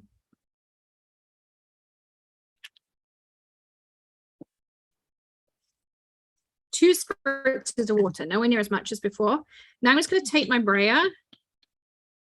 And you see how I just went like, I think someone told me one day to dance with it. That's kind of what I always think. And then there's the card stuff. Really helpful. Now we're going to press down again. Again, I'm just going to hold it down for a second and let all of that stuff soak in, because then you get the really vibrant colors. If you pick it up, it's just not the same, in my opinion. I don't know. So you can see, again, gorgeous, but totally different. So same products, different effect. All right. And on here you have this stamp, and you have, you've got a circle you can make. You've got the big splash down here. You can just underline something or stamp. This looks really cool, as does this one. If you stamp this down like this and then put a sentiment over the top, it looks like you were really like thoughtful with your sentiment. Just saying. This is really good for little ink splatters in the background. If you're like me and you're terrible at splattering, you can make like little mini versions of this in the background, or larger ones. This also looks really cool for Halloween because it kind of looks creepy, like a spidery, sludgy, bacteria-y, I don't know, something. So all of that is on there as well. Okay. All right. I'm just going to clean this up with my shirt. So that's another idea with re-inkers. So you can stamp with them. You can use them on a gel press. You can turn the Maker Forte ones into alcohol inks, which we're going to do in the next hour. I'm going to play with alcohol inks and talk to you lots and lots about alcohol inks and different types of alcohol inks and all that kind of info.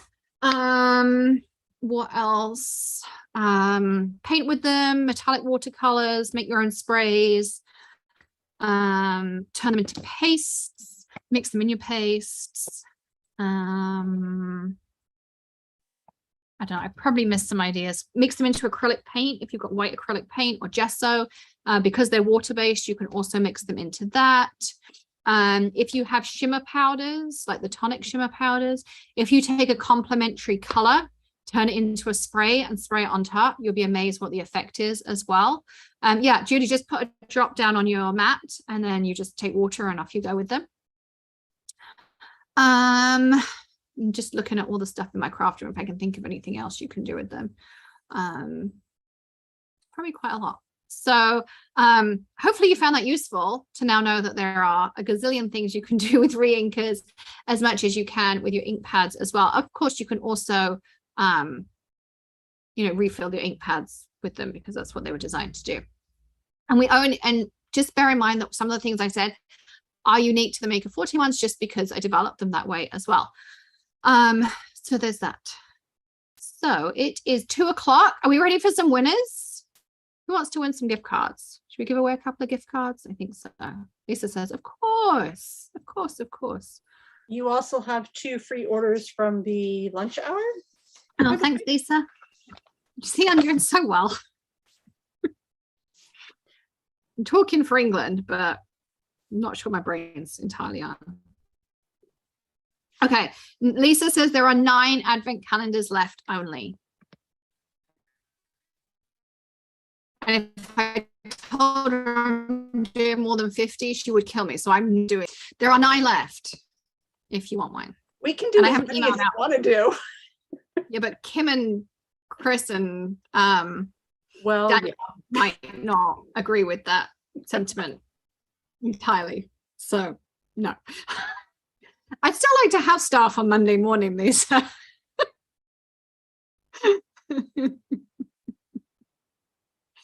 Okay. So yes, all right. I just happened to see the text from it because I was checking in on that as well.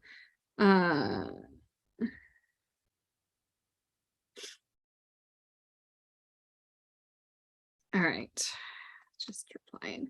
I don't tell Kim right now. Anyway, so she was asking how it's going. I said it's great. Everyone's having fun, which we are hopefully as well. All right, so let's do some winners for those of you who are on YouTube. Just to let you know, you do need to be in the Zoom or be a VIP to be entered to win some of the prizes. You can still join us on the Zoom. You just go to allaboutinkparty.com and you'll instantly get the Zoom link and you can sign straight in and come join us and party with us. Okay. So I'm going to pick the 2 Zoom winners and then I'm going to do 2 free orders and I'll do another 2 free when we get back. So you've got time to check out your carts as well.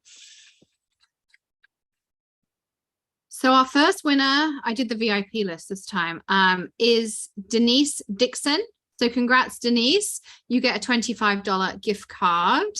And then the Zoom one's easy, so. Our second winner is Paula Williams Thomas. So yes, Paula Williams Thomas. Congratulations. All right. Is everyone having fun? I got to pull up the orders, so it's going to take me a hot second to pull those up. And then we'll have a quick break and then we get to talk about alcohol. I love alcohol inks, by the way. So I'm going to do a quick back over. We'll play on some mediums. I'll show you a few different things. I'll talk to you about different brands of alcohol ink as well. And if you have any alcohol ink questions, you can drop them down. Actually, I'm going to grab this out while I think of it. And I'm going to grab this while the orders are loading.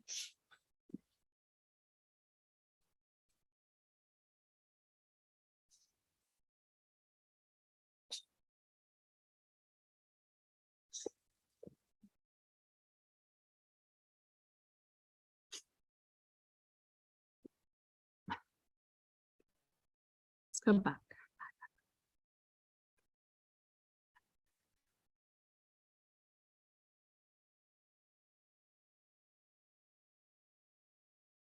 My phone's good, but it's all right. We ready for 2 free orders? You can have another chance after we have this break anyway.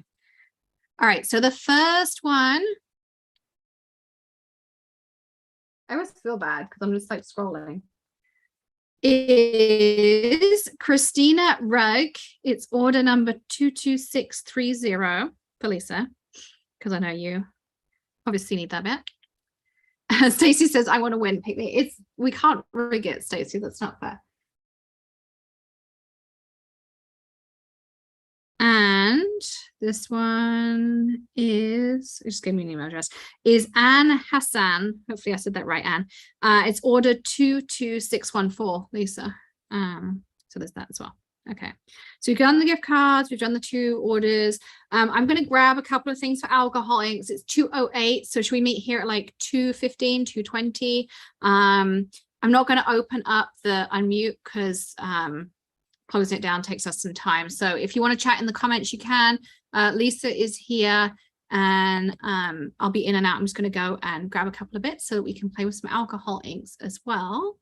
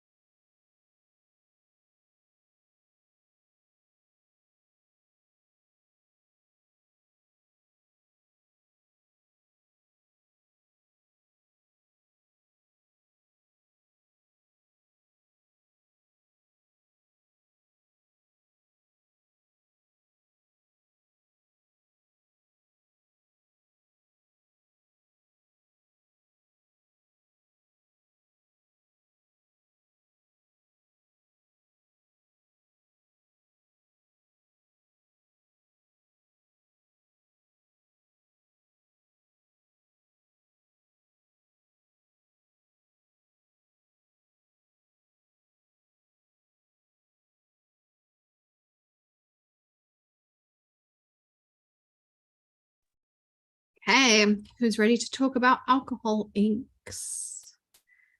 So, I love alcohol inks, and we've been looking at doing our own alcohol inks, and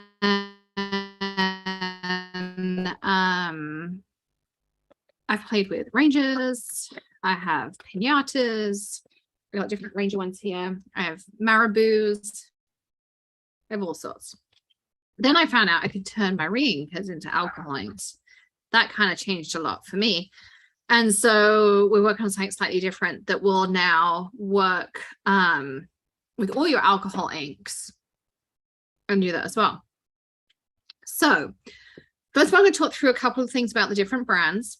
I also want to talk about the differences in the Ranger ones, because I know that's what a lot of you have got, and we also stock them. And then we're going to kind of get down into the nitty gritty of how this works as well. So I don't even want to know what the animals are doing. So here I have some of my Pinata alcohol inks. So these are from Jacquard.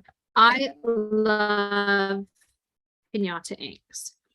But there is a secret about alcohol inks I found out when I started getting down and dirty into the chemistry of the whole thing, which I didn't know, and they don't put out into the world, and it kind of sucks that they don't put this out there, is no alcohol ink. I'm not talking about metallics. I'm talking about just the inks, whether it's Jacquard, whether it's Marabou, whether it's Ranger, whatever. They were never designed to be used neat. Everyone uses them neat.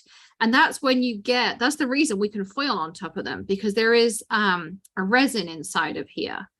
That same binder that we have in our re-inkers. And because you use it neat, there's so much of that resin and binder in there. That's what builds up and gives you that stickiness that you can foil. So if you ever wonder what it was that meant you could foil alcohol inks, it's because we're all using them wrong. If you go and watch alcohol ink artists and people like that, they all thin them down. And I'm talking like a lot. This is why we started doing the little mixing bottles. I lost where mine went. They're back here somewhere. That's why we started doing these, because I was thinning all my colors down, and I actually have bottles like this of all of my pinatas and almost all of my ranges.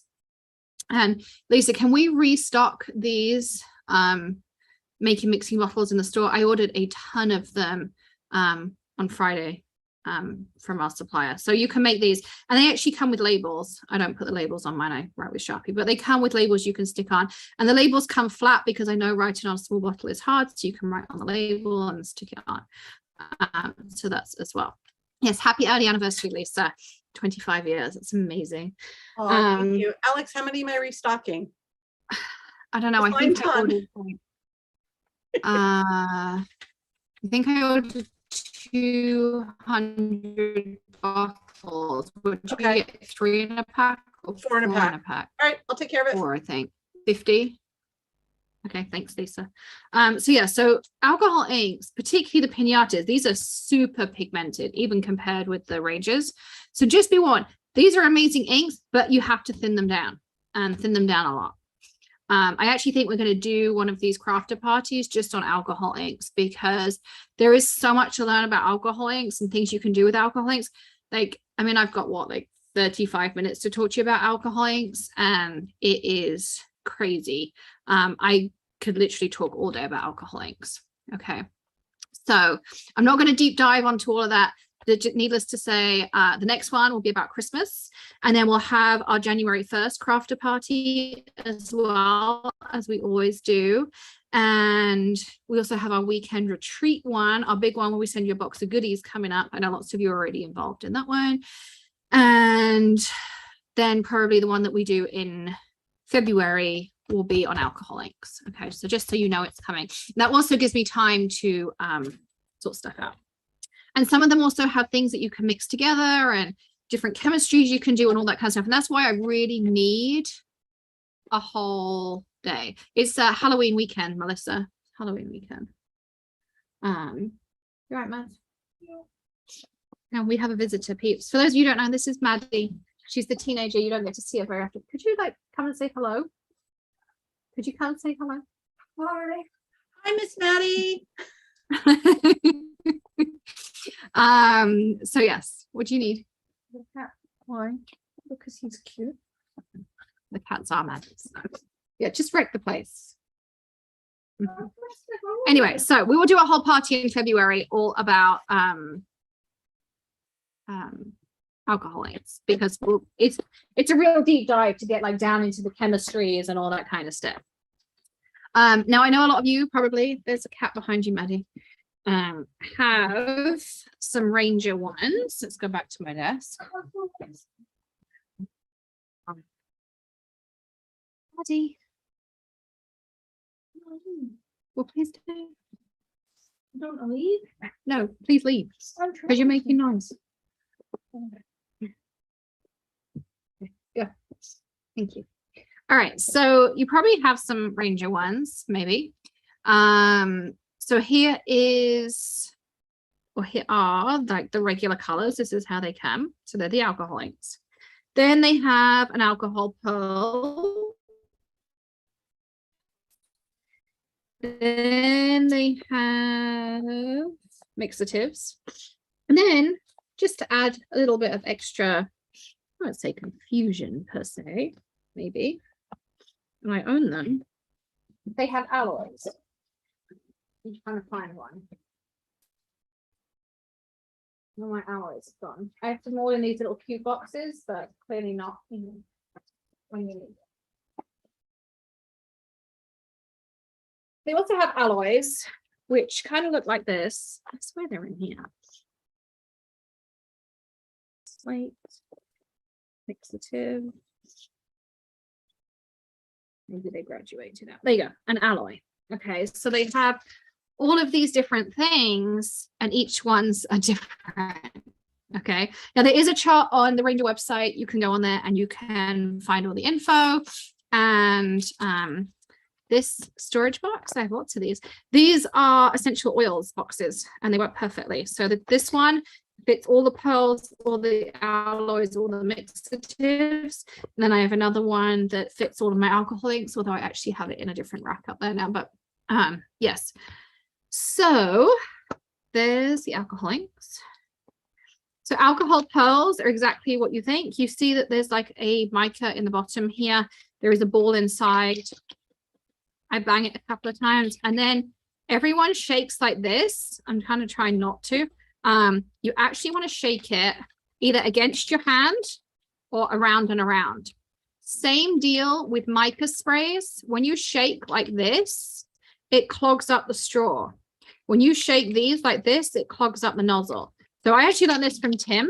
He's like, either bang it on your hand or go around and around. And he says the same with the sprays too. Oxide sprays, all of it. And you see it disperses pretty quickly. And this is now a glittery alcohol ink. Let me get a little bit of Geminio out and we can just put some down so you can see. I'm going to use the back side of it. So I'm just going to spray some alcohol down. You cannot spray alcohol blending solution. You can only spray isopropyl alcohol. I use 99%. The higher you can get, the better. I know it's not easy to find necessarily, but this is an alcohol pearl. There's my little blower on. Okay. And I'm going to do the same. I'm going to put a little bit of raspberry out.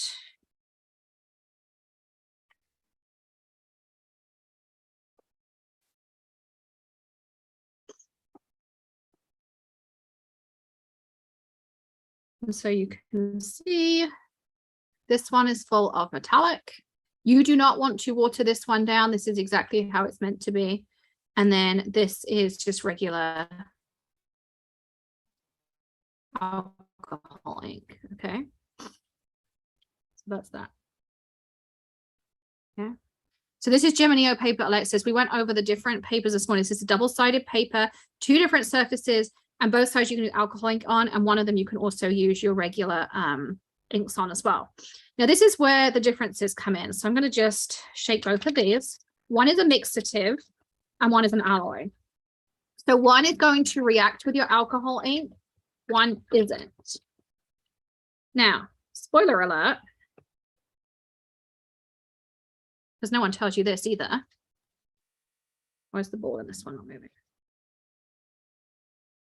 If the balls don't move, you kind of have to tap them not going down the road of what you all might be thinking right now.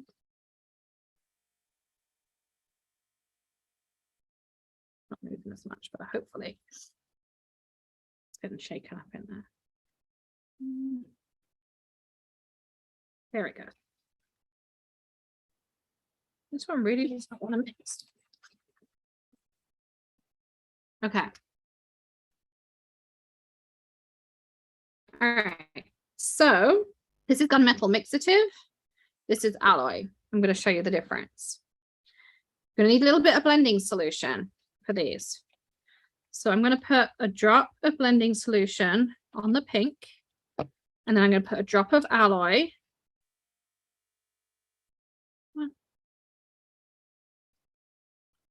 And a drop of mixative, because I want you to see the difference.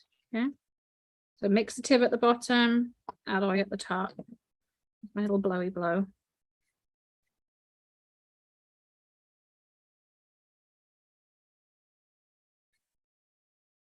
Okay, so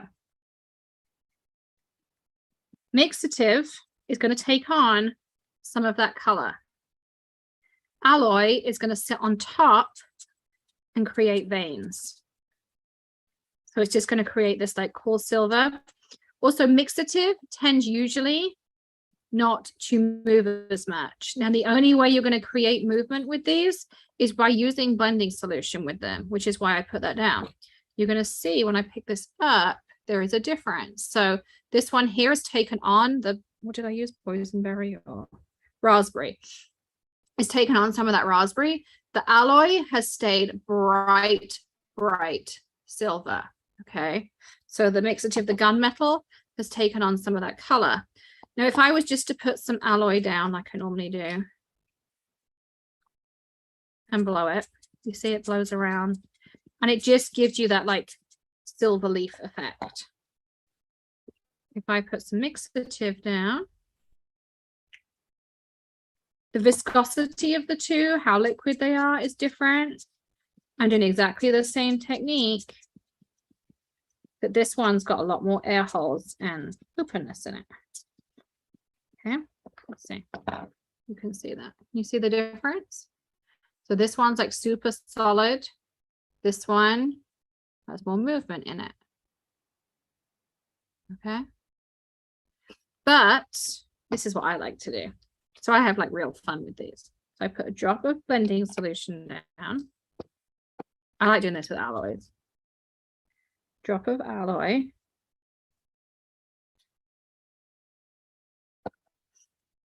A drop of blending solution.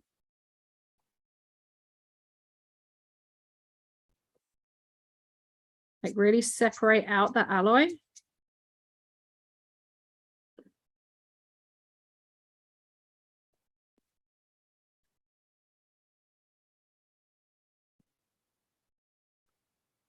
This is a lot of experimentation, by the way. Look how wispy and pretty that now looks. Okay. So you can go from this to this. Okay. Stormy night, exactly. Like make a cool background, stamp over the top with some archival ink, and it's absolutely beautiful. But look how pretty that is. You could do this on the black again. So like there's something else you can do with it. This is what the marabou inks look like. They come in these pointy tops. I'm not the biggest fan. They kind of smell a bit weird to me. And I just don't find that they react as well. If you are wanting to buy something, I say go Ranger or Pinata. Ranger have more colors. Pinata are more concentrated. You have to thin them down. They actually sell a solution to thin them down. You don't have to use blending solution as well. You can use alcohol or blending solution, but you will notice a difference whether you use blending solution or whether you use 99% alcohol, because blending solution has a binder in it the same way the inks do. It reacts differently. It binds the inks together. Like when I take my re-inkers, I usually add blending solution and a little bit of the isopropyl alcohol just to make my blending solution go further. But I want a little bit of the blending because it has that resin in. Okay, so it has that resin in as well. But you can mix and match and make your own things. You can also use Copic Zero as a blending solution. It's not quite the same, but it'll give you a different effect again. So you can do the same thing. Like, let's put this to the side for a second.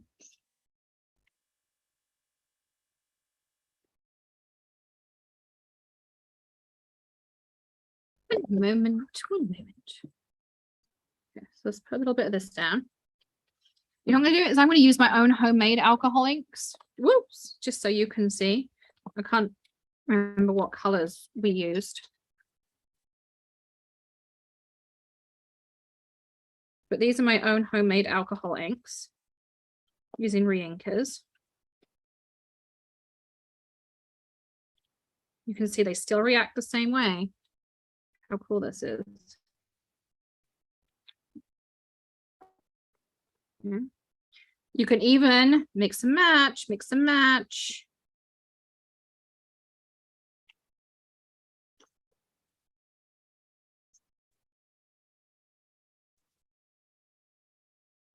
You see they all mix together.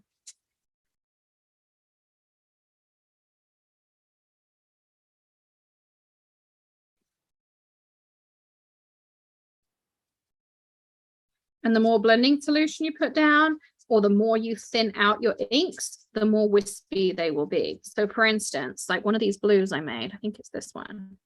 I put a lot of reinker in. I'm going to put this to the side to dry for a second. I think it's this blue. And I'll show you why sometimes I do that. So I'm spritzing some isopropyl down.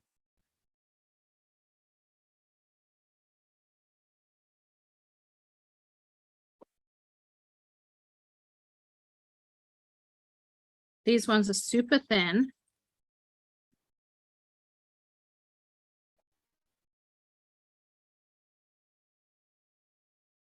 But what it means, and you can play around and have real fun, but look how soft and ethereal, and you can get, you know, these little, I love the tendrils. I don't know what the technical term is.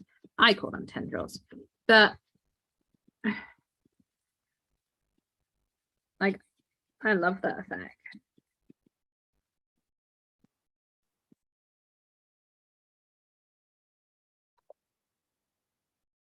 And so you can get these super wispy effects like this. And then I'm gonna dry this one off a little bit. So you see where I use the purple? I'll lift this up so you can see. This one is super thick because I used it straight from the package and it's got all of that resin in it. The other thing you can do is anytime you have alcohol, if you spritz it, it will react. And that wasn't even a full spritz. That was literally just like a small click. Look how cool that looks. Okay.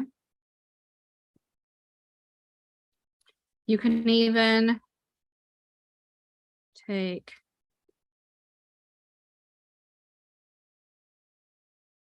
I don't even want to like squeeze it. I'm just trying to tap it. So you can take this and you can make big pools like that. Okay. So you can do all kinds of different things with it, just depending on what you then add afterwards, what you do with it. But this one's going to have all these resin pieces. Once that's like just dried off a little bit, then you can add some foil and you can add some extra color in, or you could add some alloy into that. So we could do, it's where I started this here. And I love the way it does this, like, I looked and it like starts to dissipate and dance. And then I put a bit more in the middle. You could even put a dot of alcohol ink in there. Like you could do a whole painting like this, just putting it in the middle. You see how that reacted? And then I'm just going to take my little spritzer here.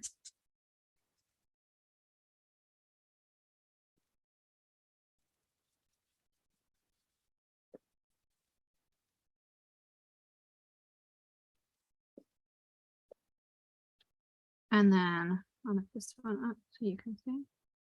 And so you can see you've now added that little bit of like silver into it too. So cool. Okay. So that's kind of like the basics of alcohol ink on paper. Kind of. All right. But I've got more. Of course I do. Couple of things. So I talked earlier that you can color stuff.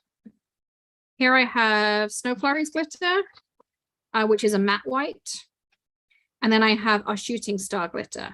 You can color glitter with alcohol ink, okay? So we can take a little bit of glitter. We need something to stir with, because I didn't pick up a paintbrush.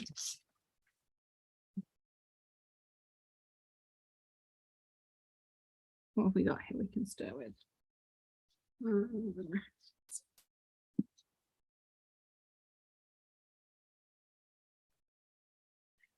Our tweezers will work.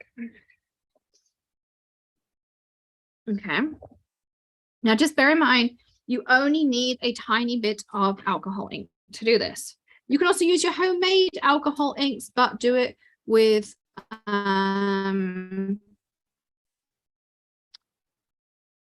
the alcohol blending solution ones. I'm going to put all these crystal jars empty, by the way, if you need them. So when you first put it in, it's just going to look clumpy and dry, and you're going to think, oh my God, I just ruined my glitter. Just bear with me. Just keep stirring. And it'll all look, you know, when you make a cake and it's really dry and you're like, oh, I need to add maybe like some milk or some water or something. The pastry is too dry. That's exactly what it's going to feel like, look like. But you're just going to keep stirring. And all that alcohol is going to evaporate off as you're stirring. And it's going to go back to being powdery glitter. I probably could have got away with 2 drops. But just keep whisking, whisking, whisking.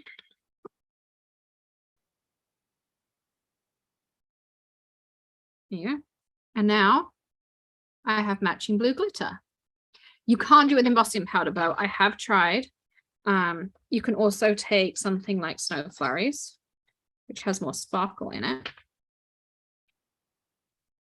Now, of course, if I put it in before I put the blue in, my sparkly one would become a blue sparkly glitter.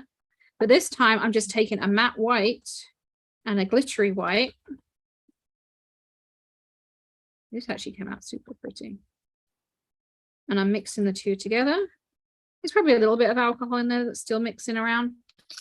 But look how cool that looks. Kind of reminds me of the embossing powder we've got. I'm going to use some black so you can really see it. I'm going to tip it out on here. Yeah. So there is my own custom sparkly blue glitter. You cannot do it with embossing powder, no. I've tried. There is a product out there, but it's pretty hit and miss. I wouldn't recommend it to color embossing powders, but yeah, not really a thing. But there is how to make your own custom glitters, though. Isn't that cool? You can also, if you take some of the double-sided red tape, put down Snow Flurries or Snowy Day glitter, then you can paint with your alcohol ink on top and make a rainbow. You can do like a really cool ombre or different colors or a rainbow or any of those kinds of things as well. Alcohol ink will change the color of any glitter, okay?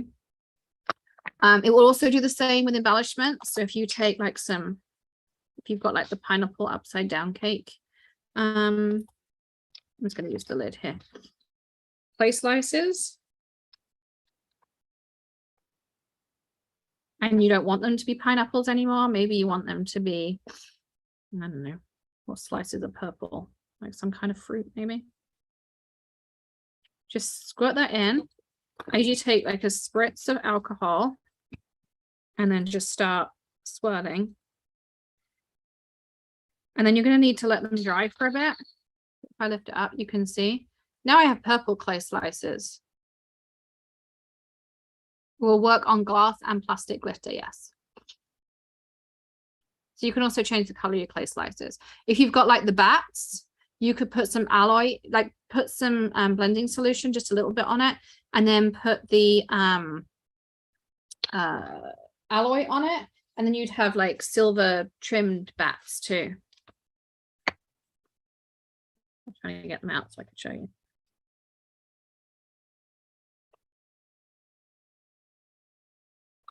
I am the mad scientist. For those you don't know, my undergrad was engineering, so.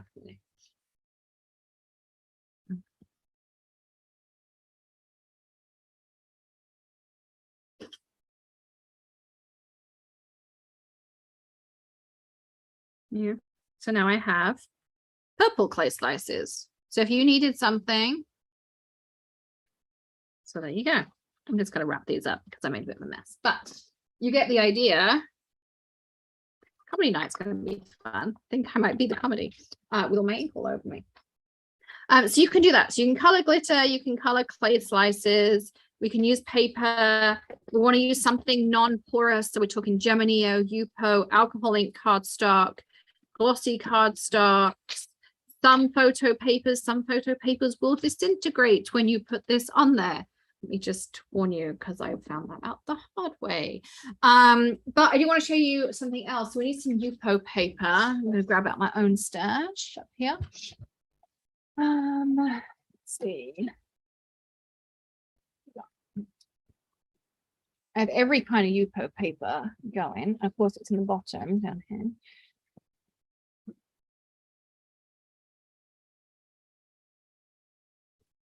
See, we got.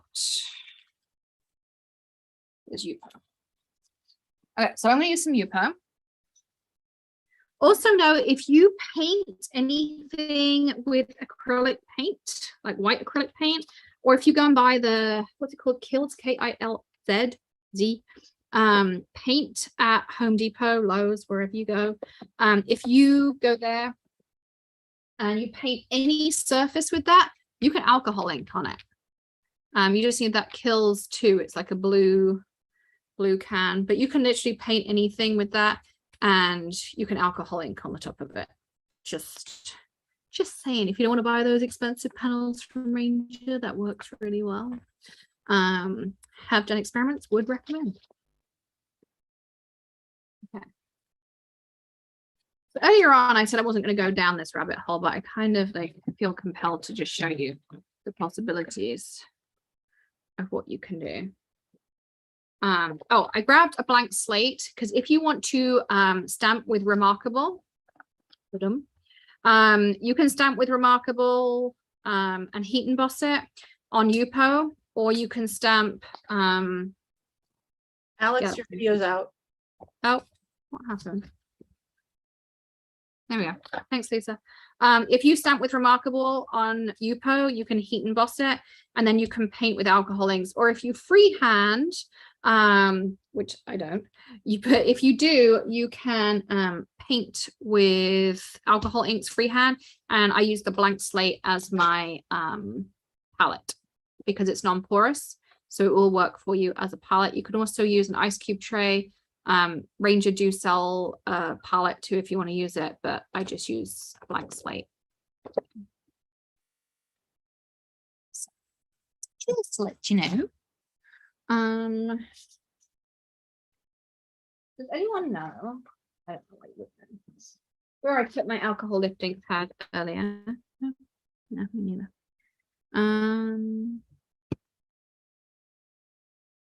I'll just put it in front of me.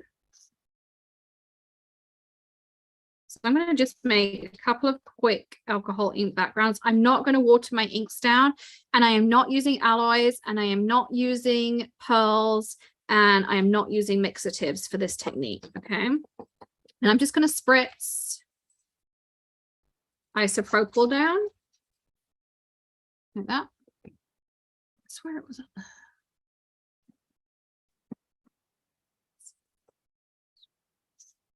And we're going to throw down a little bit of color.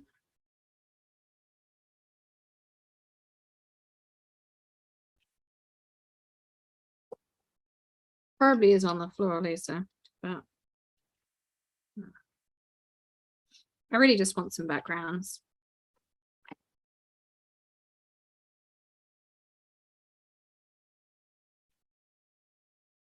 And I'm going to throw in a bit of blending solution because it's going to give me a different effect on top. And then we're going to use our little blower.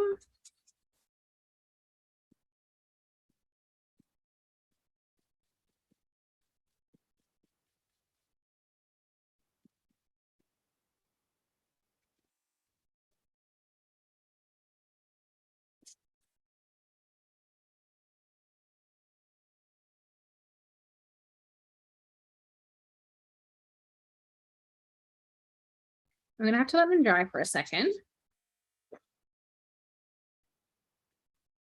And at this point, I'm not adding any foil or really anything. I just want a background.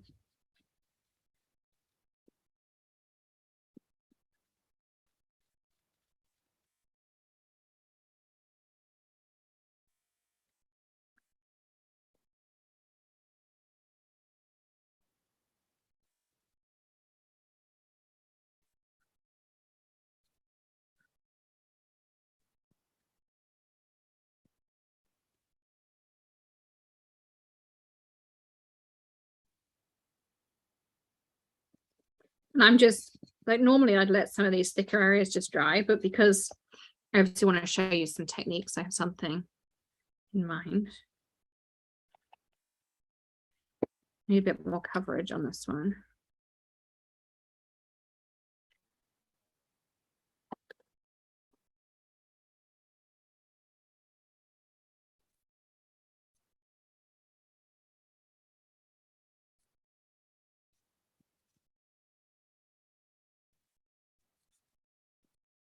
Can I just say I love how many of us have FOMO? Like when we go, I was looking at the orders at lunchtime and so many of you had ordered the gotta have it all bundle. Like, I love the fact I'm not the only one with FOMO who does this. Like, has to order a whole release. And I'd still order from all sorts of companies. All right, we're just gonna give it a second to ruminate and dry. Also gives me a second to see.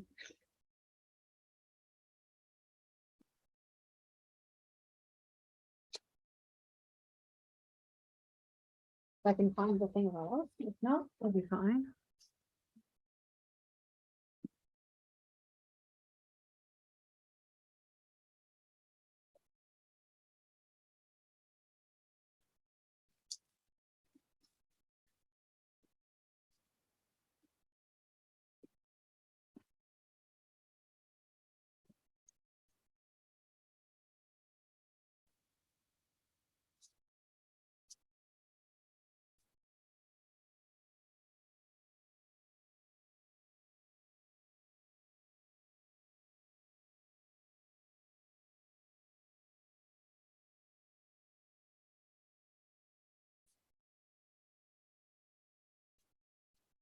So I went to grab kitchen towel and all of my lamps are on the floor.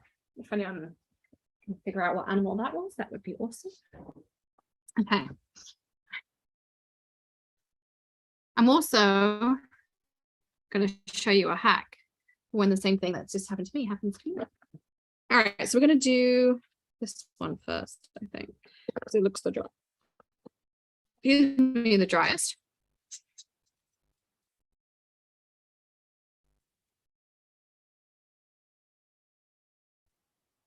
And you want to choose a stencil. What we got many already. I'm going to use this one. This is a Christmas quilt. Isn't it pretty? It actually comes in a bigger panel, but this is my little tester. So we're going to use this one. I'm going to take some kitchen towel. Now you can use one of these, but I actually like using my kitchen towel as part of this as well. So we'll start off. Bear in mind, you want one of these just for lift ink. Okay. So I'm going to take some lift ink, re-inker onto my thing.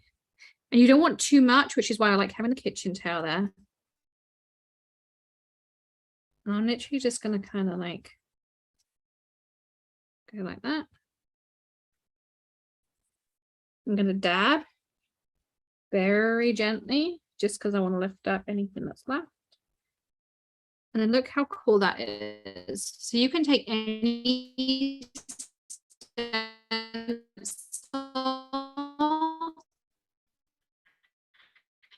and use in the, you can also just put it on the edge of a kitchen towel and blot, but just, I find the foamy does help a little bit. Okay, look how cool that is. Right. And then you just clean this off with a spritz of isopropyl alcohol, which will take the alcohol ink off for you.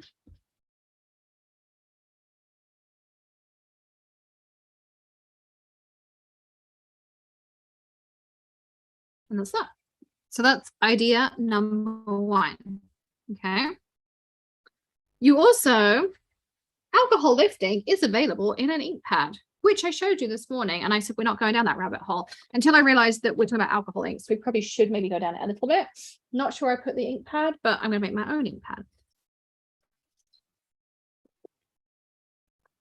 Because also, maybe you only have the re-inker. You can do the same technique. Okay. Same way. And I'm going to use the new dictionary page stamp, which if you were in the crafter party, this was in your box. We just had so many people ask for it that we have released it. So don't worry about the fact that there is a little bit of purple on here. It's fine. I just need a little bit more ink. Okay.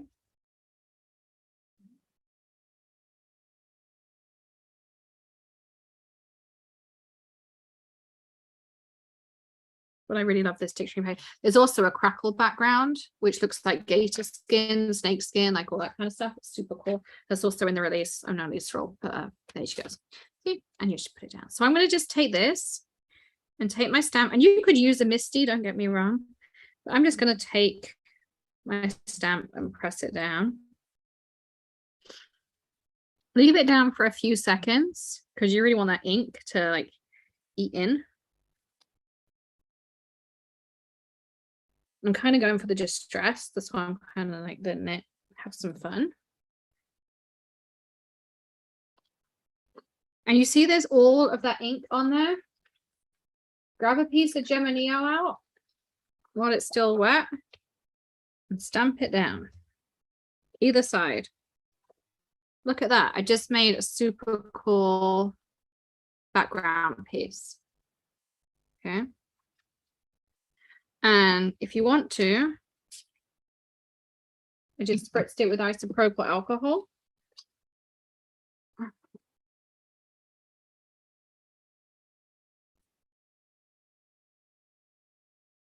Okay, I'll talk about that in a second, JK, because we're coming to the end of alcohol ink.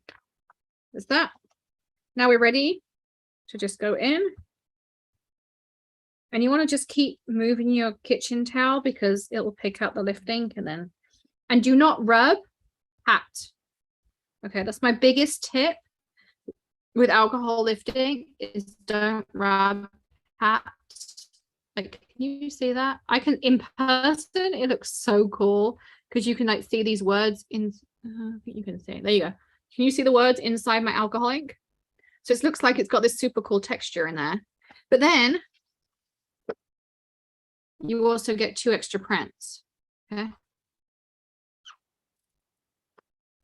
So that's another thing you can do with alcohol inks. You also, you know how I showed you with the watercolor stamp set and I showed you with the re-inkers? You can do the same with alcohol inks. You just spritz isopropyl alcohol on rather than water. Just to let you know. To clean it, this is why I like rubber stamps in particular with this technique because they can stand up, put a little bit of isopropyl alcohol on them. I just, oh, there's a lot of alcohol around here. Well ventilated place, obviously, please follow all safety precautions on the back. And, you know, that overrides anything I say. And then I just use my microfiber, clean it up.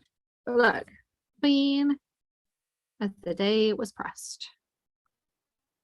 Just like that. Okay.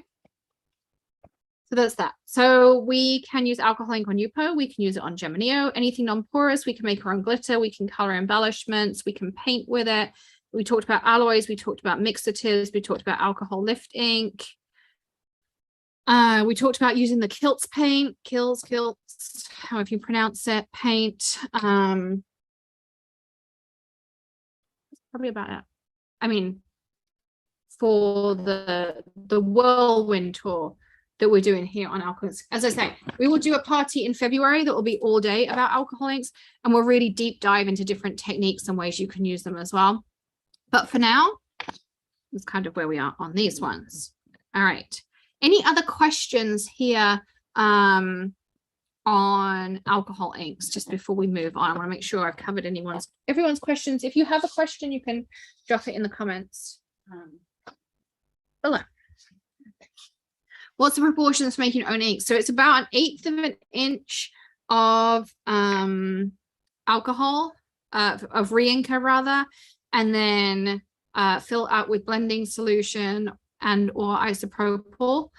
And obviously the more re-ink you put in, the stronger the color. So you can just kind of play around with what you like and things like that. Ink bundle discount. So yeah, the 45 ink pads and the 45 re-inkers, that's only going to be today. And you can use your 15% VIP code on it as well if you've got one. And we will take that down at midnight. Okay, so just so you know. Excuse me. The VIP option will also come down at midnight. So you need to sign up to be a VIP by midnight as well. That's that. Let's see.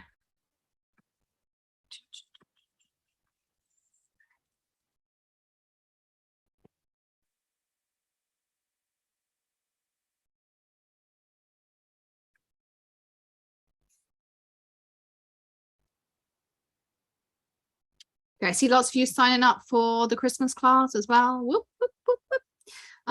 So, all right. So somebody asked about this crafter party box. So we have a couple of different crafter parties. Next year, we might split the names up a little bit differently. It's just because we've added the 1 days in this year. But what we have is a weekend retreat. So there's one more left this year. It's Halloween weekend.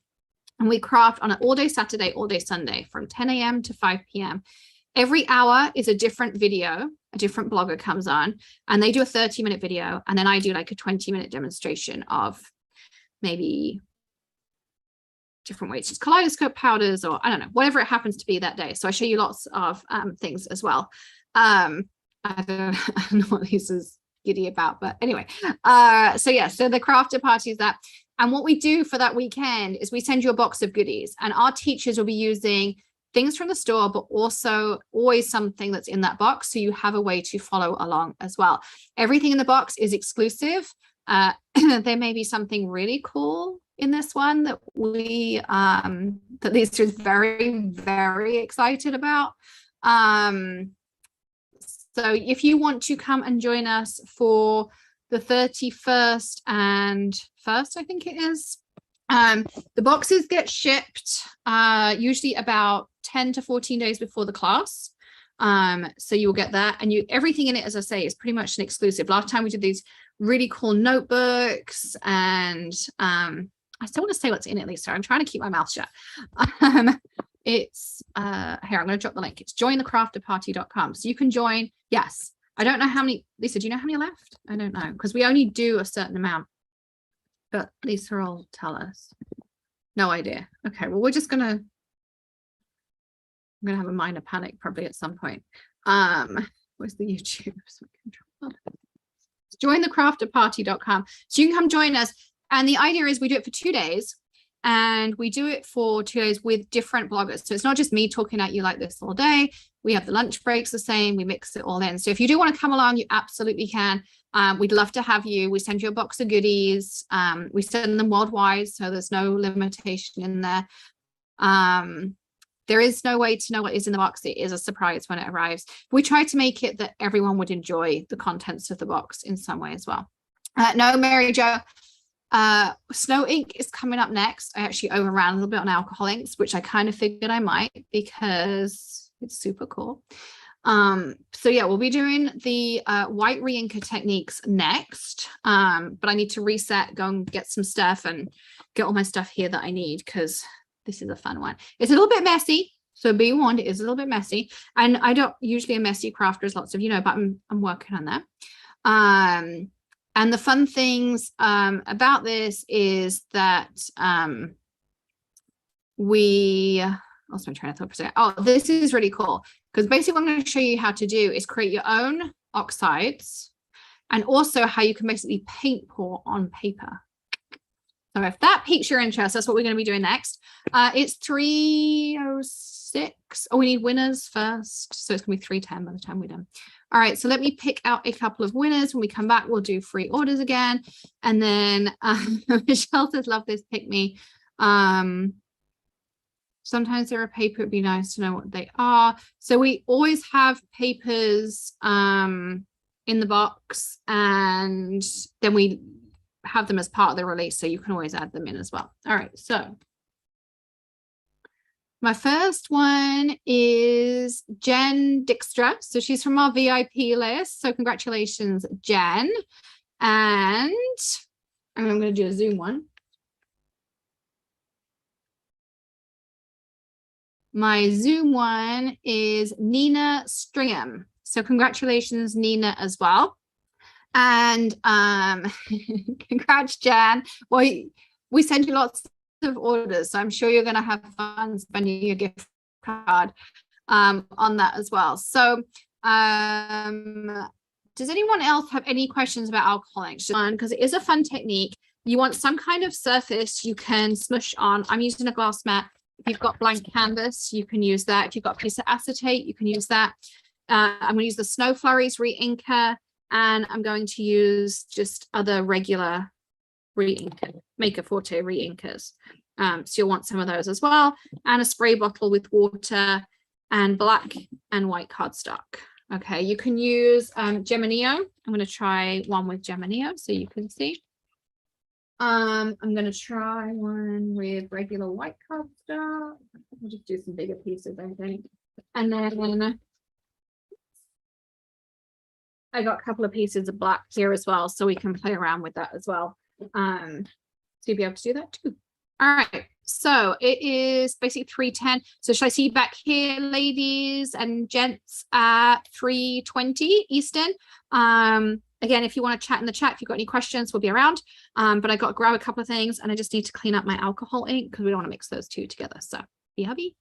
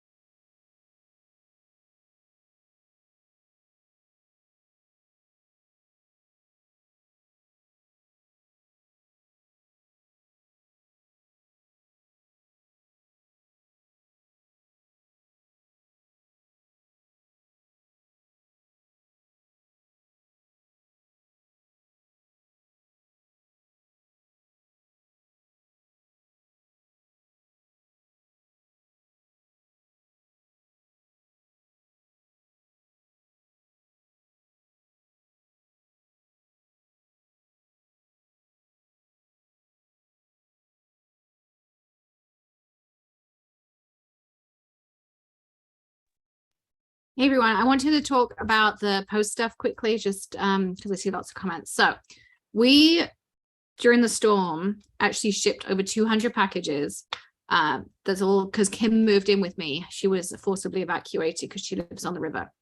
So we shipped packages, and as of last night, we were down to like double digits of orders outstanding, just like the Lift Your Spirits ones and stuff like that. So we did all of that. But the thing is, UPS, obviously, we're like 30 minutes from Fort Myers and about 45 minutes from Naples, those kinds of things, and they're heavily impacted. And Fort Myers and Tampa are two major like depots. So even though UPS are picking up all the packages and you get a shipping notification when I generate a label here, then that's the one thing I just want to let you know. So you get a shipping notification when a label is generated. UPS either pick up the same day or the next day, just depending what time of the day it is. And then that's what kind of happens. So then it's just in the hands of USPS. So hopefully they're getting back to normal, but I just, you know, I've got two friends in Naples who lost their houses completely. Here there is like more linemen than I know what to do with, construction workers, like our local dive bar that's usually like on a Friday night, it's dead. I go and play pool with my 8-year-old pool partner. Like it is heaving. There are people everywhere. It's constantly busy. So it's kind of crazy. So just to let you know, we are shipping. Everything was shipped out up to date. It's the hands of USPS, and obviously they are national, global, all that stuff. So, you know, just to give you a heads up. So we're shipping, we're on time right now. We were doing really good, but we are in the hands of the post office. So just kind of where we are, unfortunately. So Mary Jo said, are all the pad foams the same as the Remarkable? Yes, they are all silicone foam as well. Yeah, and sometimes like we had someone who we'd ship the package on the 20th of September, which is obviously pre-storm, and then it literally nothing happened, and then it goes out for delivery. So it didn't get scanned on any of its things. And I think that literally is just maybe because of what's going on with disruption and things, because it didn't just hit us, it then hit further up the coast and things as well. So yeah, this is kind of where we are. So bear with us. We're doing our best. We ship it out, then it's in the hands of the post office. And honestly, there's nothing we can do once we give it to them. It's just kind of where it goes. And you know, that's it as well. But yeah, they are all still turning up. It's just taking a little bit longer than any of us would like. Unfortunately, we're not Amazon. We can't just, you know, have our own delivery network and whatever. So that's where that is. And I also want to let you know, if you ordered an advent calendar, okay, you are going to see a label generated for it on probably Monday, Tuesday. It is not shipping Monday, Tuesday. It's not going to ship to you until November. But I don't know whether we'll generate the labels or just fulfill it. But you will see that order close down, just because otherwise every time we go to print orders, those orders print and print and print, and that doesn't help. The team here keep on top of stuff. So just to let you know, if you ordered an advent calendar, it's going to show as fulfilled as of early next week, but it will not ship to you until November. So I just want to put that out there as well. Fairy floss is this. It's a polyester special fiber. You can make paper with it, you can adhere it to stuff, and you put it through the laminator. This is a special kind. You put it out on parchment and put it through the laminator. It's something we'll cover probably in the crafted party again, probably in the Christmas one, because I have some Christmassy colors coming out. Okay. Yes. And nobody else knows about advent calendar. So if they sell out before the end of this live, we won't be emailing out to anyone. If there's 1 or 2 left, I will send out an email probably early next week. The advent calendars are out. I think as when Lisa last looked, there was maybe 3 left. So I don't know. We'll see. One. One, maybe. One is well, left. But does that count the ones that are in people's carts that aren't checked out though? Probably too. I don't know. Yeah. So if you haven't checked out your advent calendar, you might want to just say, because it does reserve it, I think, for an hour and then it drops off again. So just saying. let's see, what's the difference between the turtley cloth and the microfiber cloth? So the turtley cloth, I think currently is out of stock because we're waiting for some more to come in. But it's a biodegradable, it has a scrubby side. It's kind of like, it's a version of like the stamp chamois, but it doesn't smell. It's completely natural. It's biodegradable, compostable, and doesn't get that like musty mildew smell. You can just leave it out.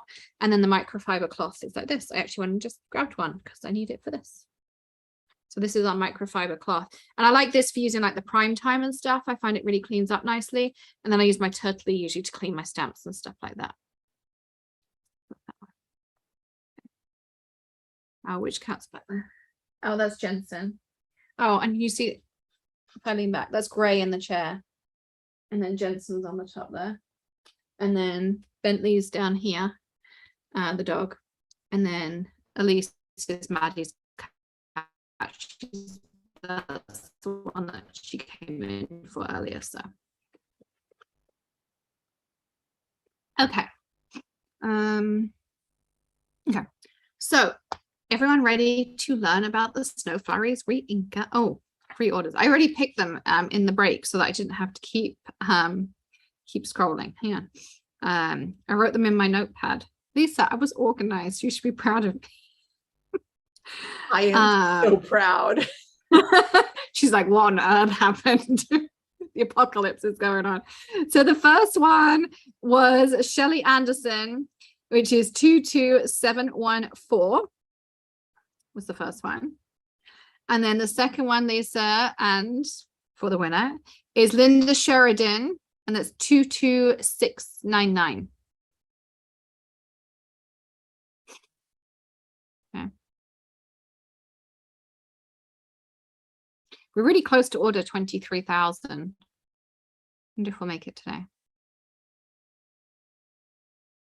Whoever is order 23,000, I'm going to give you $100 Maker Forte gift card. So there's your incentive to get to 23,000, because I think that would just be really cool to see that. And I'll do something else. At 25,000, we'll do $250. So, okay. So Snow Flurries, we talked earlier this morning. Here, let me flip down again with my Coke so I don't spill it everywhere. I am losing my voice, so bear with me. You probably all have brain overload too, so I apologize for that. I'm glad that you're getting a wrap up PDF. Lots of you. Oh, and who signed up for the holiday crafter party on the 13th of November? Because I see there's lots of you are on here who haven't signed up yet.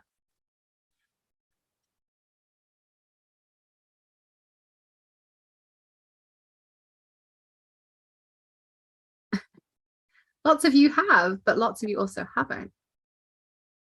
See, I can see how many people have signed up, and I can see how many people are on the Zoom. So if you sign up, yes, it's free, Stacy. Here, I'll drop a link for you. Hang on. I have to go back here. Yep, I'm getting a link. Hang on. I can't copy and paste that fast. If you are VIPs, and you do, I'm putting it in YouTube too tomorrow. If you do VIPs and you do it by the end of today, midnight tonight, we'll do the cutoff. Midnight EST, because I'm on EST. Sorry, Melissa. I know you're not. Sorry, Alicia. But if you do it by midnight EST, then I will send you an extra $10 gift card as well. So I always do something fun if you sign up on the day. You all know that. So sweet, yay. Yeah, I think VIP is worth it. We tried to make it something that's really worth it. We tried to give you more back than you pay for it as well. And you know, you get the PDF, you get the lifetime access, you get extra gift cards, you get extra savings. And if you buy anything during the party, then you can more than make back everything you spent anyway too. So all right, so let's talk about the Snow Flurries re-inker. This thing is super cool. So we talked about this morning that Snow Flurries ink is a pigment ink. Okay, it is still as in a re-inker form. it's still water reactive to a degree. And we played around with this. I think it was at the last crafter party we discovered this technique. So some of you have seen some of this, but it should be a fun refresher because we had so much fun. I think we played for like nearly an hour once we found out the stuff you could do with this, and we had like a ton of fun. VIP discount code is too many letters and does not work. Sure, if you message Lisa, she'll help because it's not that long. Yeah, so we played around with this. So Lisa goes, it was awesome in caps. It really was. It was one of those things where we just did an experiment. And I was like, I wonder if this will work. And we did, and it looked freaking amazing. So there are a few different ways you can do this technique. And by a few, I mean, obviously a lot. We played around with doing this technique with reinkers, which is another reason why we just did the reinker bundle. You can get all 45 reinkers, and it includes the Snow Flurries reinker. Or you can, but you cannot do this with alcohol ink. We tried the blending solution with isopropyl alcohol. It just didn't work. You have to use a water-based, and we found that this was best. Okay, so we did all the hard work there for you as well. Please post the link for the holiday party. There you go. Yes, you can add VIP on later. It is on an early bird discount right now, but yes, you'll be able to add it on later. So we're going to start off with just doing it the basic way. So I'm going to take regular cardstock. This is our regular 110 pounds. Lisa will be right there. You go. So I'm going to give this a shake. Remember, this is a pigment re-inker. There is something water-based in the top. I don't know the exact chemistry. That's someone else's job. I'm not a chemist, I'm an engineer. And then there is pigment, and that will settle in the bottom. And it is thick, okay? It is thick. So give it a second, give it a good shake. If you don't want to do that, someone said earlier, roll it on the table. I thought that was kind of a neat idea. I've never heard that before, but I bet it works really well. So we'll do that, because sometimes I don't need to do an arms workout on top of my regular workout.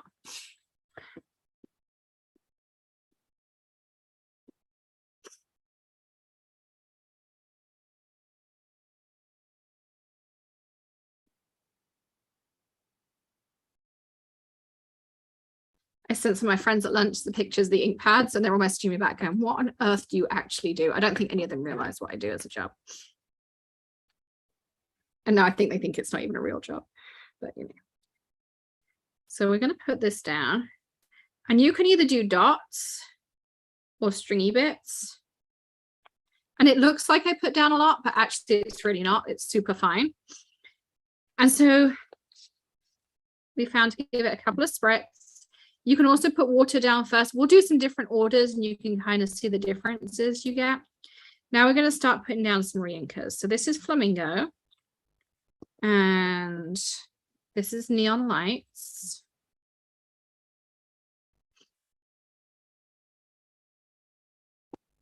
And this is Purple Rain.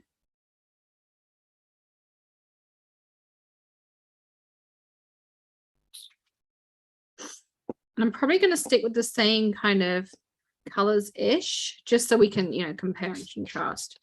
Then we're going to add some more water in. And if you want to, you can use your blower to move stuff around.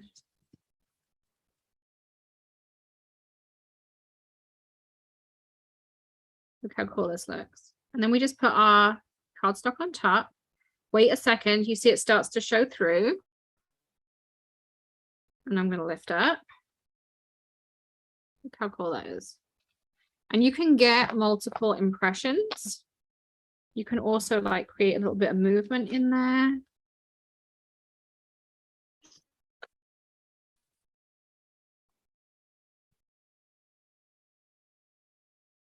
Okay. So that's just like the basic way.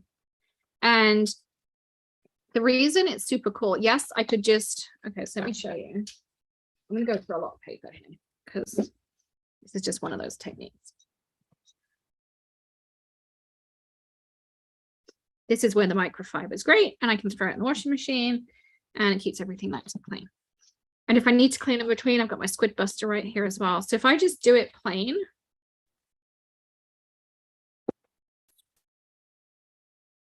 yeah, this is just the Tim Holtz glass mat.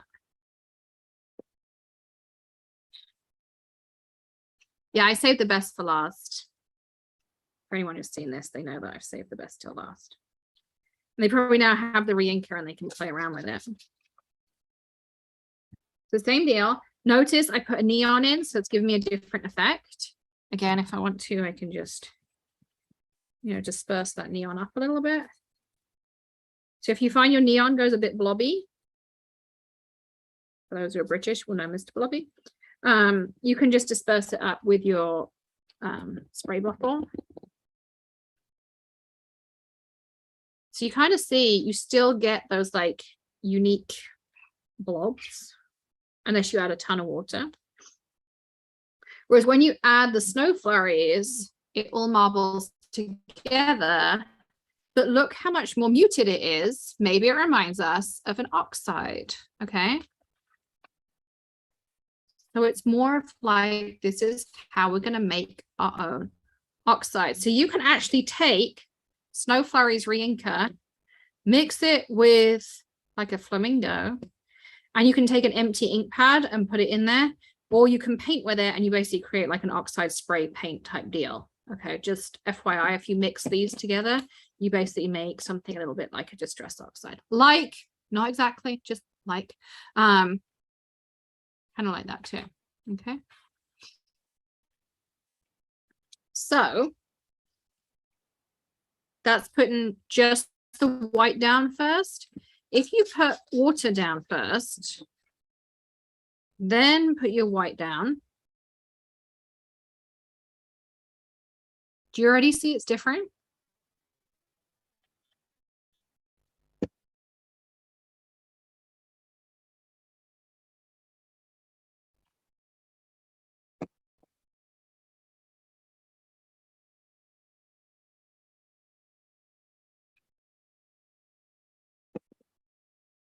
Just kind of keeping it a little bit quiet too.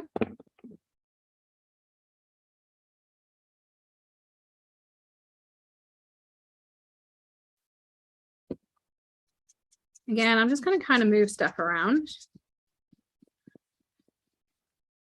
I'm going to stick with white cardstock for a minute, and then we'll move on to other stuff. Look how cool that looks. Or really water it out.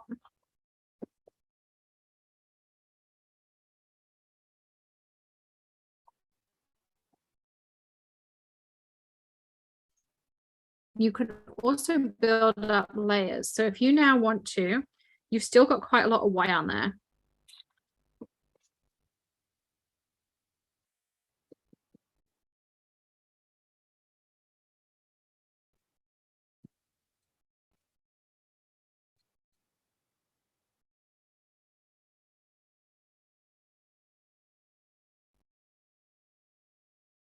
Don't be afraid to add some movement in. And there's something about adding the white that means you can layer colors that would normally make mud. I don't know what it is about the white that does it, but colors like this pink and this blue moon usually go a little bit like greeny brown just because of the way they muddle together. Whereas when I add the white, it creates this. So it looks like alcohol ink backgrounds. Like this one to me looks really alcohol inky, but it's on regular cardstock. And you know, regular cardstock's way cheaper than using alcohol ink stuff. Okay. But we can keep going. Linda remembers Mr. Blobby. Yeah.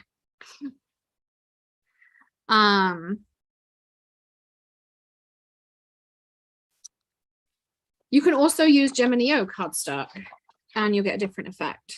So I like putting water down first. It's just the way I like the effect to go.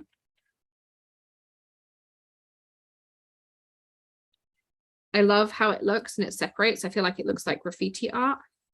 You can also kind of just have fun and move it around now. And basically what's happening is the pigment and the water-based solution it's suspended in, that's all I know. That's literally the extent of my knowledge, is separating. So the pigment is staying there. And what this reminds me of, if any of you did paint pouring when it was super trendy, this kind of reminds me of that look. Okay. And I'm going to just, you see how the water just helps you break it all up too, because all this wants to move. This is Geminio paper. I'm using the glossy side, not the matte side.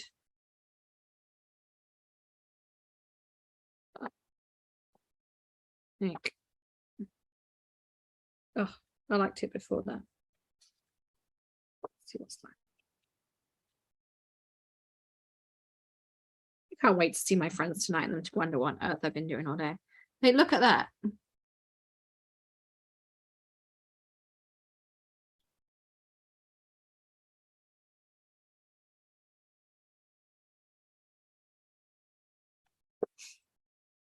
I'm going to put these up here to dry because they'll take a hot minute.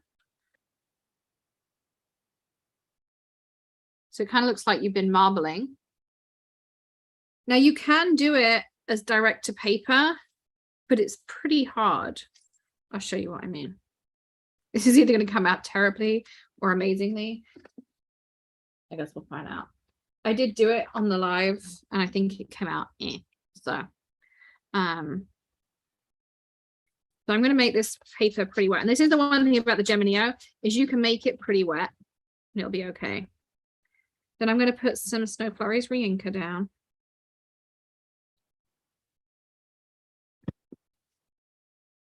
I'm going to spray again. I'm actually going to try this a slightly different way to how we did it last time. Now I'm going to put our re-inkers on top. I mean, look at that. How cool is that?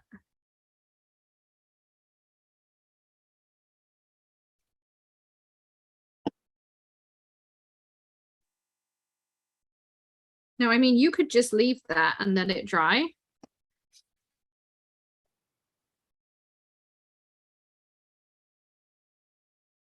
Geminio is not great at being heat stable, so I would almost let it just dry on its own.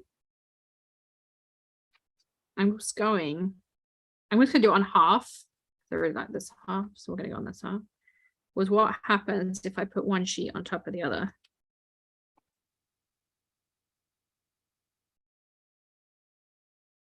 Kind of cool. Just what's the worst that can happen?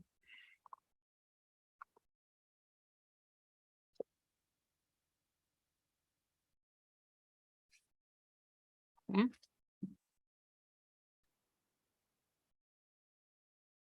So I think this is a pretty cool technique. And it will dry on the Geminio paper. It's just going to take a little bit of time because you've got to wait for that water to evaporate. Just FYI. Or if you're not very patient, I don't know what happens if we try and pick some of this color up with kitchen towel. I haven't tried that one. Let's see. What do we think?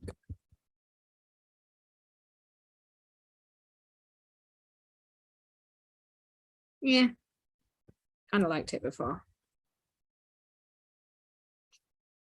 It's also kind of cool with the sketch in the background. I guess if you're artistic, you could do some kind of pattern in the background. Okay. This is stuck down now. Try and pick it up. Come on. There we go.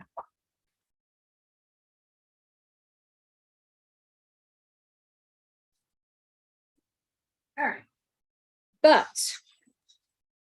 this was where we got adventurous, and yeah, they wash up great. I throw some bleach in with mine and it comes out great. And these are all water-based things. I mean, it's not going to come out perfectly, but look how pretty my towel now looks. I mean, you know, maybe I should tie-dye it. So the next thing we went on our little Snow Flurry spree. Water.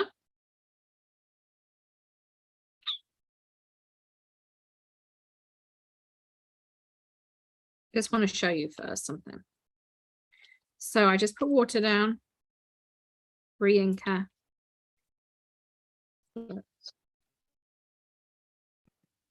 Black cardstock. Okay. And nothing happens. So I just want to give you a baseline. Okay. So you do this technique and we emit the snow flurries. This is our baseline. Okay. Just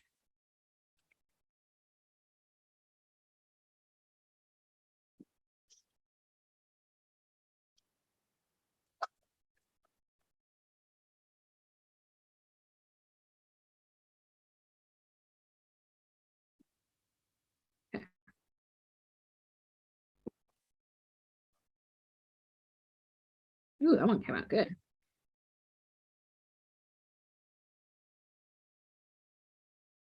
Bear in mind, this is the same re-inker I was using at the last crafter party and it's still going. So if you're thinking like I'm using up a ton of ink, I'm really not.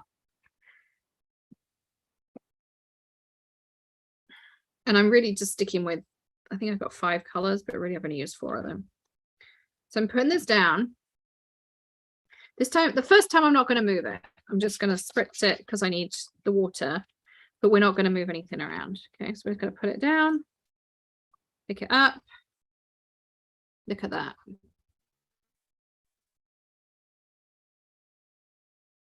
That might actually be my favorite one so far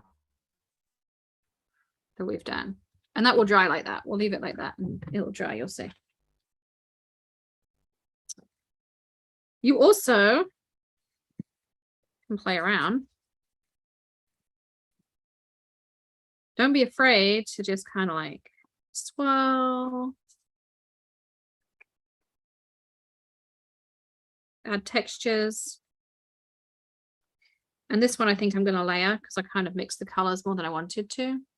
But we'll layer something on top of that in a minute. Actually, what happens if we spritz? Now we've got this on here.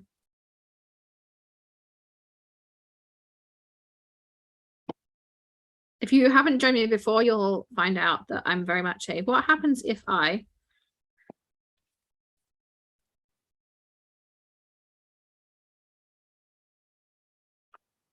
and some of those what happens if I's are good, but we had some earlier that were kind of good. And some kind of go a little bit meh. That's kind of dark, not a fan. That's okay. Just cardstock. I can use the other side of it. Look how this one's drying up, like a stormy day. Imagine using that in the back of a thing. If you throw in a little bit of kaleidoscope powder, this would be all shimmery too. Just put it out there. If you sprinkle a little bit of kaleidoscope powder in here, we still have quite a lot of white down.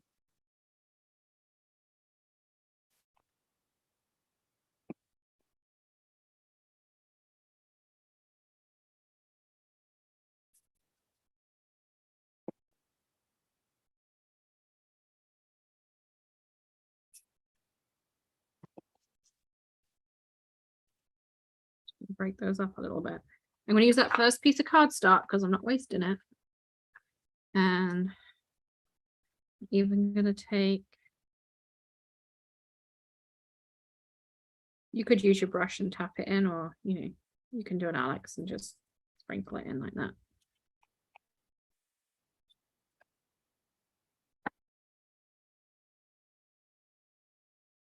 If you spritz some water, it'll break itself up.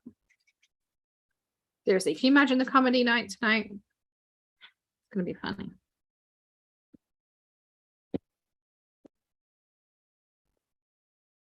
Yeah, it kind of looks like the Northern Lights, but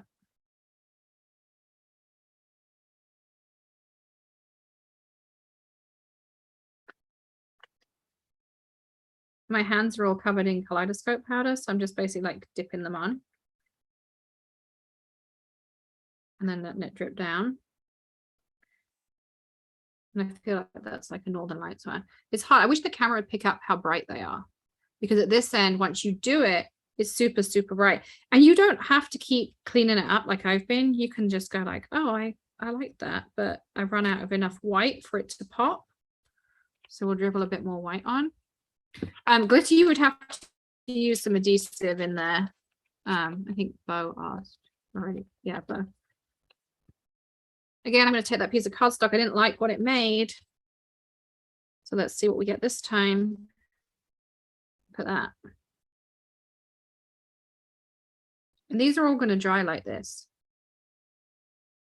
Wow. Look at how you can move. So this is why I called it paint pouring on paper, because if you ever paint poured, you know you can kind of like manipulate it and have fun with it. And you can absolutely do the same thing with this, like this. Like I just want to now hold this till it's dry. If you don't have the Ranger heat gun, you just have a regular heat gun, we're going to dry it like this.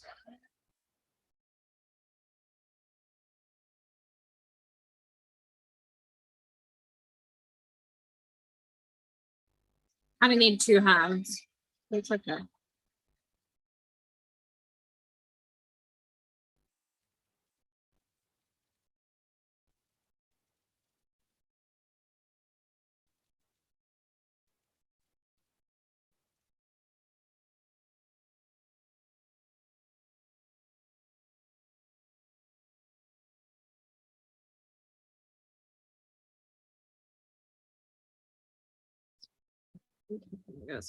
But you can see how it dries with all that as well. Now, another way we discovered you could do this, and this is the fun thing, is you just sit and play. Like you can also use all that ink up. You don't have to just wipe it out like that.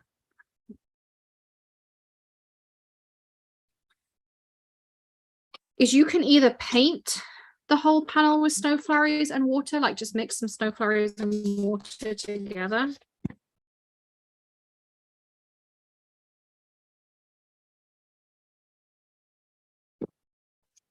And I don't want messages from husbands being like, what on earth did you teach my wife to do? Now all I see is white ink everywhere, because, you know.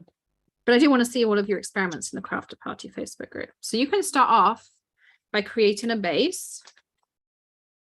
Just kind of having fun with it. Use that what's here.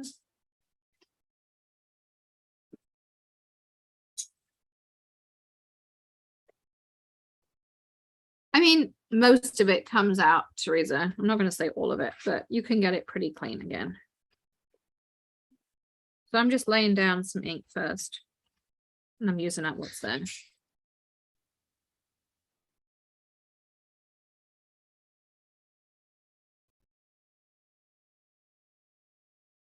Like even just that, maybe use then like take root on top, or use some of the ocean stamps on top, or, you know, like create something like moody. Right. So let's just dry these off just a smidge because they need to be dry.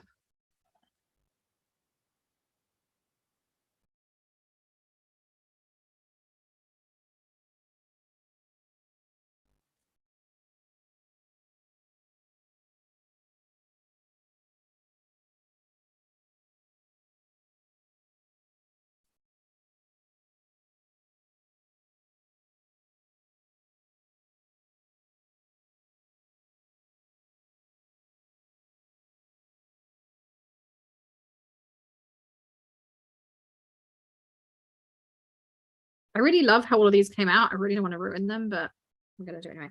Look how shimmery that is. Now it's all dry. I like this one.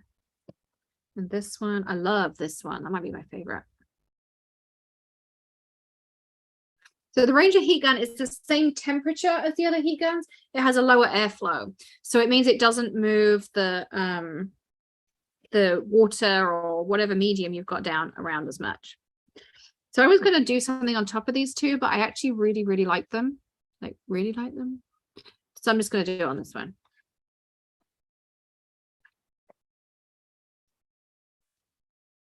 Okay.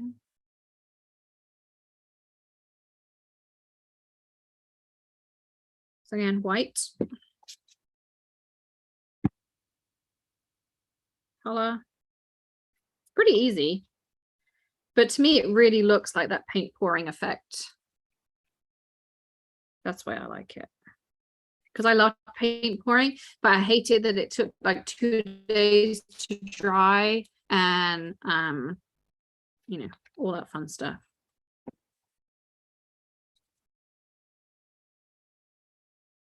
I don't know what this one's gonna look like.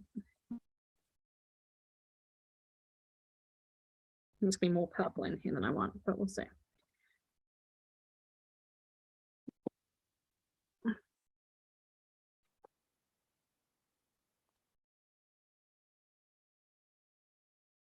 So because I already had a foundation down, those colors pop even more. So if you do a white foundation and then you do the same technique on top, kind of like that bit, and kind of like that bit. There we go. You see how much stronger it looks? And when you dry, it does change color when you dry.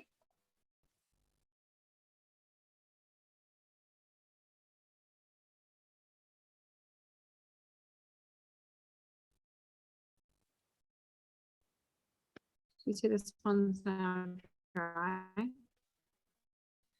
So it does lighten up a little bit. Once you dry, it goes more pastel-y. But also try it on before the storm cardstock. It will look different. Try it on sugar plum. It will look different. Every time you try a different color cardstock, you could do it on like scrunchy, anything that's bright, like Independence, any of those cardstocks. And as I say, literally depending on the color of the cardstock and whether you put a white layer down first, just play around with it. Honestly, it's so much fun to do. And you can add some to your sprays and your paints, and it will turn them into an oxidized look. So you don't necessarily have to go out and buy an oxide reinker or whatever for something.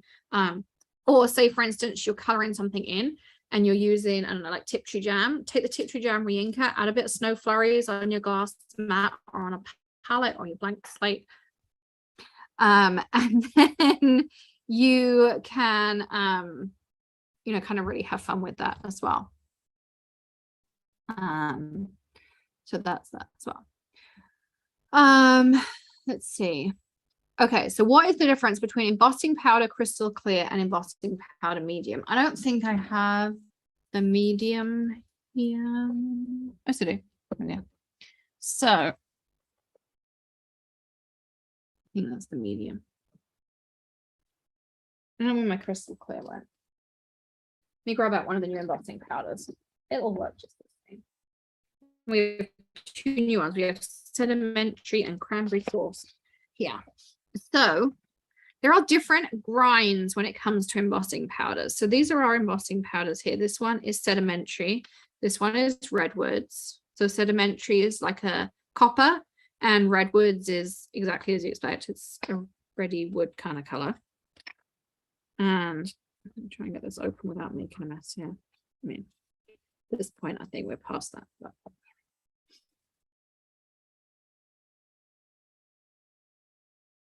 Okay.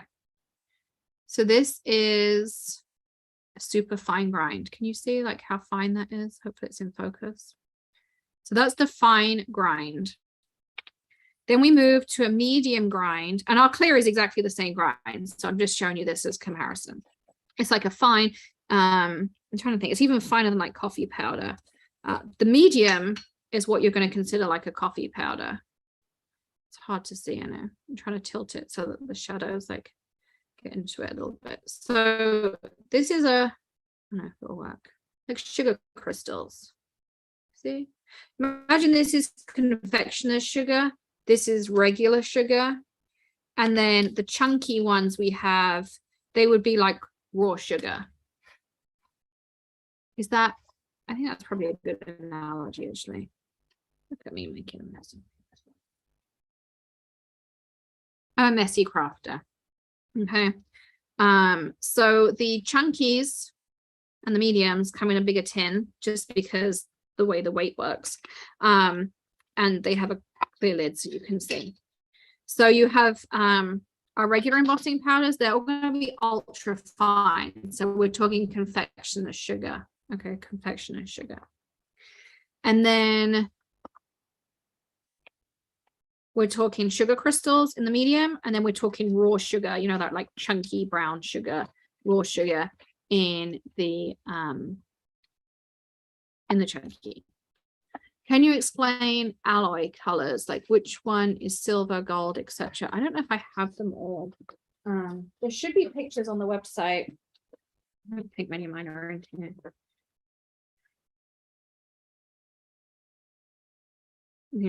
Yeah. I don't know what most of mine have got. So I would say, Mary Jo, if we, see if I can find you a link.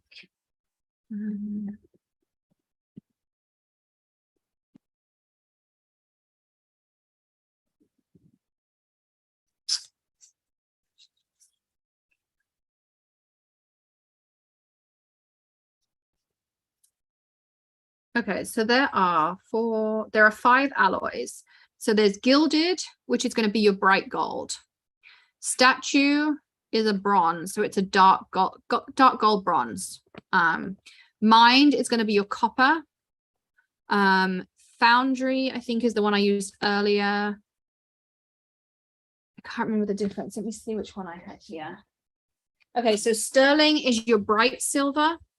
And then foundry is going to be your more dull silver. Okay.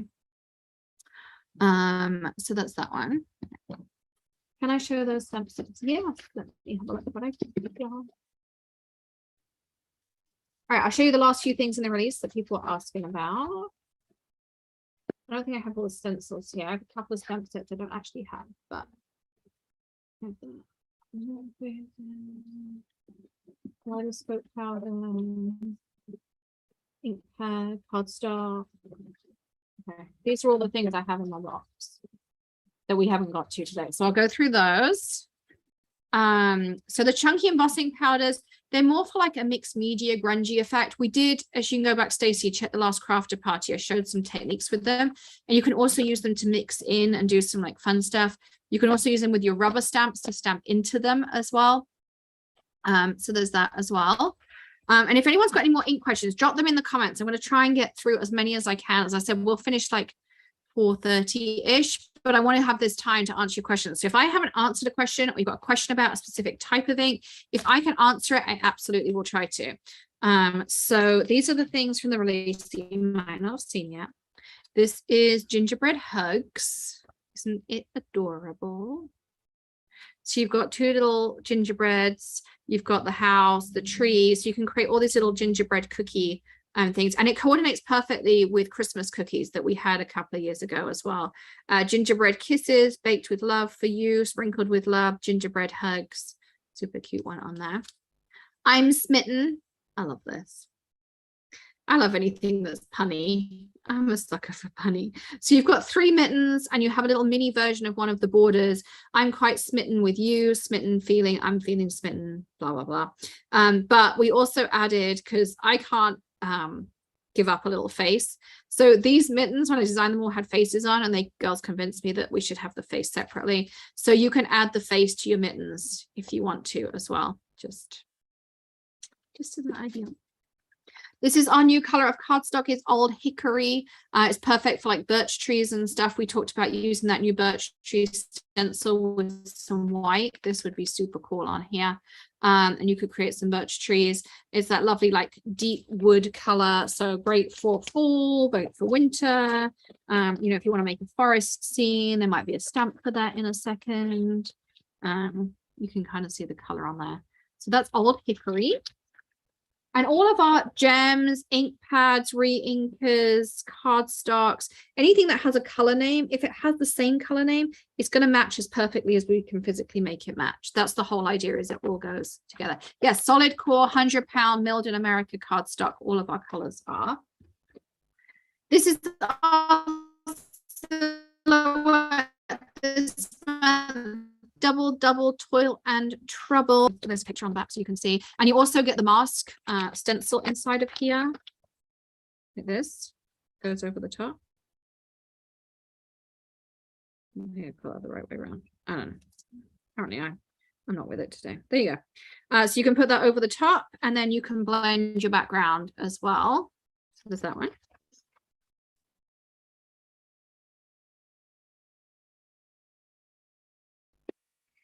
Fresh Prints is our new ink. I'm going to open this one. And I'll smush it out for you so you can see the color.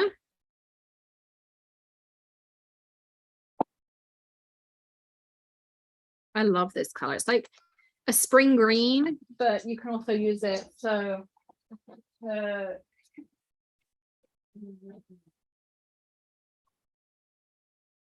kind of feel like it fits with palm tree. This is Hyde Park, which is more on like the yellowy spectrum.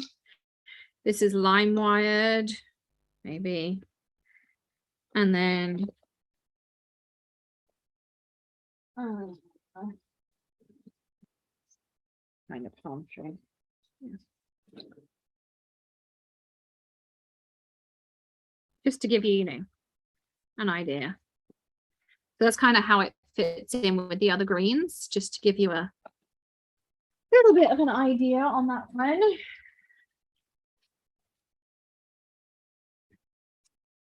This is, okay, Lisa's gonna have to help me.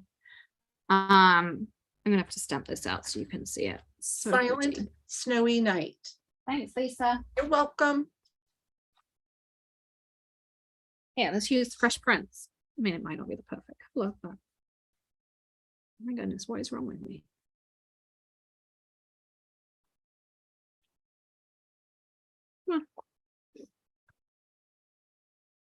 So this is the reason we do the white rubber, is because you can see what you put on it. I'm not even using an acrylic block, so we're just gonna have to see how this goes. So there you go. So that's that one. Then we have Window to Winter. So this is the snow globe one. A lot of stores have picked this one up. So you've got the snow globe and all of this fits in, and then you can add the snow at the top here. So you can add a little gingerbread house. You can add the cat wrapped in the lights, Lisa. You can add the nativity, you can add trees, you can add snowmen behind the trees or an angel. Like you can literally build your whole scene inside of your snow globe. So that's Window to Winter. Then there is Christmas Sweater, I think it's called.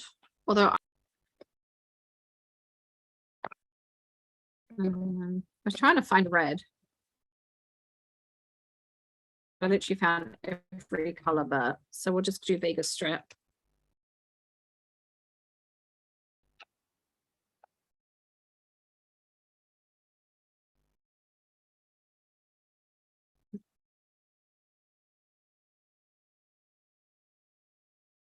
So there's your holiday sweater.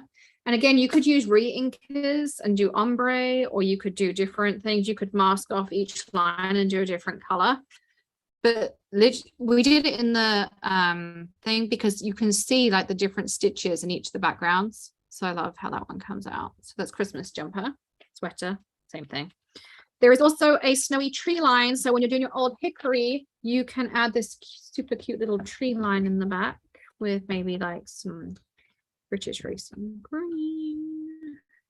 There is so much detail in this. It's unreal. It reminds me of the pinecone background we had last year. That was like that hyper-realism stamp. Like, look how detailed that is. So detailed. And that's why it's in white rubber, is because it's so detailed. It has to be in white rubber. Okay. And then here is your kaleidoscope powder. It's Grand Canyon. So I'll be your white cardstock.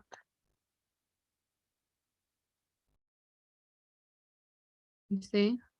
And then if I put a little bit on black here. Look at that. You know, on white or on black.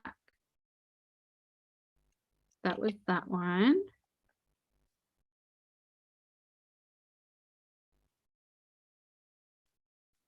And then this one is Walking in a Winter Wonderland. It actually comes with a stencil. I didn't get that memo until we'd already started the Zoom. And I said to Lisa, I'm like, oh, what goes with this? She said, oh, there's a stencil. Yes. So it comes with a stencil that has footprints in the snow. Is that right, Lisa? Yes. And it fits on an A2 and a slimline that's sentiment. Yes. Thank you. So yes, it fits perfectly. The red color is called Grand Canyon, JK. So it says walking in a winter wonderland. I'll ink it up so you can see the text, but just know it also comes with a stencil. I just apparently didn't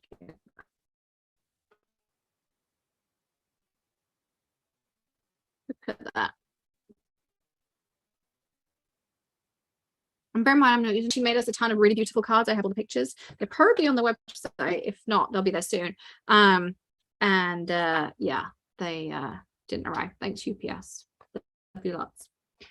So just know it's not just your packages that get held up. It's ours too. This is moon phases. It is a layering stencil. So you take each of the phases of the moon and you can layer it up to create your moon. So you can have a little bit of the moon, you can have a lot of the moon, you can do the different phases, you know, any of those kinds of things. So that's moon phases. And Tilly loves that stencil too, Lisa. As you know, she's a big moon girl. And then I just have a couple of stamp sets that didn't arrive. So this is holiday seals. It is full 8.5 by 11 on here, but yours will be 6 by 8. So it'll be the regular 6 by 8 stamp size. So it'll just be slightly smaller than this. But special Christmas gift from Santa Claus, seasons, greetings, wishing you a joyous Christmas. Merry Christmas, O Christmas tree. Merry Christmas from our home to yours. Merry Christmas with love this festive season and all year long. Silent night, holy night, seasons, greetings, warmest thoughts and best wishes. Christmas, Merry Christmas, Happy New Year. Seasons, greetings, may your days be merry and bright. Merry Christmas to someone special. Happy Christmas, let it snow. Special Christmas gift from Rudolph. Isn't that cute? Excuse me, Alex. Yes. On those, approximately how big are those round seals? I don't know because it's printed it full 8.5 by 11, not 6 by 8 size. Oh, okay. So I would imagine like, I don't know, an inch maybe just a bit more, like 1.5 inches. I would guess. Okay. I don't know. Sorry. And then again, same deal. It's going to be slightly smaller than this, but this is Mountain Builder. So these are all separate stamps. So you have the edge. This edge fits on this edge. This edge fits on this edge if you want it to. Or you can just have mountains in the background. We did it separately. You can add a tree line at the front. You can add a tree line in the back. You can add clouds. You can add sunshine. You can add birds. So this is really a foundation set. There is a whole thing of this coming. This is just like dipping your toe in the water as it goes. You can also layer these with, you know, some of the other stamps you've got here. They all coordinate perfectly together. That's why we got it coming out with this as well. FedEx guy hadn't been on the doorstep. I just went and checked last break. Twice somehow. And then this is your vintage Christmas postage ephemera. I think it's super pretty. Amanda did this. And so it's easy that you can just guillotine off this and this and this and this and this and this. And off you go. And you can cut them out however you want to. And I adore these. She did an awesome job. I don't know where she finds all this stuff, but we love her. Yes. And it goes with the vintage Santa papers. Okay. So any more ink questions? I've been trying to, yes, there will be demonstrations, Lee. Same.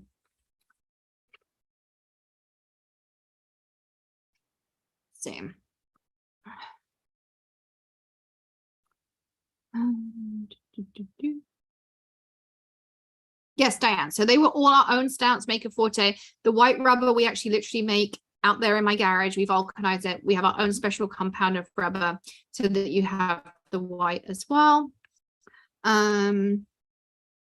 Wondering about the heat gun. What's your question about the heat gun, Ninja? Sorry, I must have missed it. Vicky, did I show Snow Night? Is that the one I did this morning, Lisa? On the purple. Is that Snowy Lane? I believe so. I might have lost it.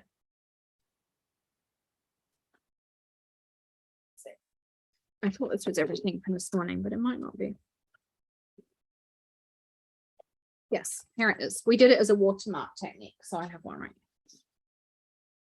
That's Snowy Lane.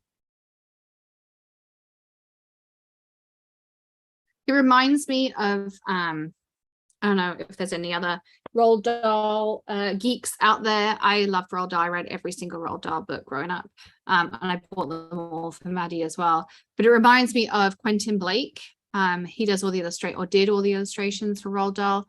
He wrote Matilda and Charlie and the Chocolate Factory, if you don't know that as well. Let's see. Does the heat gun have variable speeds? Yes, the new version of the one I was using today has 2 different speeds. So this is the super old one. Somewhere I have a new version of it. It's smaller and it has a stand. So like, you know, when I was trying to hold the 2 things and have 2 hands on the paper, you'd have to do that. It actually stands up on its own and you go like that. And it has 2 speeds. You can get it on Amazon. What color is Grand Canyon? That's the one I showed you just now, Chris. That's I still have a bit on my hand here. Like this reddy brown, and on black. Where I throw it. I throw it in here.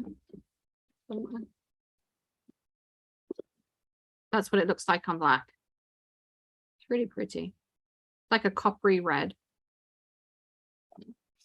Can you explain Remarkable Ink again? Yeah, so Remarkable Ink is designed to use, it's instantly alcohol marker friendly. So if you use Copics and stuff, you do not have to heat set it. If you work quickly, you can heat emboss it. But I mean, works super fast. And then also, if you heat set it, you can use it with water-based products as well. If you want to use lots and lots of water, I still recommend archival. But if you're just doing like a little bit, then you can definitely just do that as well. What do the swatch stamps look like? Don't know, Jane. I don't think I wouldn't know where to lay my hands on them. If you send Lisa an email though, she can help us with a picture. Roald Dahl is the best. Yes. Stamp reminds me of a Robert Frost poem. I think I know the poem you mean too. I remember having that when I was growing up too. I know you talked about glue today, but I was wondering what the difference is between the no-show, the crystal, and the crystal clear. So no-show is our go-to liquid glue.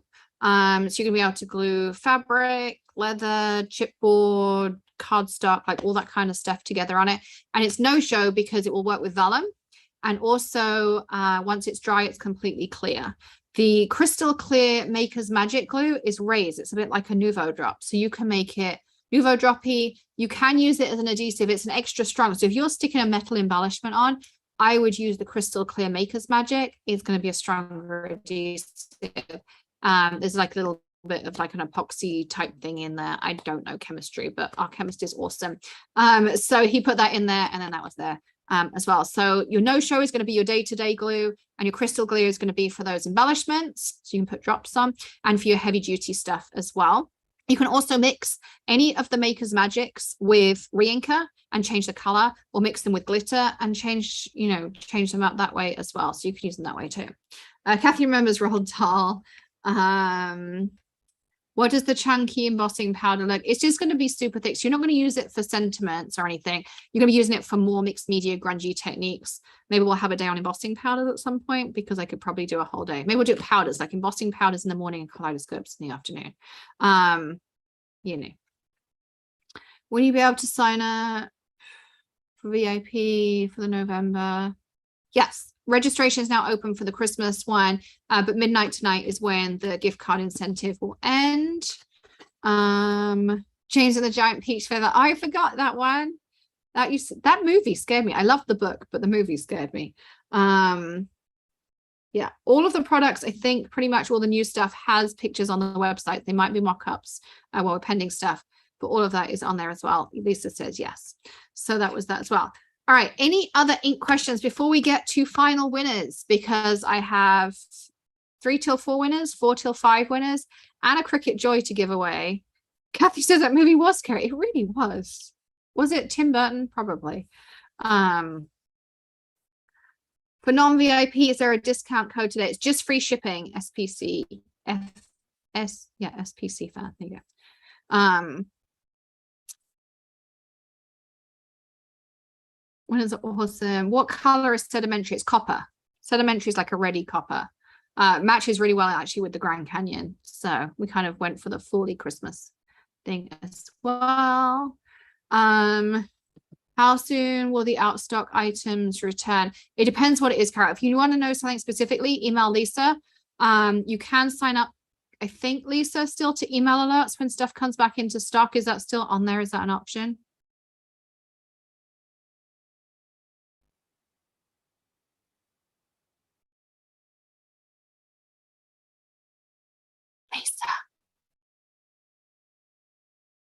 Maybe. Okay. I'm pretty sure you can. If not, email us. We can let you know on specific items. It just depends on the item itself. VIP discounts for today. I will email them out once more this evening. I'm going to go and clean up and have a shower and make myself, a little less inky than I am. And yeah, we'll send you an email out just to remind you of them. But please know, if you unsubscribed from our emails, we legally cannot send you that email. Like, our email service goes, this person unsubscribed, and we can't resend it. So if you do not get the email and you signed up for VIP and you don't have that email by 6 o'clock, if you email Lisa, she may not respond to you till Wednesday, but we will honor it if you did not get the email. And bear in mind, just know we can see if you got the email and opened it as well. So please don't abuse the fact that we will honor it if you had opted out and something happened on there as well. Okay. Whew.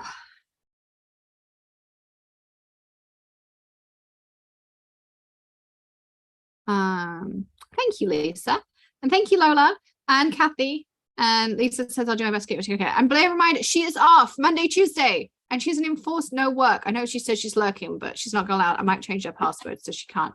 Yeah, so there's that as well. So I am going to pick the final winners for the day. Just give me one hot second to get everything loaded up, because this just takes a mo, just a mo. Just a mo. And I appreciate all of you. Can I just tell you that? How much we appreciate all of you, how much we love all of you who come. It is so much fun.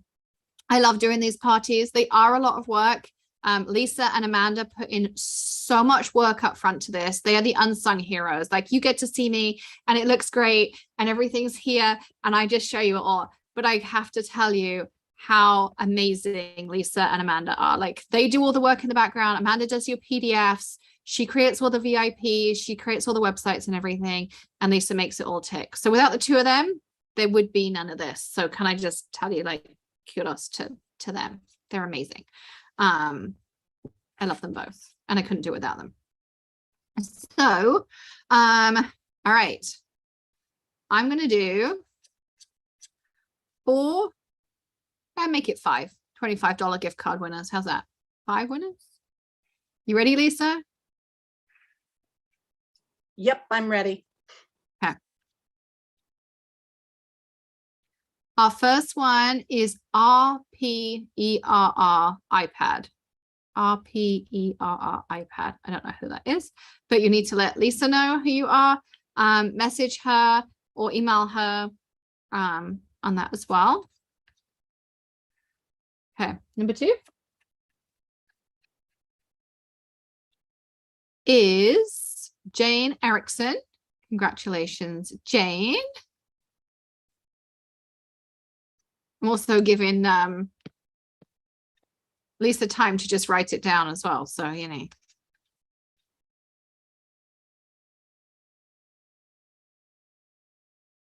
I love her. I was like, pick me, pick me. I don't look, and wherever my mouse ends, that's it. The next one is LMBAI. LMBAI. Okay. But don't go anywhere because I still have a Cricut Joy to give away. So just hold your horses. Next one is Juliana Harris. Was that 4, Lisa? I lost count already. Yes, that was 4. Can you tell it's 4:30? Okay. And Marilyn Schott, SCHODT. Okay.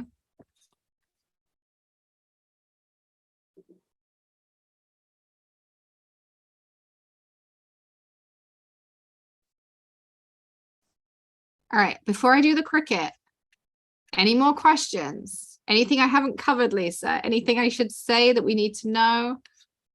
I'm not in on Monday and Tuesday. I will do my best to take care of everybody. Please be patient. I love you. Yes, and just remember, there is a real person at the end of your emails. I know you get frustrated. We all get frustrated when we do it too. but please know we are real people and we're doing our best that we can. Yeah. And Lisa is out Monday, Tuesday. She will not reply, will you, Lisa? No, the only thing I'm working on stuff that I have to do for work to get things going. Particular emails I need to be attended to for things to be created. Well, we'll discuss that we'll discuss that on Monday. No, I'm not in on Monday. Yeah, right. So I can wait till Wednesday. All right. Who's ready for the cricket winner? I just did a Wheel of Fortune thing. I just threw all the names in from the signups. And this person is here. I checked. That's why I was checking on. That's why I kept talking for a little bit. All right. So the winner is Diana Dean, Dianna. So congratulations, Diana. Lisa will be in touch with you on how to claim that. And also, all right, few housekeeping things before you all disappear on me. Hang on. Don't forget, free party, November 13th. We'll be working on holiday and Hanukkah cards using this release. There might be a few extra little goodies in there, but pretty much we'll be using this release. So that will be on November 13th. You can go sign up at the holidayparty.com. Okay, so go get your tickets for those. Make sure you get the secret Zoom link for that one as well. VIP access, we're giving you an extra gift card until midnight tonight. Free shipping is on until midnight on Sunday, EST, because that's where we are. VIP codes, midnight Sunday, EST. I will send them out again around about 6 o'clock-ish tonight, just as a reminder. And trying to think if there's anything else. Anything else, Lisa? Nope, not that I can think of. Awesome. And then we'll send you a wrap-up email this week as well. If there are any advent calendars left, we'll send that out as well. If you, I will also put in the email info about the long crafter party as well, if there's any tickets left as well. So thank you so much for joining me. I hope you've enjoyed this event. I have so much fun, as I say, doing them. And thank you to Lisa and Amanda so much as well. I hope you have a fantastic weekend. I'm going to go, I think, and drink a cup of coffee and hang out with Maddie for a little bit. And hopefully Tilly will be back from the beach soon. And yeah, so much fun. So thank you, everyone. Have an amazing rest of your weekend. Thanks for hanging with me. And